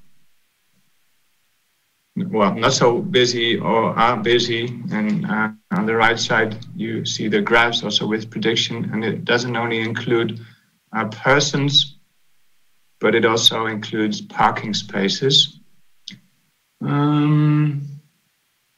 Yeah. And then as the cherry on the pie, this might interest a lot of you. Since this innovation is also being implemented, we developed a toolkit. It will go live probably today. And it will give you a guideline when you think about implementing a crowd monitoring system, what aspects you should take in consideration. Number one, on the top right, it starts with the problem that you actually want to solve. If you understand the problem that you want to solve based on a use case, you can set goals, you can define the project scope, and then you can go into technical, legal, and spatial considerations. In Amsterdam, all the data that is collected is anonymized data, for the crowd management. That makes it more, how can I say it, easy to introduce. It will be less intrusive, and all the privacy officers will approve. And collecting the anonymized data is also more public friendly. So the public, we hope, will appreciate it as well. And that is also very important to do it with the public. We experience that the data that is collected is very useful in discussions with the public, but also with entrepreneurs. When a certain problem area needs to be managed, then we can start discussions and a debate with the entrepreneurs, the visitors, the people who live there, and we can use the data as a common ground to take the discussion further. It's also very important that is step 5 to think about how you organize the data. It starts always with a graph, which makes everyone enthusiastic, but putting sensors in the city and also combining it with other data is pretty complex. It needs to have the same formats, the same aggregations. You need to use the same variables. You need to define what needs to be real time, also to connect it to the traffic management system of Amsterdam, and which data is used for analysis that can be stored historically. And in the end, of course, you need to define and also see what is the impact. Yes, this was my presentation. And yeah, if you have any questions, please let me know. You can ask questions now, but also you can, of course, look me up at LinkedIn or connect me through this event if you want to know anything else. Thank you very much for your attention.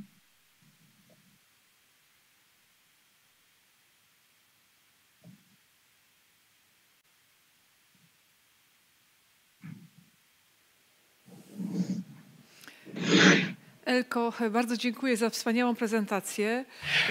Thank you very much, Eelco, for this fantastic presentation.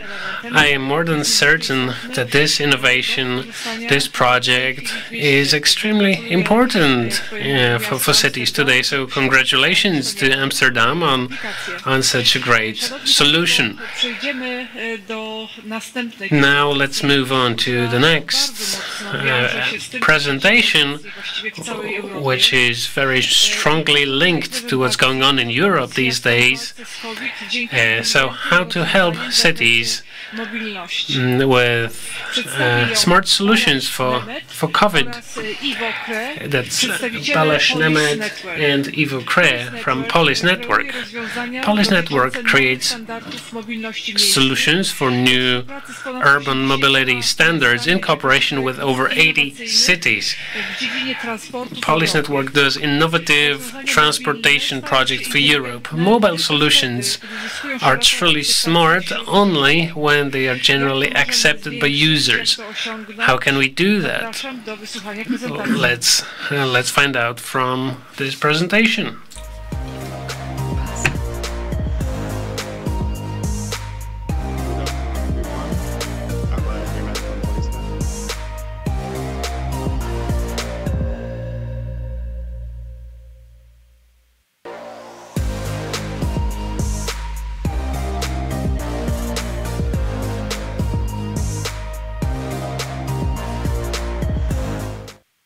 Good afternoon, everyone.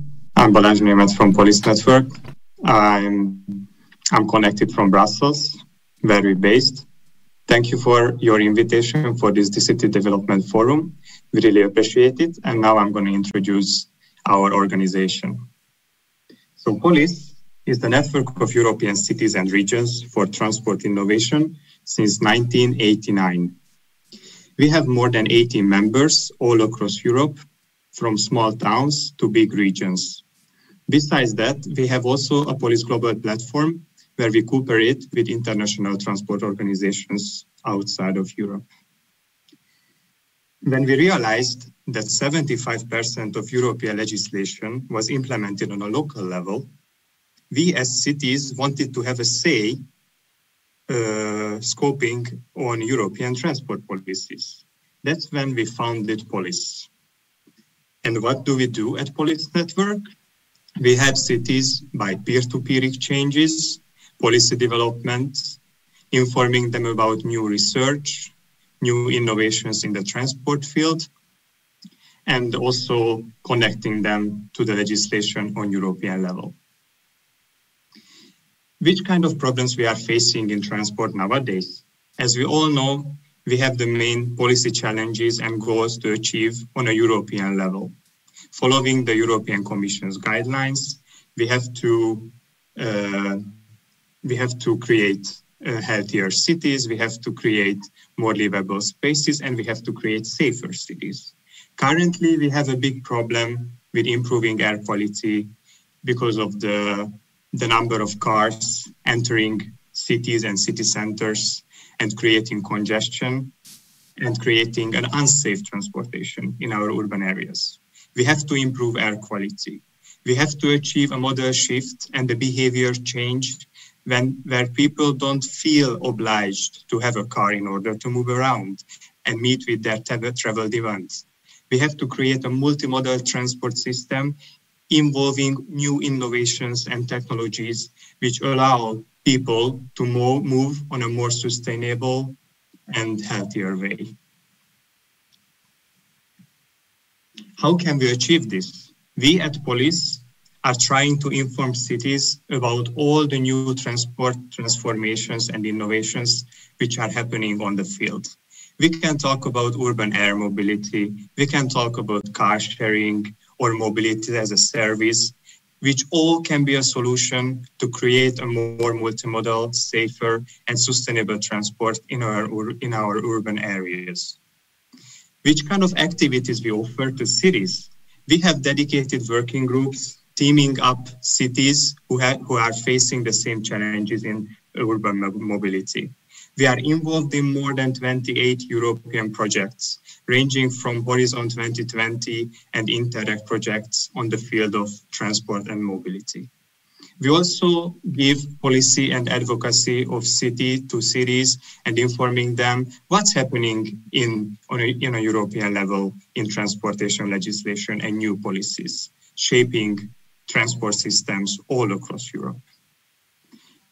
As I already mentioned, we have working groups connected to specific topics and challenges, ranging from active travel and health, clean vehicles and air quality, traffic efficiency, governance and integration, small and medium-sized cities, urban freight, road safety, and economic and social access and parking. This is involving all the main challenges and all the main stakeholders, ranging from small, middle-sized, and metropolitan areas who are facing the same challenges in the field of transport and mobility. We also had to adapt our services in the last month, as we all know that our life and our situation changed, but we also want to offer the same services to cities as we did before the pandemic. So we switched our services online and we are still engaged with our members. We had a post-lockdown mobility webinar series through spring to educate cities how they can cope with the pandemic situation in transportation and how they can still serve people's mobility needs even during a pandemic. Currently, starting from September, we have a Mobilizing Mobility POLIS webinar series where we are educating cities based on the results of our projects which we are involved and researching all the impact in transport what the current situation is causing in a local level. Here you can see all the European projects that we are involved.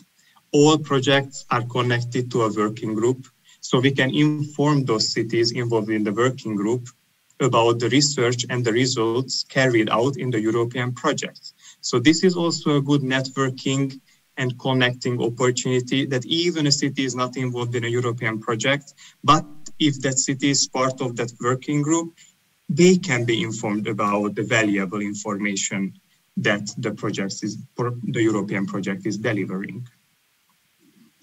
And how we channel the voice of cities to the European institutions. We are meeting with the local politicians on a monthly basis. If you are a member of us, you can be sure that we are going to be contact and we are trying to get all the information from you, what you need, and we can help you where you need the help. We also have police position papers to channel the opinions and the current challenges of cities to the European Commission, to the European Parliament, and to the Committee of Regions. Police really representing these member cities and their problems and their wishes to the European institutions. I can say that we are a connector between the European institutions and the local authorities and on the local decision-making level. Besides that, police also leading the AirTrack Urban Mobility Working Group, which defines research priorities on sustainable urban mobility for the European Commission funding programs. As I mentioned, through our position paper, we're trying to give and channel the opinion of the local administrations to the European Commission and the European Parliament. As you can see, our position papers are ranging from the most pressing topics in transportation in our era: micromobility, automation, mobility as a service, open data, and beyond Euro 6. These are the main current topics being discussed on the European level as well. If you would like to get more information about POLIS, or you are thinking of joining us, you can write me or my colleague, who is the membership service manager, Pasquale Cancellara. And now I would like to give the floor to my colleague, Ivo Cray, who shows by example how we help cities during the current situation.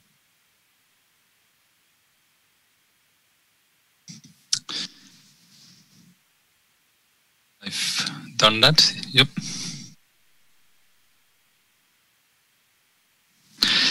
Okay, hello, good afternoon, everybody. I hope you can keep your eyes off the results of the US elections for a minute. I will be very quick in explaining a couple of insights we have from the current COVID situation with regards to transport. I also want to thank the organizers for inviting us. I must say, me personally, I have a history with Poznań. One of my favorite bands, a Belgian band, they created their own label, a record label called Poznań Rekordski. I don't know if it's really Polish, but anyway, for me and my peers in the early 90s, Poznań had a mythical flavor to it thanks to this record label. Anyway, so COVID-19, no recipe for this disaster. We did not know what hit us, and transport professionals in our membership had to come up with solutions quite soon, and we thought that it would be interesting to exchange between the people in the cities who had to organize this exchange, but also ask them about how they see the situation. And we have held in a survey asking how they see things evolve, and looking at the results. A lot of focus of our members is on walking and cycling as a mode to keep people healthy and fit, and also to use less space in cities that are often crowded. But cities also expect a very negative effect on public transport. The fact that people don't want to be in vehicles with other people, not close to each other, not in an environment where they don't really trust how cleaning is happening, how the hygiene is managed. Our members have also expressed that opinion, and that actually coincides a lot with what we see in our city streets and in the public transport. A challenge we also see due to COVID-19, which you might not be aware of, is the fact that the long-distance travel patterns also change. The offer is reduced, so in terms of coach and train trips, there are changes with less seats being available sometimes, or less vehicles in service. But also the idea that people choose for national holidays, choose to be traveling by car, adds another challenge on our urban streets, with the long distance segment being replaced by individual car trips. That in combination with the fact that people leave public transport for what it is, with in most situations at the moment a reduction to 40% of the normal use of public transport. We are talking about a massive number of people who are choosing other travel options, and that are also often trying opt for the private car as a solution. So we have to make this threat into an opportunity, let's say, and think about ways to solve the issues by redistributing space, by making active travel boom, by making sure that we avoid congestion. And we have written in a practitioner's briefing the framework of the SUMP, the Sustainable Urban Mobility Plan guidance on this very topic. We bring together results from several EU research projects and insights of different city networks into their activities of their members. I'm not going to read all of this aloud, but just to say that looking at the actions that are suggested are, for instance, directed at public transport, where not only the passengers have to be taken care of, but also the staff. In the peak of the first wave of COVID-19, we saw in several cities staff members of public transport also getting sick and even dying. So the first layer of concern, let's say, of the public transport offer should go to the staff members. You see an example here also of the government of Catalonia in Spain, who has a very simple campaign saying, okay, we continue our service, but with a different approach, with a mask, with sufficient social distancing, etc. And that also means that we have to use different methods, no cash operation, for instance, having a structured passenger flow in the vehicles or towards the vehicles, etc. Infrastructure also comes into view with several cities who are looking at targeted extension of pedestrian zones, specifically at places where pedestrians are crowding. And we heard about Amsterdam, who are monitoring crowding of pedestrians. So this is a case in London, you see here, where also a bus stop made it impossible for people to social distance. So this bus stop has been extended, the sidewalk has been extended, so that it's possible to keep your distance.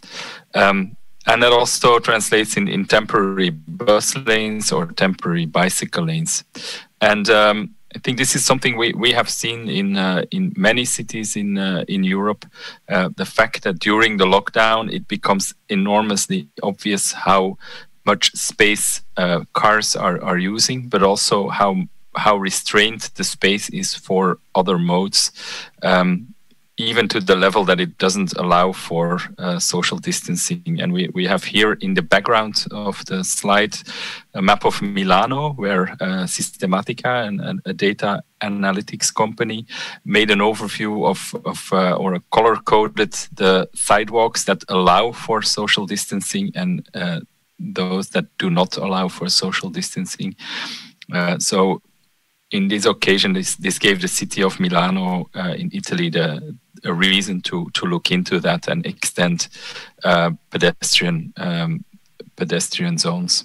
So respacing streets becomes a real challenge, with giving space back to cycling, to walking, and you see also nice examples of how that can be managed also in a temporary, a semi-temporary, or a permanent way. So I'm going to skip through all these pictures. Cycling is roaring across Europe, with cities like Brussels or the broader Paris region, Ile-de-France, taking really interesting measures. What is interesting about the Ile-de-France approach is the fact that they actually double the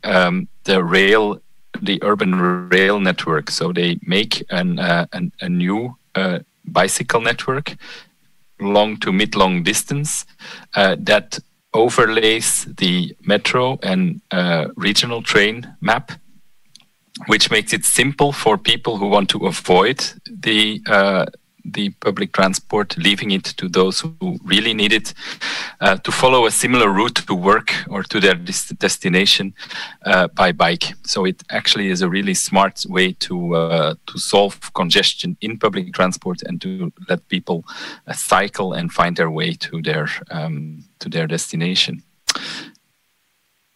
What we see after all the measures that have been implemented is that basically cities who did have a plan and were able to execute the plan in a way that they fast-track actions that are part of the mobility plan, that these cities were the most successful and the most agile in tackling COVID-19 in the first wave. in view of mobility measures. So they have, the plan was ready, the structures to implement the measures were ready, but they did it much faster. Instead of taking 2, 3, 4 years to do this, they selected priority measures to execute in a couple of months' time. And we see that across Europe, in Milano, Rome, Brussels, Paris, etc. What we do see as a challenge at the moment in a second wave, but also noticing that the long-term economic impacts of COVID-19 are severe, is that we really have to start working on the profits dimension of sustainability.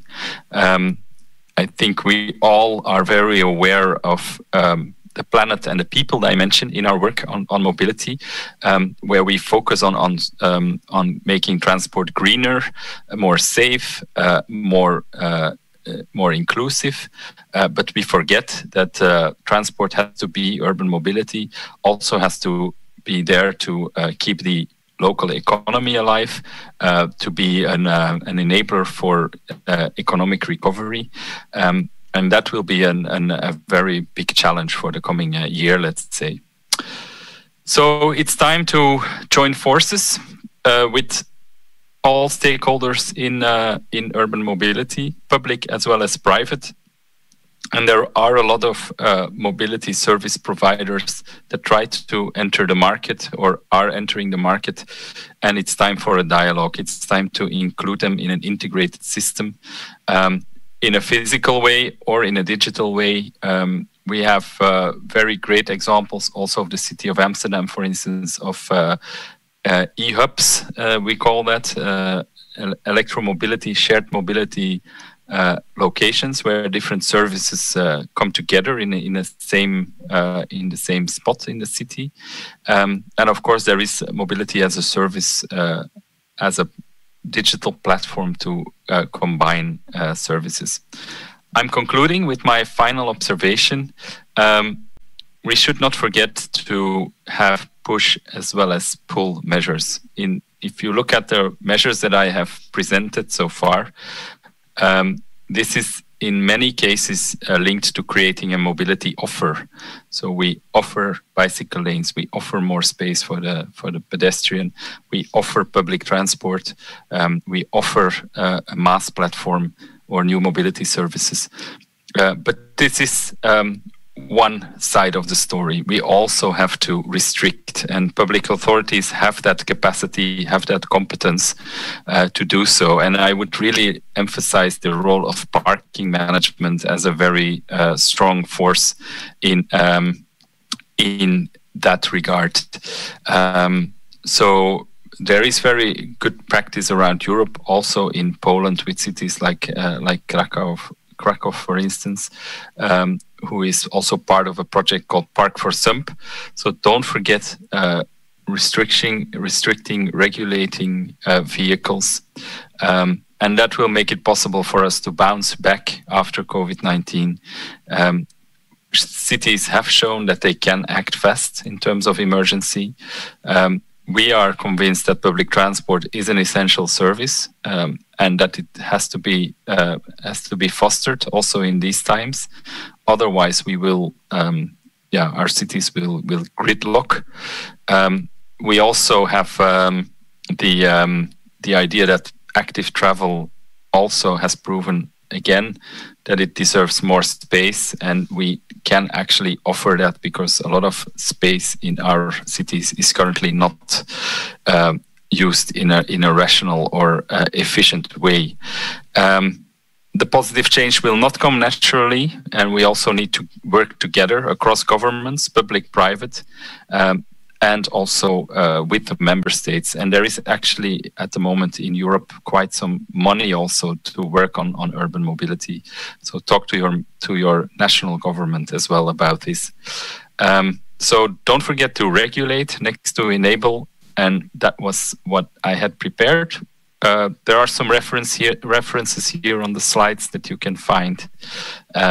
We have our conference 30 November to 3 December, and all the COVID material is also online. So I think Balázs and I here you would say goodbye to you, and we're available for questions or comments, if any.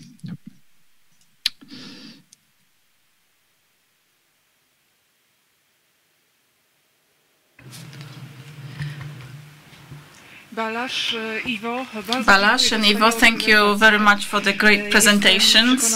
I am convinced that for our guests, for our attendees, for audience of our conference, I think it's very important what you've been talking about, how other cities prepare for the second wave of the pandemic. We've been observing, we have a number of about 650 attendees, so I'm sure that this information, whatever you shared with us, is going to be very useful as an inspiration. So thank you very much and hope to see you in Poznań. Thank you. Ladies and gentlemen, now we just would like to invite our next speaker. I am very happy to present the next speaker. This is Piotr Libicki, who is the representative of the city of Poznań, our city fine arts specialist.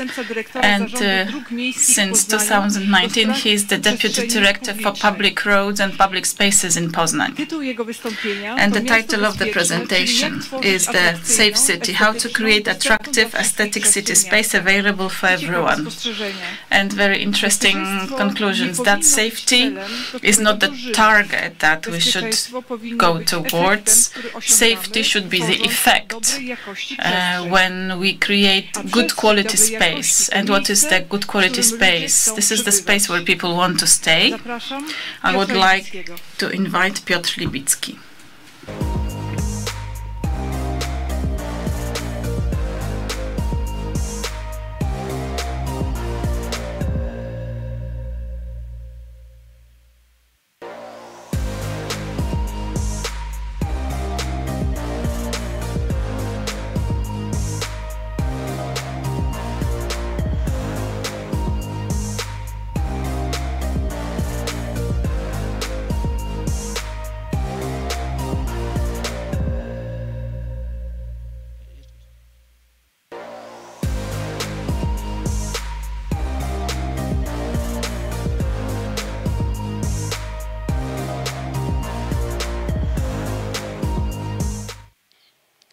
Dzień dobry Państwu. Iwona, bardzo dziękuję za miłe zaproszenie na tę konferencję. Good afternoon, Ivona. Thank you very much for your invitation. I am fortunate enough to be here on site rather than remotely. I would say that safety is a byproduct of the changes that we are doing and changes that are key for urban spaces. I will be speaking mostly about Poznań, but I will be making some references to other cities as well. This is something I captured in the town of Śrem, not very far from Poznań. That's in August this year. Śrem is a town of 30 or 40,000 people. Two girls sitting in the middle of a car park. For them, it was more attractive to meet outside rather than indoors, because they feel that the open space creates possibilities. They didn't find good quality space, but a car park was good enough to hang out and talk to one another. So you can see how powerful a drive it is. This is something more comfortable. That's the old market square in Ostrów Wielkopolski, another town not very far from Poznań. The market square in Ostrów is a public space, but there are some cars as well. The ladies sitting in those benches wanted to socialize in the open space. When you look at the lady to the left, she took out her feet from her slipper, so she felt at ease and at home. So it's a comfortable space that is conducive to socializing. It creates a sense of comfort. This is something we should be striving at. In Poznań, we have the Wolności Square in the downtown area. Once a year, we have a theater festival there. We have the necessary infrastructure. We have benches, sitting places. There is a cafe, a restaurant. There's a lot of things to do. So there's everything you need. This is an inviting, attractive space. And there are events that make public space attractive. Everything is there. So when we talk about a city, then an image like this is a symbolic representation of the city, because a city is a community of people who are present in the public space, in between buildings. That's how we should define a city. Now, let's look again from the perspective of safety. You can imagine, you can feel that everyone feels safe. There's a lot of people, but all of them feel safe. There's no one who would be aggressive. There's no pickpockets there. You need to be there to feel it, but you can feel safe there. There's a high level of safety there. In terms of traffic safety, then again, it's quite safe. There are no cars in between those people. You don't have to be careful about cars when you are in the middle of that square. And the third aspect, which is the most up-to-date, that's the sanitary safety, a sense of sanitary safety. So that's the challenge of today, because when you say that this is a safe and friendly space, then maybe not when you think about COVID. So there are three types of safety: personal safety, road safety, and sanitary safety. I wanted to start with the private safety. I picked three examples from Poznań. These are locations that used to be notorious, dangerous places. Rybaki Street, that was a place people were scared to go. If you walked down that street after dark, you were a brave guy. The same goes for Szamarzewskiego Street. There is this famous gate that it actually exists until today, but today this is an exception. Back then, it was a rule. And down there is Wilda, which is an entire city district. This used to be called the home of the devil, but today it is one of the most attractive downtown city quarters. So all those three places have been converted today. In Szamarzewskiego Street, it's easier to find a good place to eat rather to find someone who will rob you. So things have changed. Here, let's take a closer look at Rybaki Street before conversion. So now I'm referring to traffic safety. We had a lot of cars. The pedestrian areas were actually fully occupied by cars, which created an image of hostility. You can see some more snapshots. You can see these cars are actually being parked next to the building. And here is the image after conversion. It's a bird's eye view. Tim Gill mentioned that we shouldn't actually look at cities from the bird's eye perspective, but this image shows you how broad the sidewalks sidewalks are right now. Now let's take the perspective of a pedestrian. You will see that the space is much more friendly for pedestrians. There's some greenery, there's benches, it's much more friendly, a radical change. Today it is the people who can be seen in that space, because the people are the most important. There is greenery. The greenery is the second most important, and then architecture in the third place. Another perspective on the same street. There is a very systematic approach. So we have the building, then a pedestrian area, then some infrastructure like benches or trees, and it seems that this this is a model we will be using all across Poznań. In Kwiatowa, a street actually next door that connects Rybaki Street to the main treadmill of the city has been fully converted. Mr. Hubert Barański mentioned that street, and he asked us about how we're doing. Today we have nearly completed conversion of that street into a Woonerv.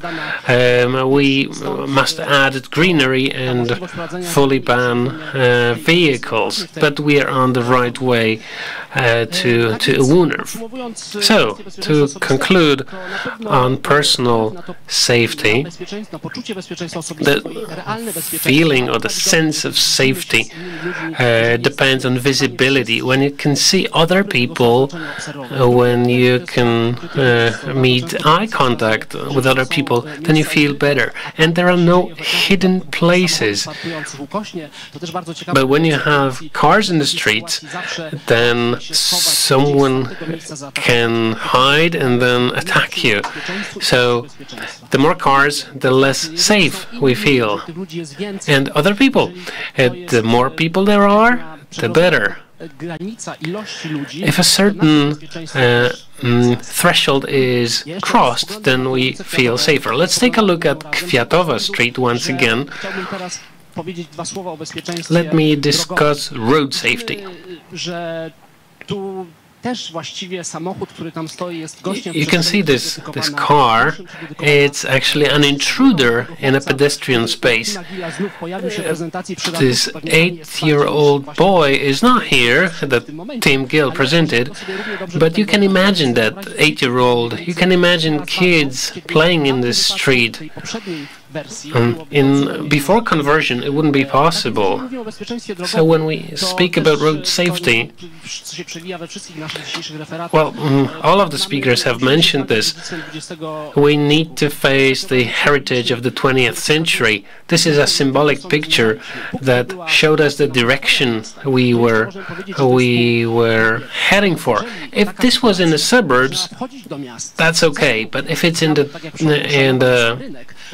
the center of the city, like in Chorzów, in the very downtown area, well, this is a disaster. In Poznań, there was one radical change in the 1960s. That's the so-called Chwaliszewo Street, which cuts across a number of city districts. I wouldn't exactly say that it destroyed those districts, because they are being revived today, but they are no longer what they used to be. Let me show you Garbary, which is another street in the downtown area. The green dot is the old market square, and Garbary is this one here, the red flashing dot. Line. In terms of road classification, Garbary ranks pretty high.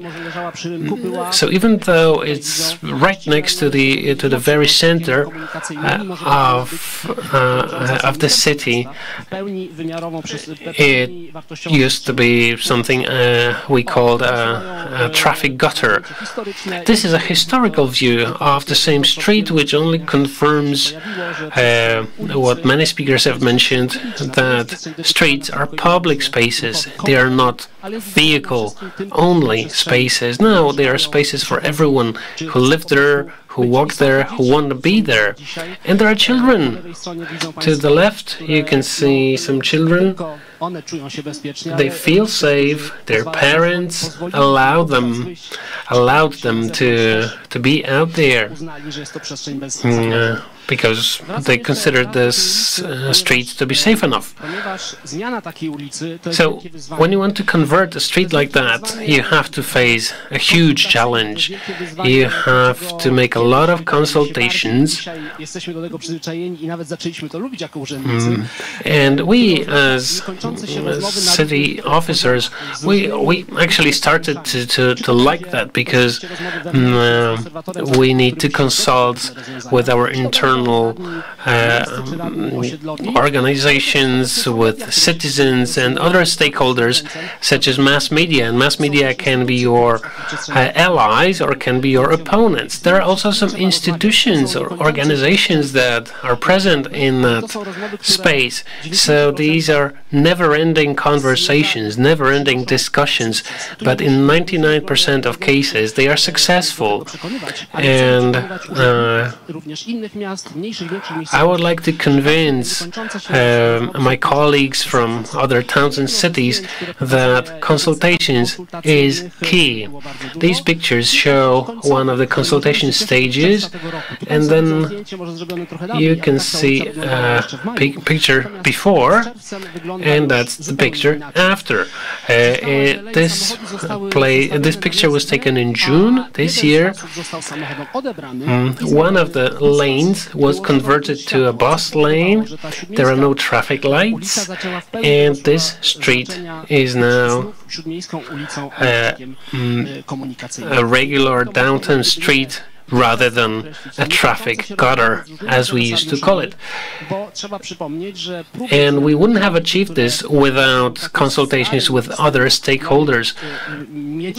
Any old-fashioned approach to the street's conversion would never be successful. So talking about road safety, then we need to change our mindset. We need to redefine the hierarchy of users. When I say users, I mean pedestrians, followed by cyclists, and only then cars. That's why we need to reduce parking to the bare minimum, and we need to be open-minded. Treadmills are not always the best solution. Wonders are very successful in Łódź. In Poznań, we are thinking about streets like Rybaki Street, the first one I showed you.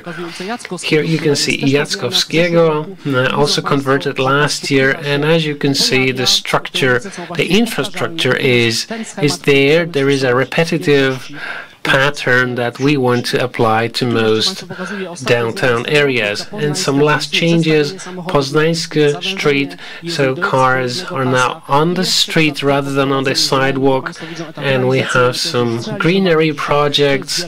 This is underway. On the picture today, it's actually there.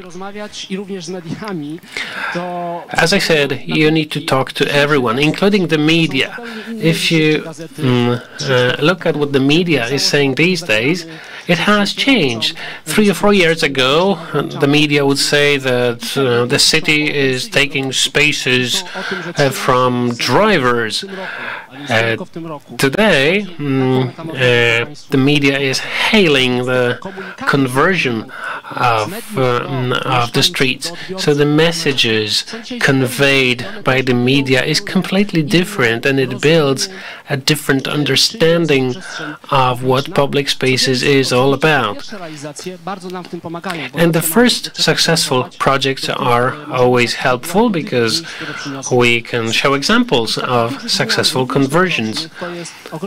Another major change is Głogowska Street, which is a huge huge artery from the city center to the outskirts.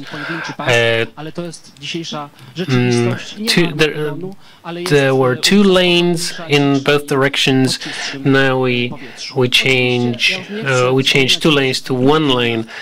The traffic is much more relaxed. The air quality has improved. So there are many examples in Poznań, many places that have been converted. You can see some pictures in on the screen. 3 of these projects are currently underway. One is already completed. We will be resurfacing the old market square. We want to make it more pedestrian friendly. In changes in Święty Marcin Street, this is a huge project in the downtown area. A part of it has been completed. We dramatically changed the hierarchy of street users. And last but not least, sanitary safety, a challenge of today for every city and every town. The cities as we know them are quite dangerous in terms of sanitary safety. And as a result, people switch back to cars. They avoid public transport. You can see an example from Warsaw. Even though many people are working remotely and don't commute at all, but the proportion of private car users has grown. Dzisiaj na pierwszym miejscu, jeśli chodzi o Warszawę, jeśli chodzi o poczucie bezpieczeństwa, to są, czy poczucie zagrożenia, może w drugą stronę, są kierowcy, którzy in Warsaw, drivers as a social group have become the enemy #1. So people in Warsaw believe that drivers are more dangerous than thieves or drunkards, actually. So there is a changing mentality. People are shifting towards walking, towards cycling, because when you fall in the trap of being slave to your own car, then it will be very difficult to reverse the trend. I am happy to say that Poznań is offering more and more spaces to pedestrians and has been promoting bicycles as a safe mode of transportation. To do that, we need to ensure safe spaces for cyclists. That's why we have our mobility package. The street conversions are part of that package. We also have bus lanes, cycling paths, and streets where cars are taken off sidewalks and space is given back to pedestrians. That's another example, Karmelicka Street, where cars used to park in the sidewalk. Now we have green areas instead. So safe spaces, safe distance, that's sanitary safety. And we don't want to think about that. If the city wants to create good quality space for people, then safety comes along as a side product, as a side effect. So that's the approach we follow in Poznań. We want to create friendly space which is accessible, functional, attractive, and welcoming. And here's some references. I'm sure you know it all. All of us in Poznań know these nearly by heart. And as Iwona said in the beginning, I am convinced that safety shouldn't be seen as an objective. The objective should be good quality public space. And usually this involves solving the car problem, but when we're if we are reasonable, if we are open, if we talk to everyone, then in every town and every city we can be successful, starting from New York to Jaworzno, which we have seen today. Thank you very much, Piotr, for this passionate presentation. I am more than certain that those of you who haven't been in Poznań are now ready to come here the first day they can. So thank you very much. Can you share the remote control with me? Ladies and gentlemen, smart and safe streets. So now we will move from Poznań to Eindhoven. I would like to invite Schager, who is a specialist in digital innovation, so sharing knowledge in city space to improve the quality of life in urban areas. It is necessary to provide for close cooperation between local authorities, academics, universities, but first of all residents. So I would like to invite our next speaker. Smart and safe streets.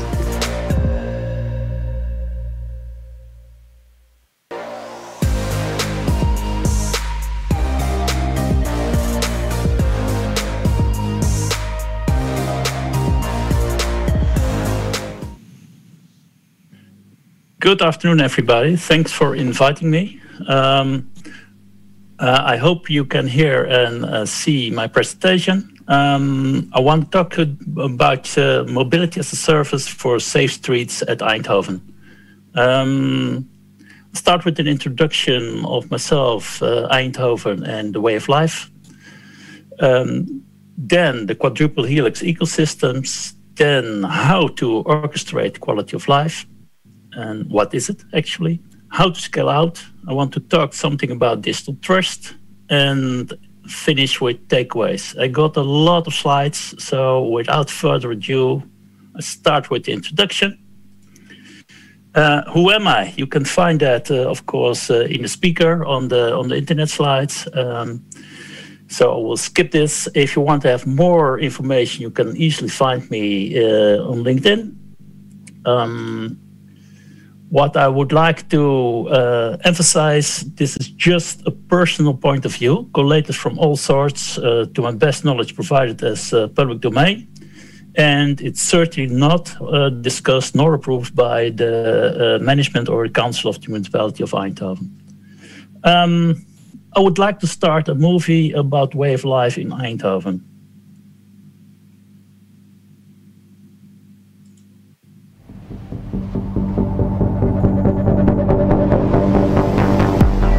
Je hoeft je helemaal niet aan regeltjes te houden. Ik ben gewoon een maker, denker en maker. Een van mijn punten die ik belangrijk vind is dat de techniek zichtbaar moet zijn. De kracht van Eindhoven is het durven, gewoon beginnen en kijken of het lukt. En als het niet lukt, dan beginnen we opnieuw. So we need to be brave. We are allowed to innovate in Eindhoven. Just try something. If it doesn't succeed, try again. Keep on working in that way. And that's the power of Eindhoven. So there's a lot about discussion about smart cities. Well, in Eindhoven we say smart city with just lots of technology and infrastructure and gadgets is not what it's all about.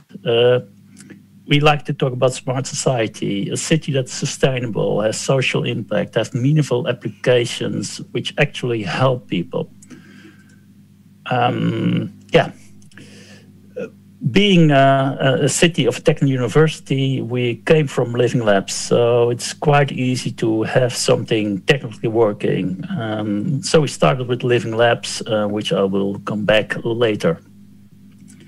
What you see is a lot of sensors everywhere in the city. So actually the city is becoming a living lab. For that, we think you have some rules of engagement, because as municipality and as government in general, you need to safeguard the public interest, but at the same time, stimulate economic development and ecosystem. Being Eindhoven, we like to build from bottom up as our organic approach, and we have to frame that to make it more sustainable and be at the same time future-proof. So what did we do in 2015? We created the Eindhoven Open Data Principles, a kind of local legislation you have to comply with as business or whomever before you are granted a permit to place sensors in the public space. A year later, we created the Smart Society IoT Charter.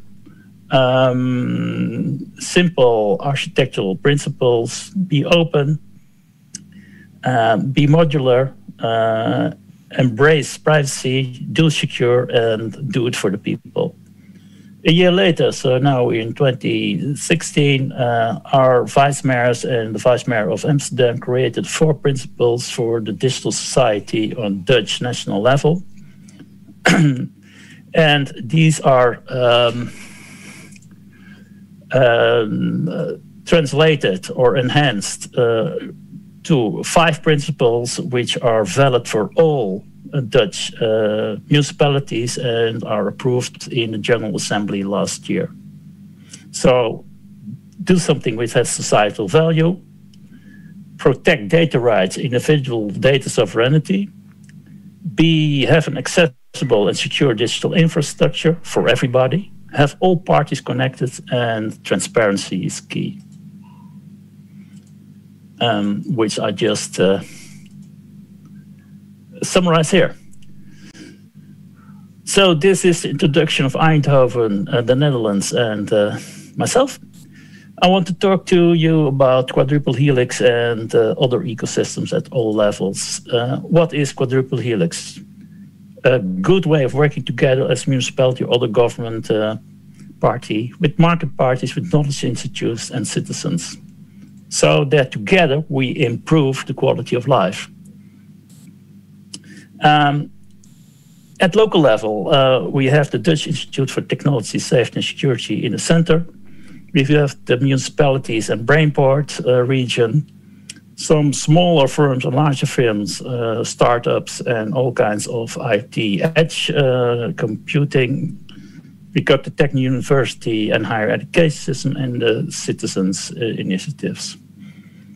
Actually, 2 years ago, we received an award of being the most innovative ecosystem. Like some guys in the back were happy to receive this award.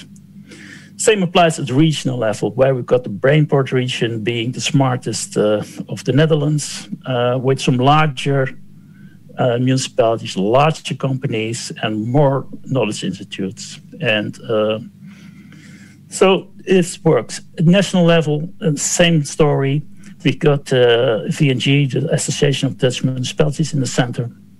We work with the Netherlands Normalization Institute, a lot of larger municipalities, larger firms, knowledge institute, be it commercial or universities.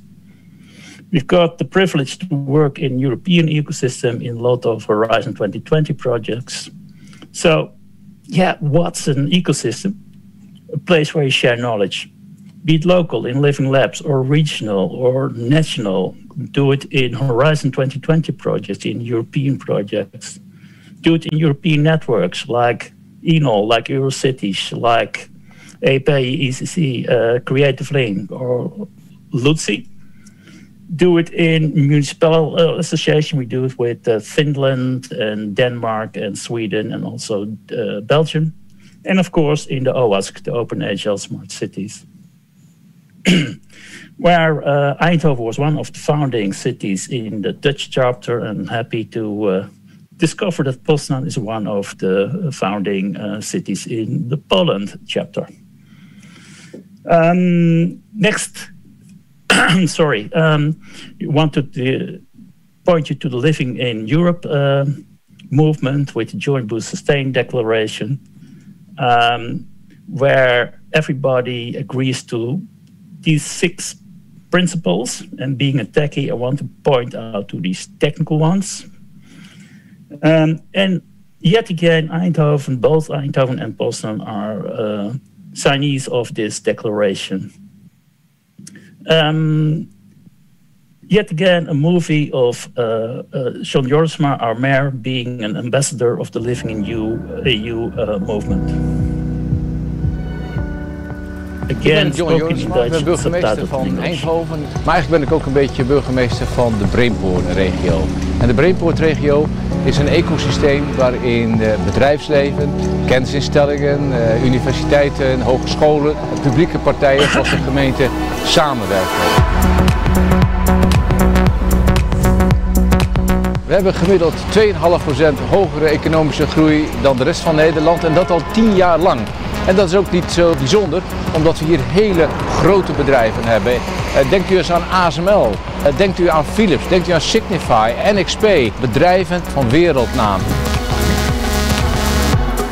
We willen natuurlijk een aantrekkelijke en duurzame stad zijn met meer ruimte voor wandelen, meer ruimte voor fietsen en voor openbaar vervoer. Doorgaand verkeer uit het centrum willen we weren. Maar dan moet er natuurlijk wel een alternatief zijn voor de auto. Voor duurzame reizen zien we natuurlijk heel veel toekomst in Mobility as a Service, MaaS wordt gezegd. Daar komen de verschillende Europese doelen samen als I enable, I learn, I trust.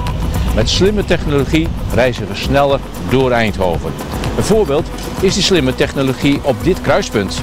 Fietsers krijgen hier zoveel mogelijk groen licht, omdat ze als van verre gespot worden door een thermische camera. Het is gefinancierd vanuit Synchronicity, een innovatief programma van de Europese Unie. Eindhoven is één van de teststeden. En dan hebben we nog de Swoong-app. Die werkt al op de helft van onze fietsverkeerslichten in Eindhoven. Fietsers die de app op een smartphone hebben, die maken automatisch verbinding met de verkeerslichten. En als het verkeer dat toelaat, dan hoeven ze niet eens meer te stoppen. En dan de auto. De verkeerslichten op een deel van de binnenring van Eindhoven wordt omgebouwd zodat het verkeer beter kan blijven rijden. In de ochtend- en de avondspits ligt de winst nu al tussen de 5 en 13% aan reistijd. Fijn voor de chauffeurs, maar natuurlijk ook voor onze inwoners. Want het is een aanzienlijke vermindering van de schadelijke uitstoot, omdat de auto's minder remmen en versnellen. En dit zijn maar kleine voorbeelden van een slimme stad. Mobility as a Service, dat is de toekomst. We proberen met technologie beter, makkelijker, eenvoudiger van A naar B te komen. En dat gunnen we natuurlijk ook u. Dat gunnen we alle andere steden in Europa. Eindhoven, I enable, I learn, I trust.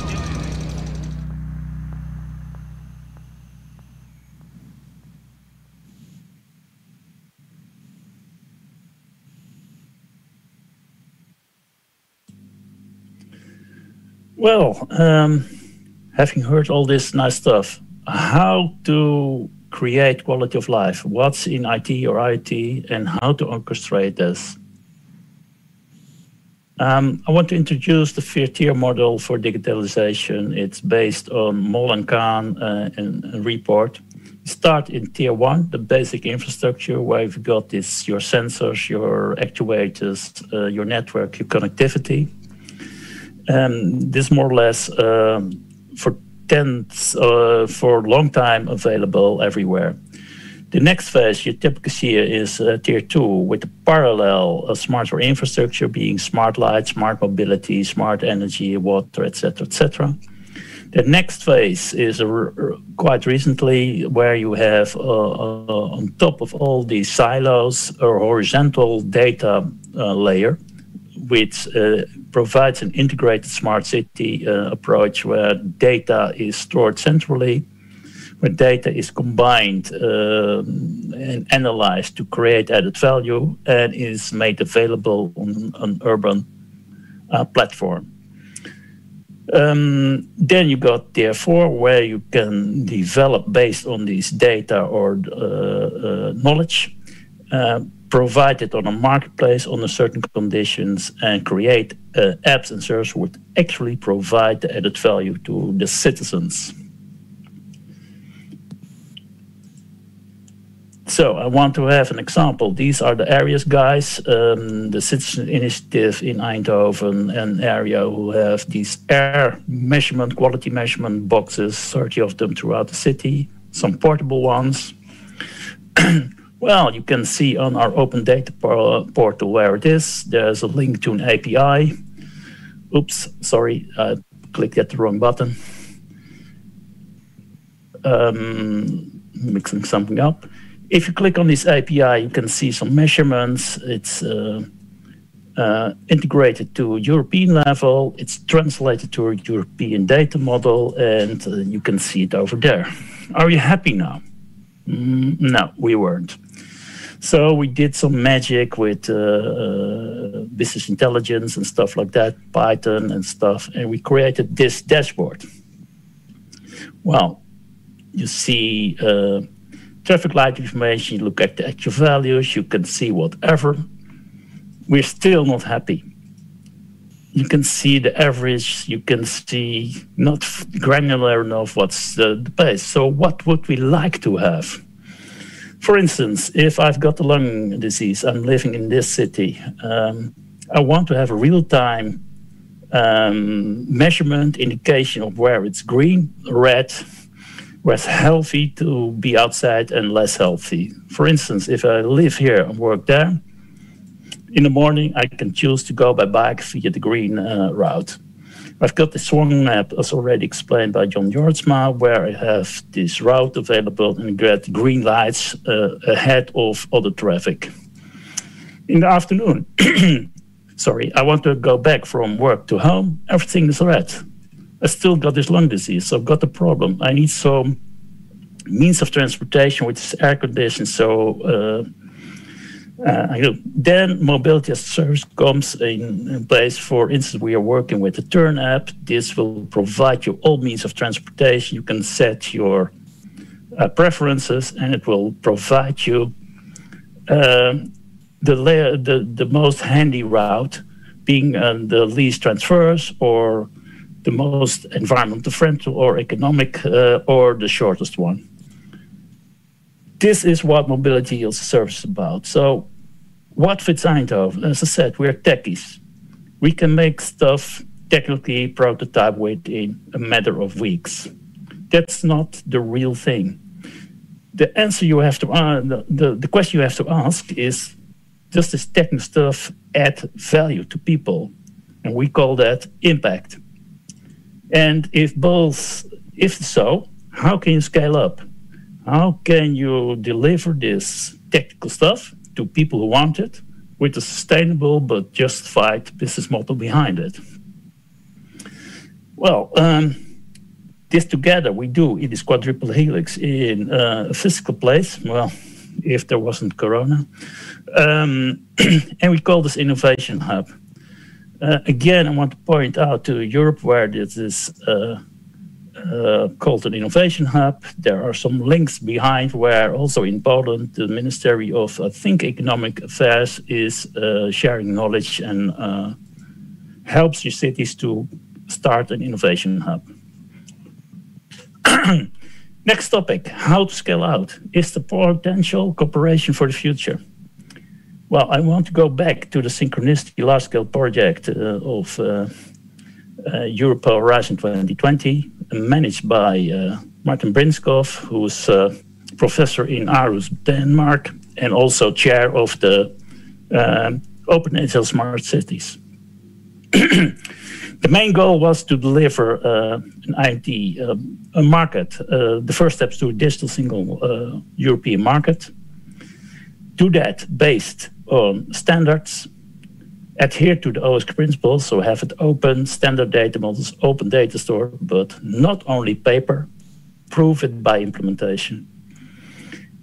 We did a market approach and had 51 pilots, IT solutions, which were proven and are available for the 150 plus smart cities and communities in the OSC.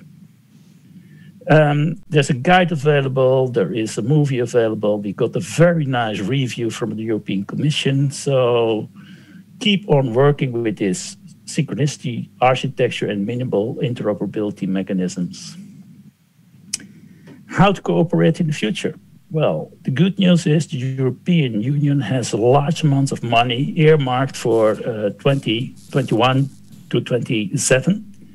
So the coming 6 years, it has to still to be formally approved by European Parliament or committee. And in the Horizon Europe, there's 100 billion, so 10 to the power of 9 euros available in 3 pillars. I think we are here for IoT and tech stuff. On top of that, we've got the Digital Europe program, 9.2 billion. On top of that, you've got the Connecting Europe Facility, Part 2. Olavi Lutonen, our European Policy Officer, confirmed this. There's 26 billion euros available in the coming 6 years. So there's room to cooperate. You've seen this before. I'll want to focus a little bit further to the Joint Booster Steen. Being a techie, I go deep into the techie. The point is build upon proven stuff that actually works. Successful digital solutions. Do that on top of a high-level architecture, which indicated here. So you've got the things, you've got the data storage, you've got the standard manner of providing data to the end users, keeping it secure and keeping it managed. We've got these MIMs. MIMs stand for Standard Interface Minimal Interoperability Mechanisms. They're depicted here, and we're working on personal data management and on fair explainable AI. As I said, trust is key here, so I want to share some ideas which are in calls. They're not honored yet by European Parliament. So this is a call which will be hopefully granted in December. This is another one. Both we from Eindhoven, if we will be part of the consortium, we are planning to use Irma. I reveal my attributes. It's an app on mobile phone designed by the Privacy by Design Foundation in the Netherlands. An example here, if I have to provide a proof to somebody, be it a public place or a private organization, I have to prove that I'm alive. Then on the website of this requester is this QR code. I've got my own Irma app on my phone with my own PIN codes in my own encryption. So it's my, let's say, personal data vault. I enter it, I push on this button to get this QR code. It says, well, this is my attributes, which I want to share. And then it's proof that I'm alive, so I'm allowed to get a permit or driver's license or whatever. In summary, share knowledge, co-create, collaborate, and with open interfaces and services and applications. Continue to work in the OAS, the Open Asian Smart Cities. Continue to work in living in Europe. I'm convinced that a self-managed European digital single market will arise and will stay. So, don't be just another smart dick. Don't reinvent the wheel, but adhere to the motto, digital innovation is city knowledge sharing. Well, that's it. Thanks for your attention. Feel free to pop me any questions. My contact details are here on the beneath my business card.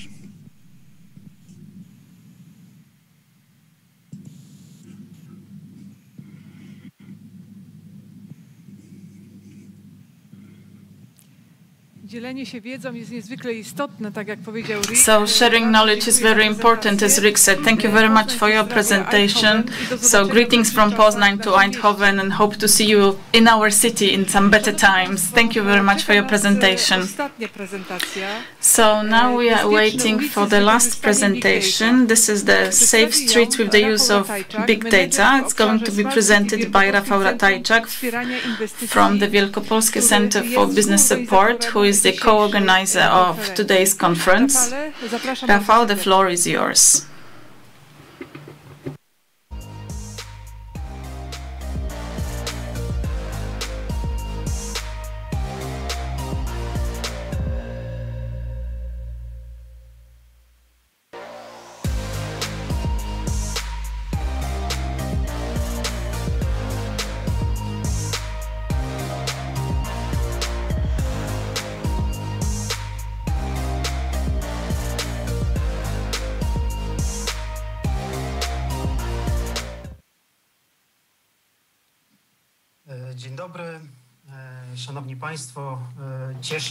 Good afternoon,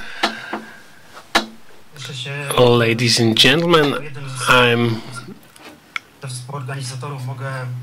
so glad to be a part of the 4th Urban Development Forum. On behalf of WCWI, I would like to talk about safety in the city. Life and health is one of the most precious things we have. Just think about what COVID-19 is doing to us. It seems that the virus will stay with us for a little bit longer. So let's not talk about the virus, let's talk about big data, how we can use big data to improve safety.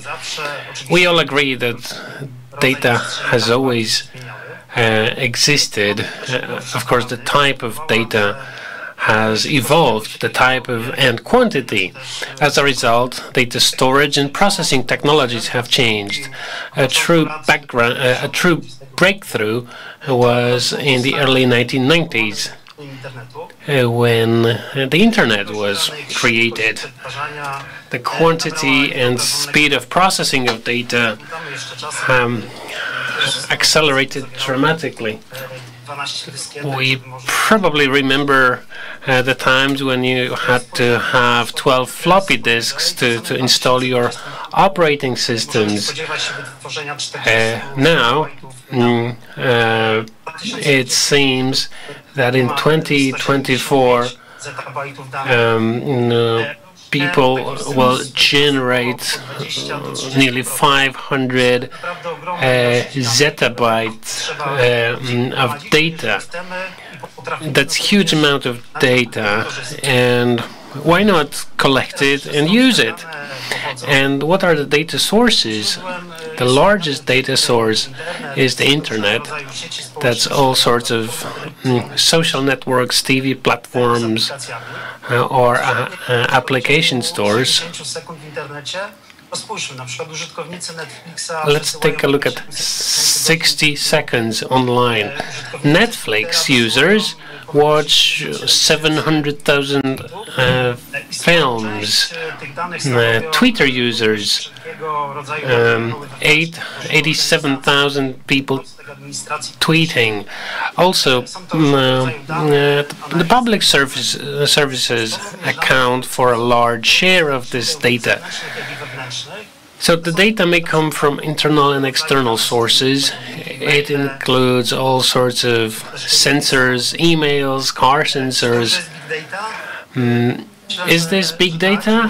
Yes, I think so. We may speak about big data in that context. But before we discuss how to use them, let's take a look at the definition.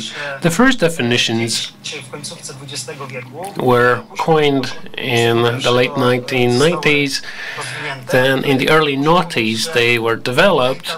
But you could say that big data is huge sets of unstructured and variable data coming from various sources.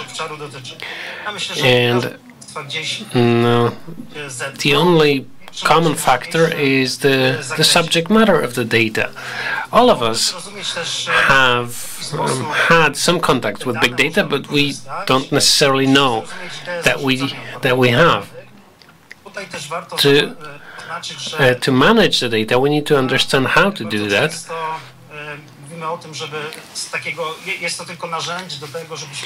Quite often, it is said that big data is just a fabric which you can convert to some nice piece of clothing. For instance, big data can be used as a tool for improving safety. But how do you do that? Well, when you manage a city or municipal infrastructure, you can prevent accidents, but it takes more than that. It takes artificial intelligence. When an accident happens, you can use big data to coordinate rescue operations. You can find trespassers. Let me show you a few examples that are either already operating or are being tested. When we talk about big data, you will also hear about machine learning, analytics, and artificial intelligence. All those concepts are combined, but in the end, it's humans that take decisions. So you should exercise reason when you design urban solutions. As you can see, the two images here, those solutions can be more or less friendly and safe for residents. The first example, let's take some statistics from New York. In 2013, New York launched a new traffic safety system based on Vision Zero, which originated in Sweden in 1997. Also, many Polish cities walk down that way. New York had 300 fatalities of traffic accidents, and 55%, 60% of them were pedestrians. The city had the data, but they didn't know how to handle it. So the authorities decided to launch a strategy that would solve the problem. So what did they do? Apart from modernizing hundreds of intersections and marking dangerous spots or building, constructing cycling paths, the city also attracted many stakeholders, such as representatives of transport agencies, healthcare, police. The city launched a telematic operations management system which collects big data from municipal vehicles and helps respond when necessary. For instance, if there is an accident, then quick response is possible and rescue operations can be coordinated. The system also warns about possible hazards or dangers that can be avoided. The system as such protects pedestrians and drivers. If you want to look at more details or statistics, then it's all available at a dedicated website. So that's the added value of the project. So what are the effects? The number of fatalities in 2019 fell by 20% compared to 2014. Also, the total number of accidents was reduced by 45%, and vehicle speed in school areas was reduced by approximately 60%. The strategy implemented in New York is a nice example of combining the contributions of different stakeholders and use of big data for the common objective of traffic safety improvement. Another interesting initiative is a Safe Street project, which is another project that uses big data to identify the most dangerous locations. So big data is used to classify streets into safety levels. So the authors first used street pictures and artificial intelligence and taught the system how to rate, how to classify a street, whether it's safe or not.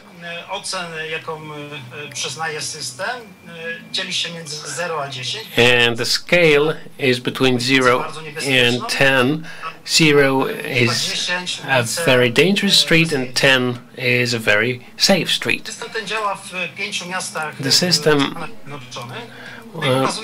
operates in 5 American cities, and it takes the form of a map that shows which streets are safe and which are not. And the algorithms really did a lot of hard work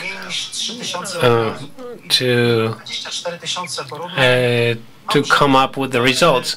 For New York, it took just under 3,000 images,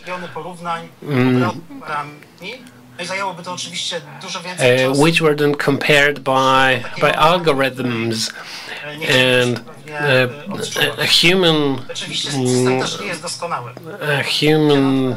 expert would take years to compare those 3,000 pictures with one another. Algorithms did it very quickly.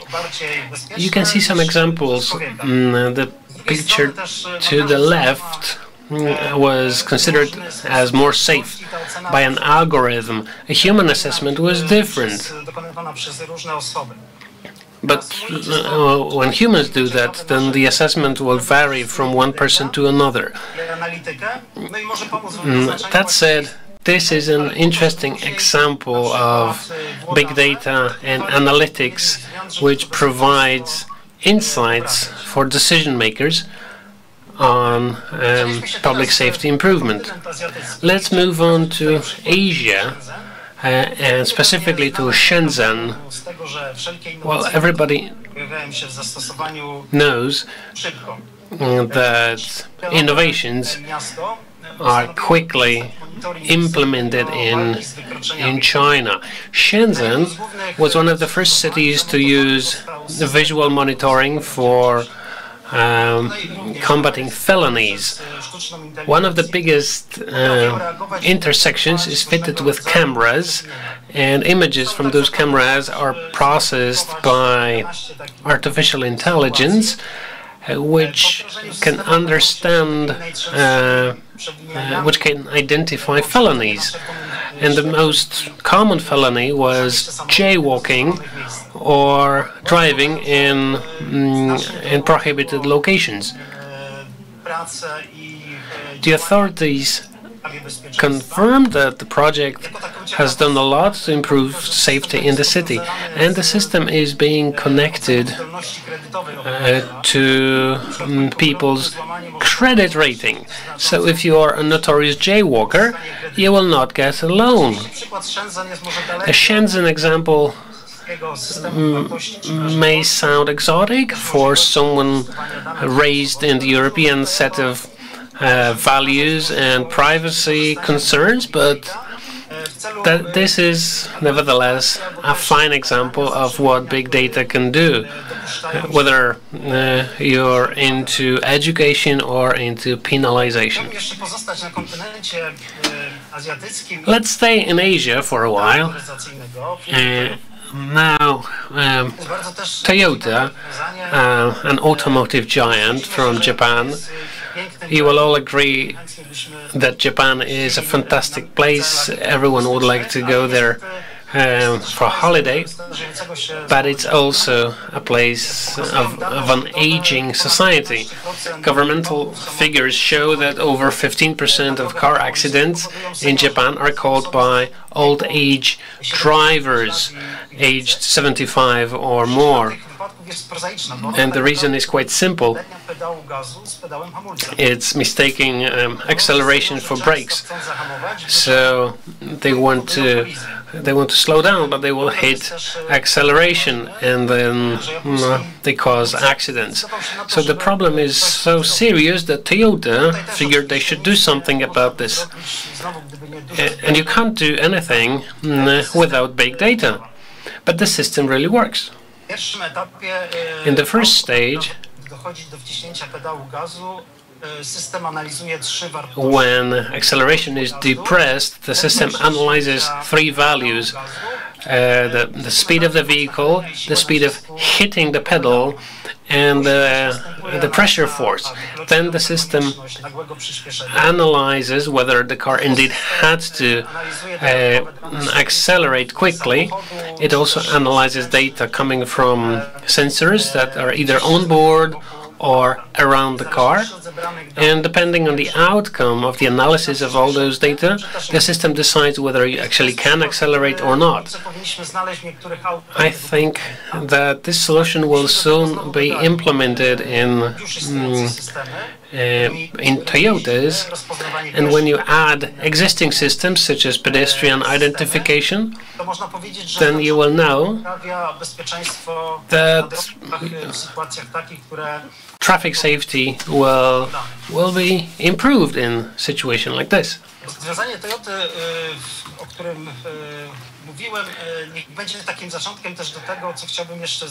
Toyota solution takes me to the next example I want to talk about. That's drones and what they are used for and what they can be used for.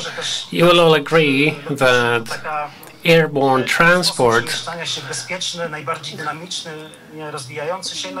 is a rapidly growing technology.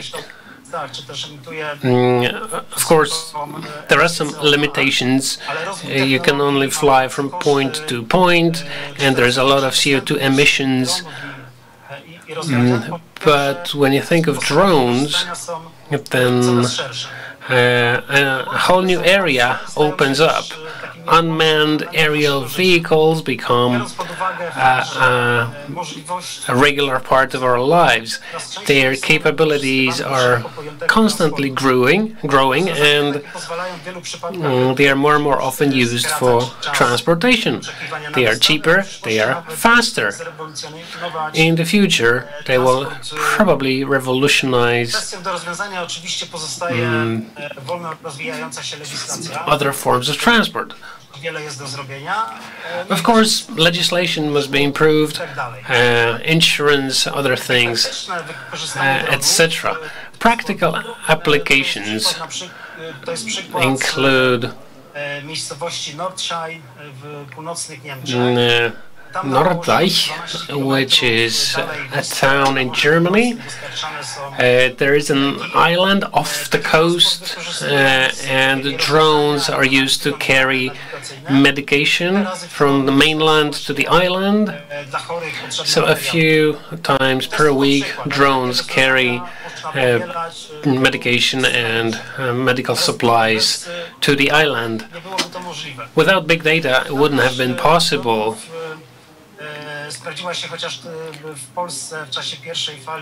Drones were also successfully used in Poland during the first wave of COVID. Various municipal services used drones to monitor whether people follow the principles of quarantine, whether they adhere to the requirements. So depending on the requirements, drones can be fitted with a number of tools and systems that will help them accomplish different kinds of tasks. Let me show you two examples. The first one is a concept that is being tested by one of the car manufacturers. That's a drone that illuminates the road. It's a very simple system. When you start the engine, a drone flies up in the air and illuminates the road for you. But to make that possible and safe, the drone needs to be powered with, or fed with enough data. So the system follows the road at a certain speed, and data must be transmitted in real time to ensure the right visibility to prevent any unwanted situations.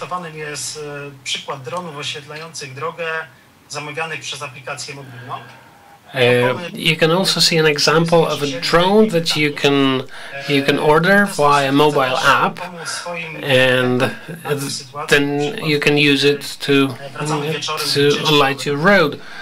like when you're cycling at night and you don't have your own light, you can call for a drone. It will come and will fix the problem. Both examples are used on big data and analytics.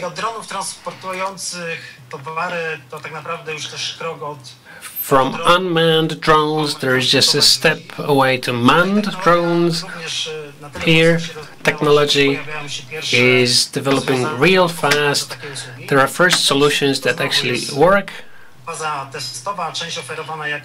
Some of them are being tested, others are already commercially available.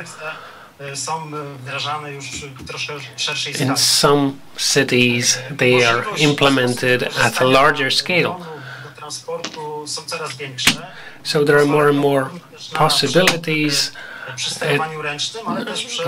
and these drones can fly autonomously or can be operated by a pilot. Such vehicles can be used for rescue operations during natural disasters. They can go to places that are otherwise inaccessible.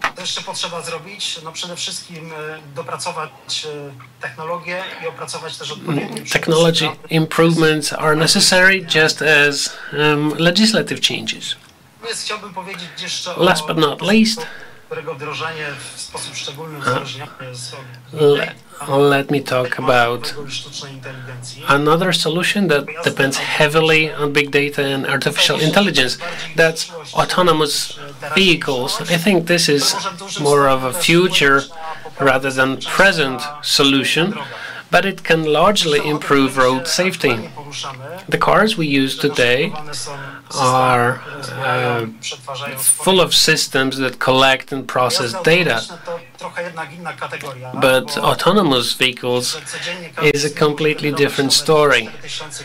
Each day, a car like that can generate 4,000 gigabytes of data. For safety reasons, that data should be processed locally by the vehicle, because every millisecond of time can determine whether passengers are safe or not. Another important aspect is user acceptance, because if users are not 100% sure that the solution is safe, they will not want to use it. I think that this solution will eventually make its way to our cities. I don't know when. There have been those who would predict some dates, but there was this accident in Arizona 2 years ago of a test autonomous vehicle. The tests have been suspended or postponed.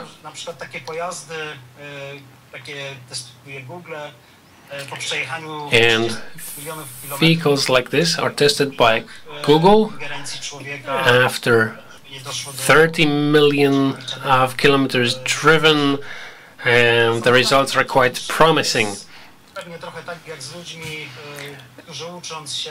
It's a bit like people learn over a lifetime, but anyhow, we make mistakes. The same goes for autonomous vehicles. The more often we use them, the better they will be, but still, there will be accidents. You just can't predict every possible scenario. But we still want those vehicles to be perfect. I think that there is no future without big data. We have to learn how to collect and use big data. There are countless possibilities. We don't have to use all of them. Remember, this is a tool, and we take decisions. Artificial intelligence will always be just that. We have feelings, we have reason, so we have to choose wisely.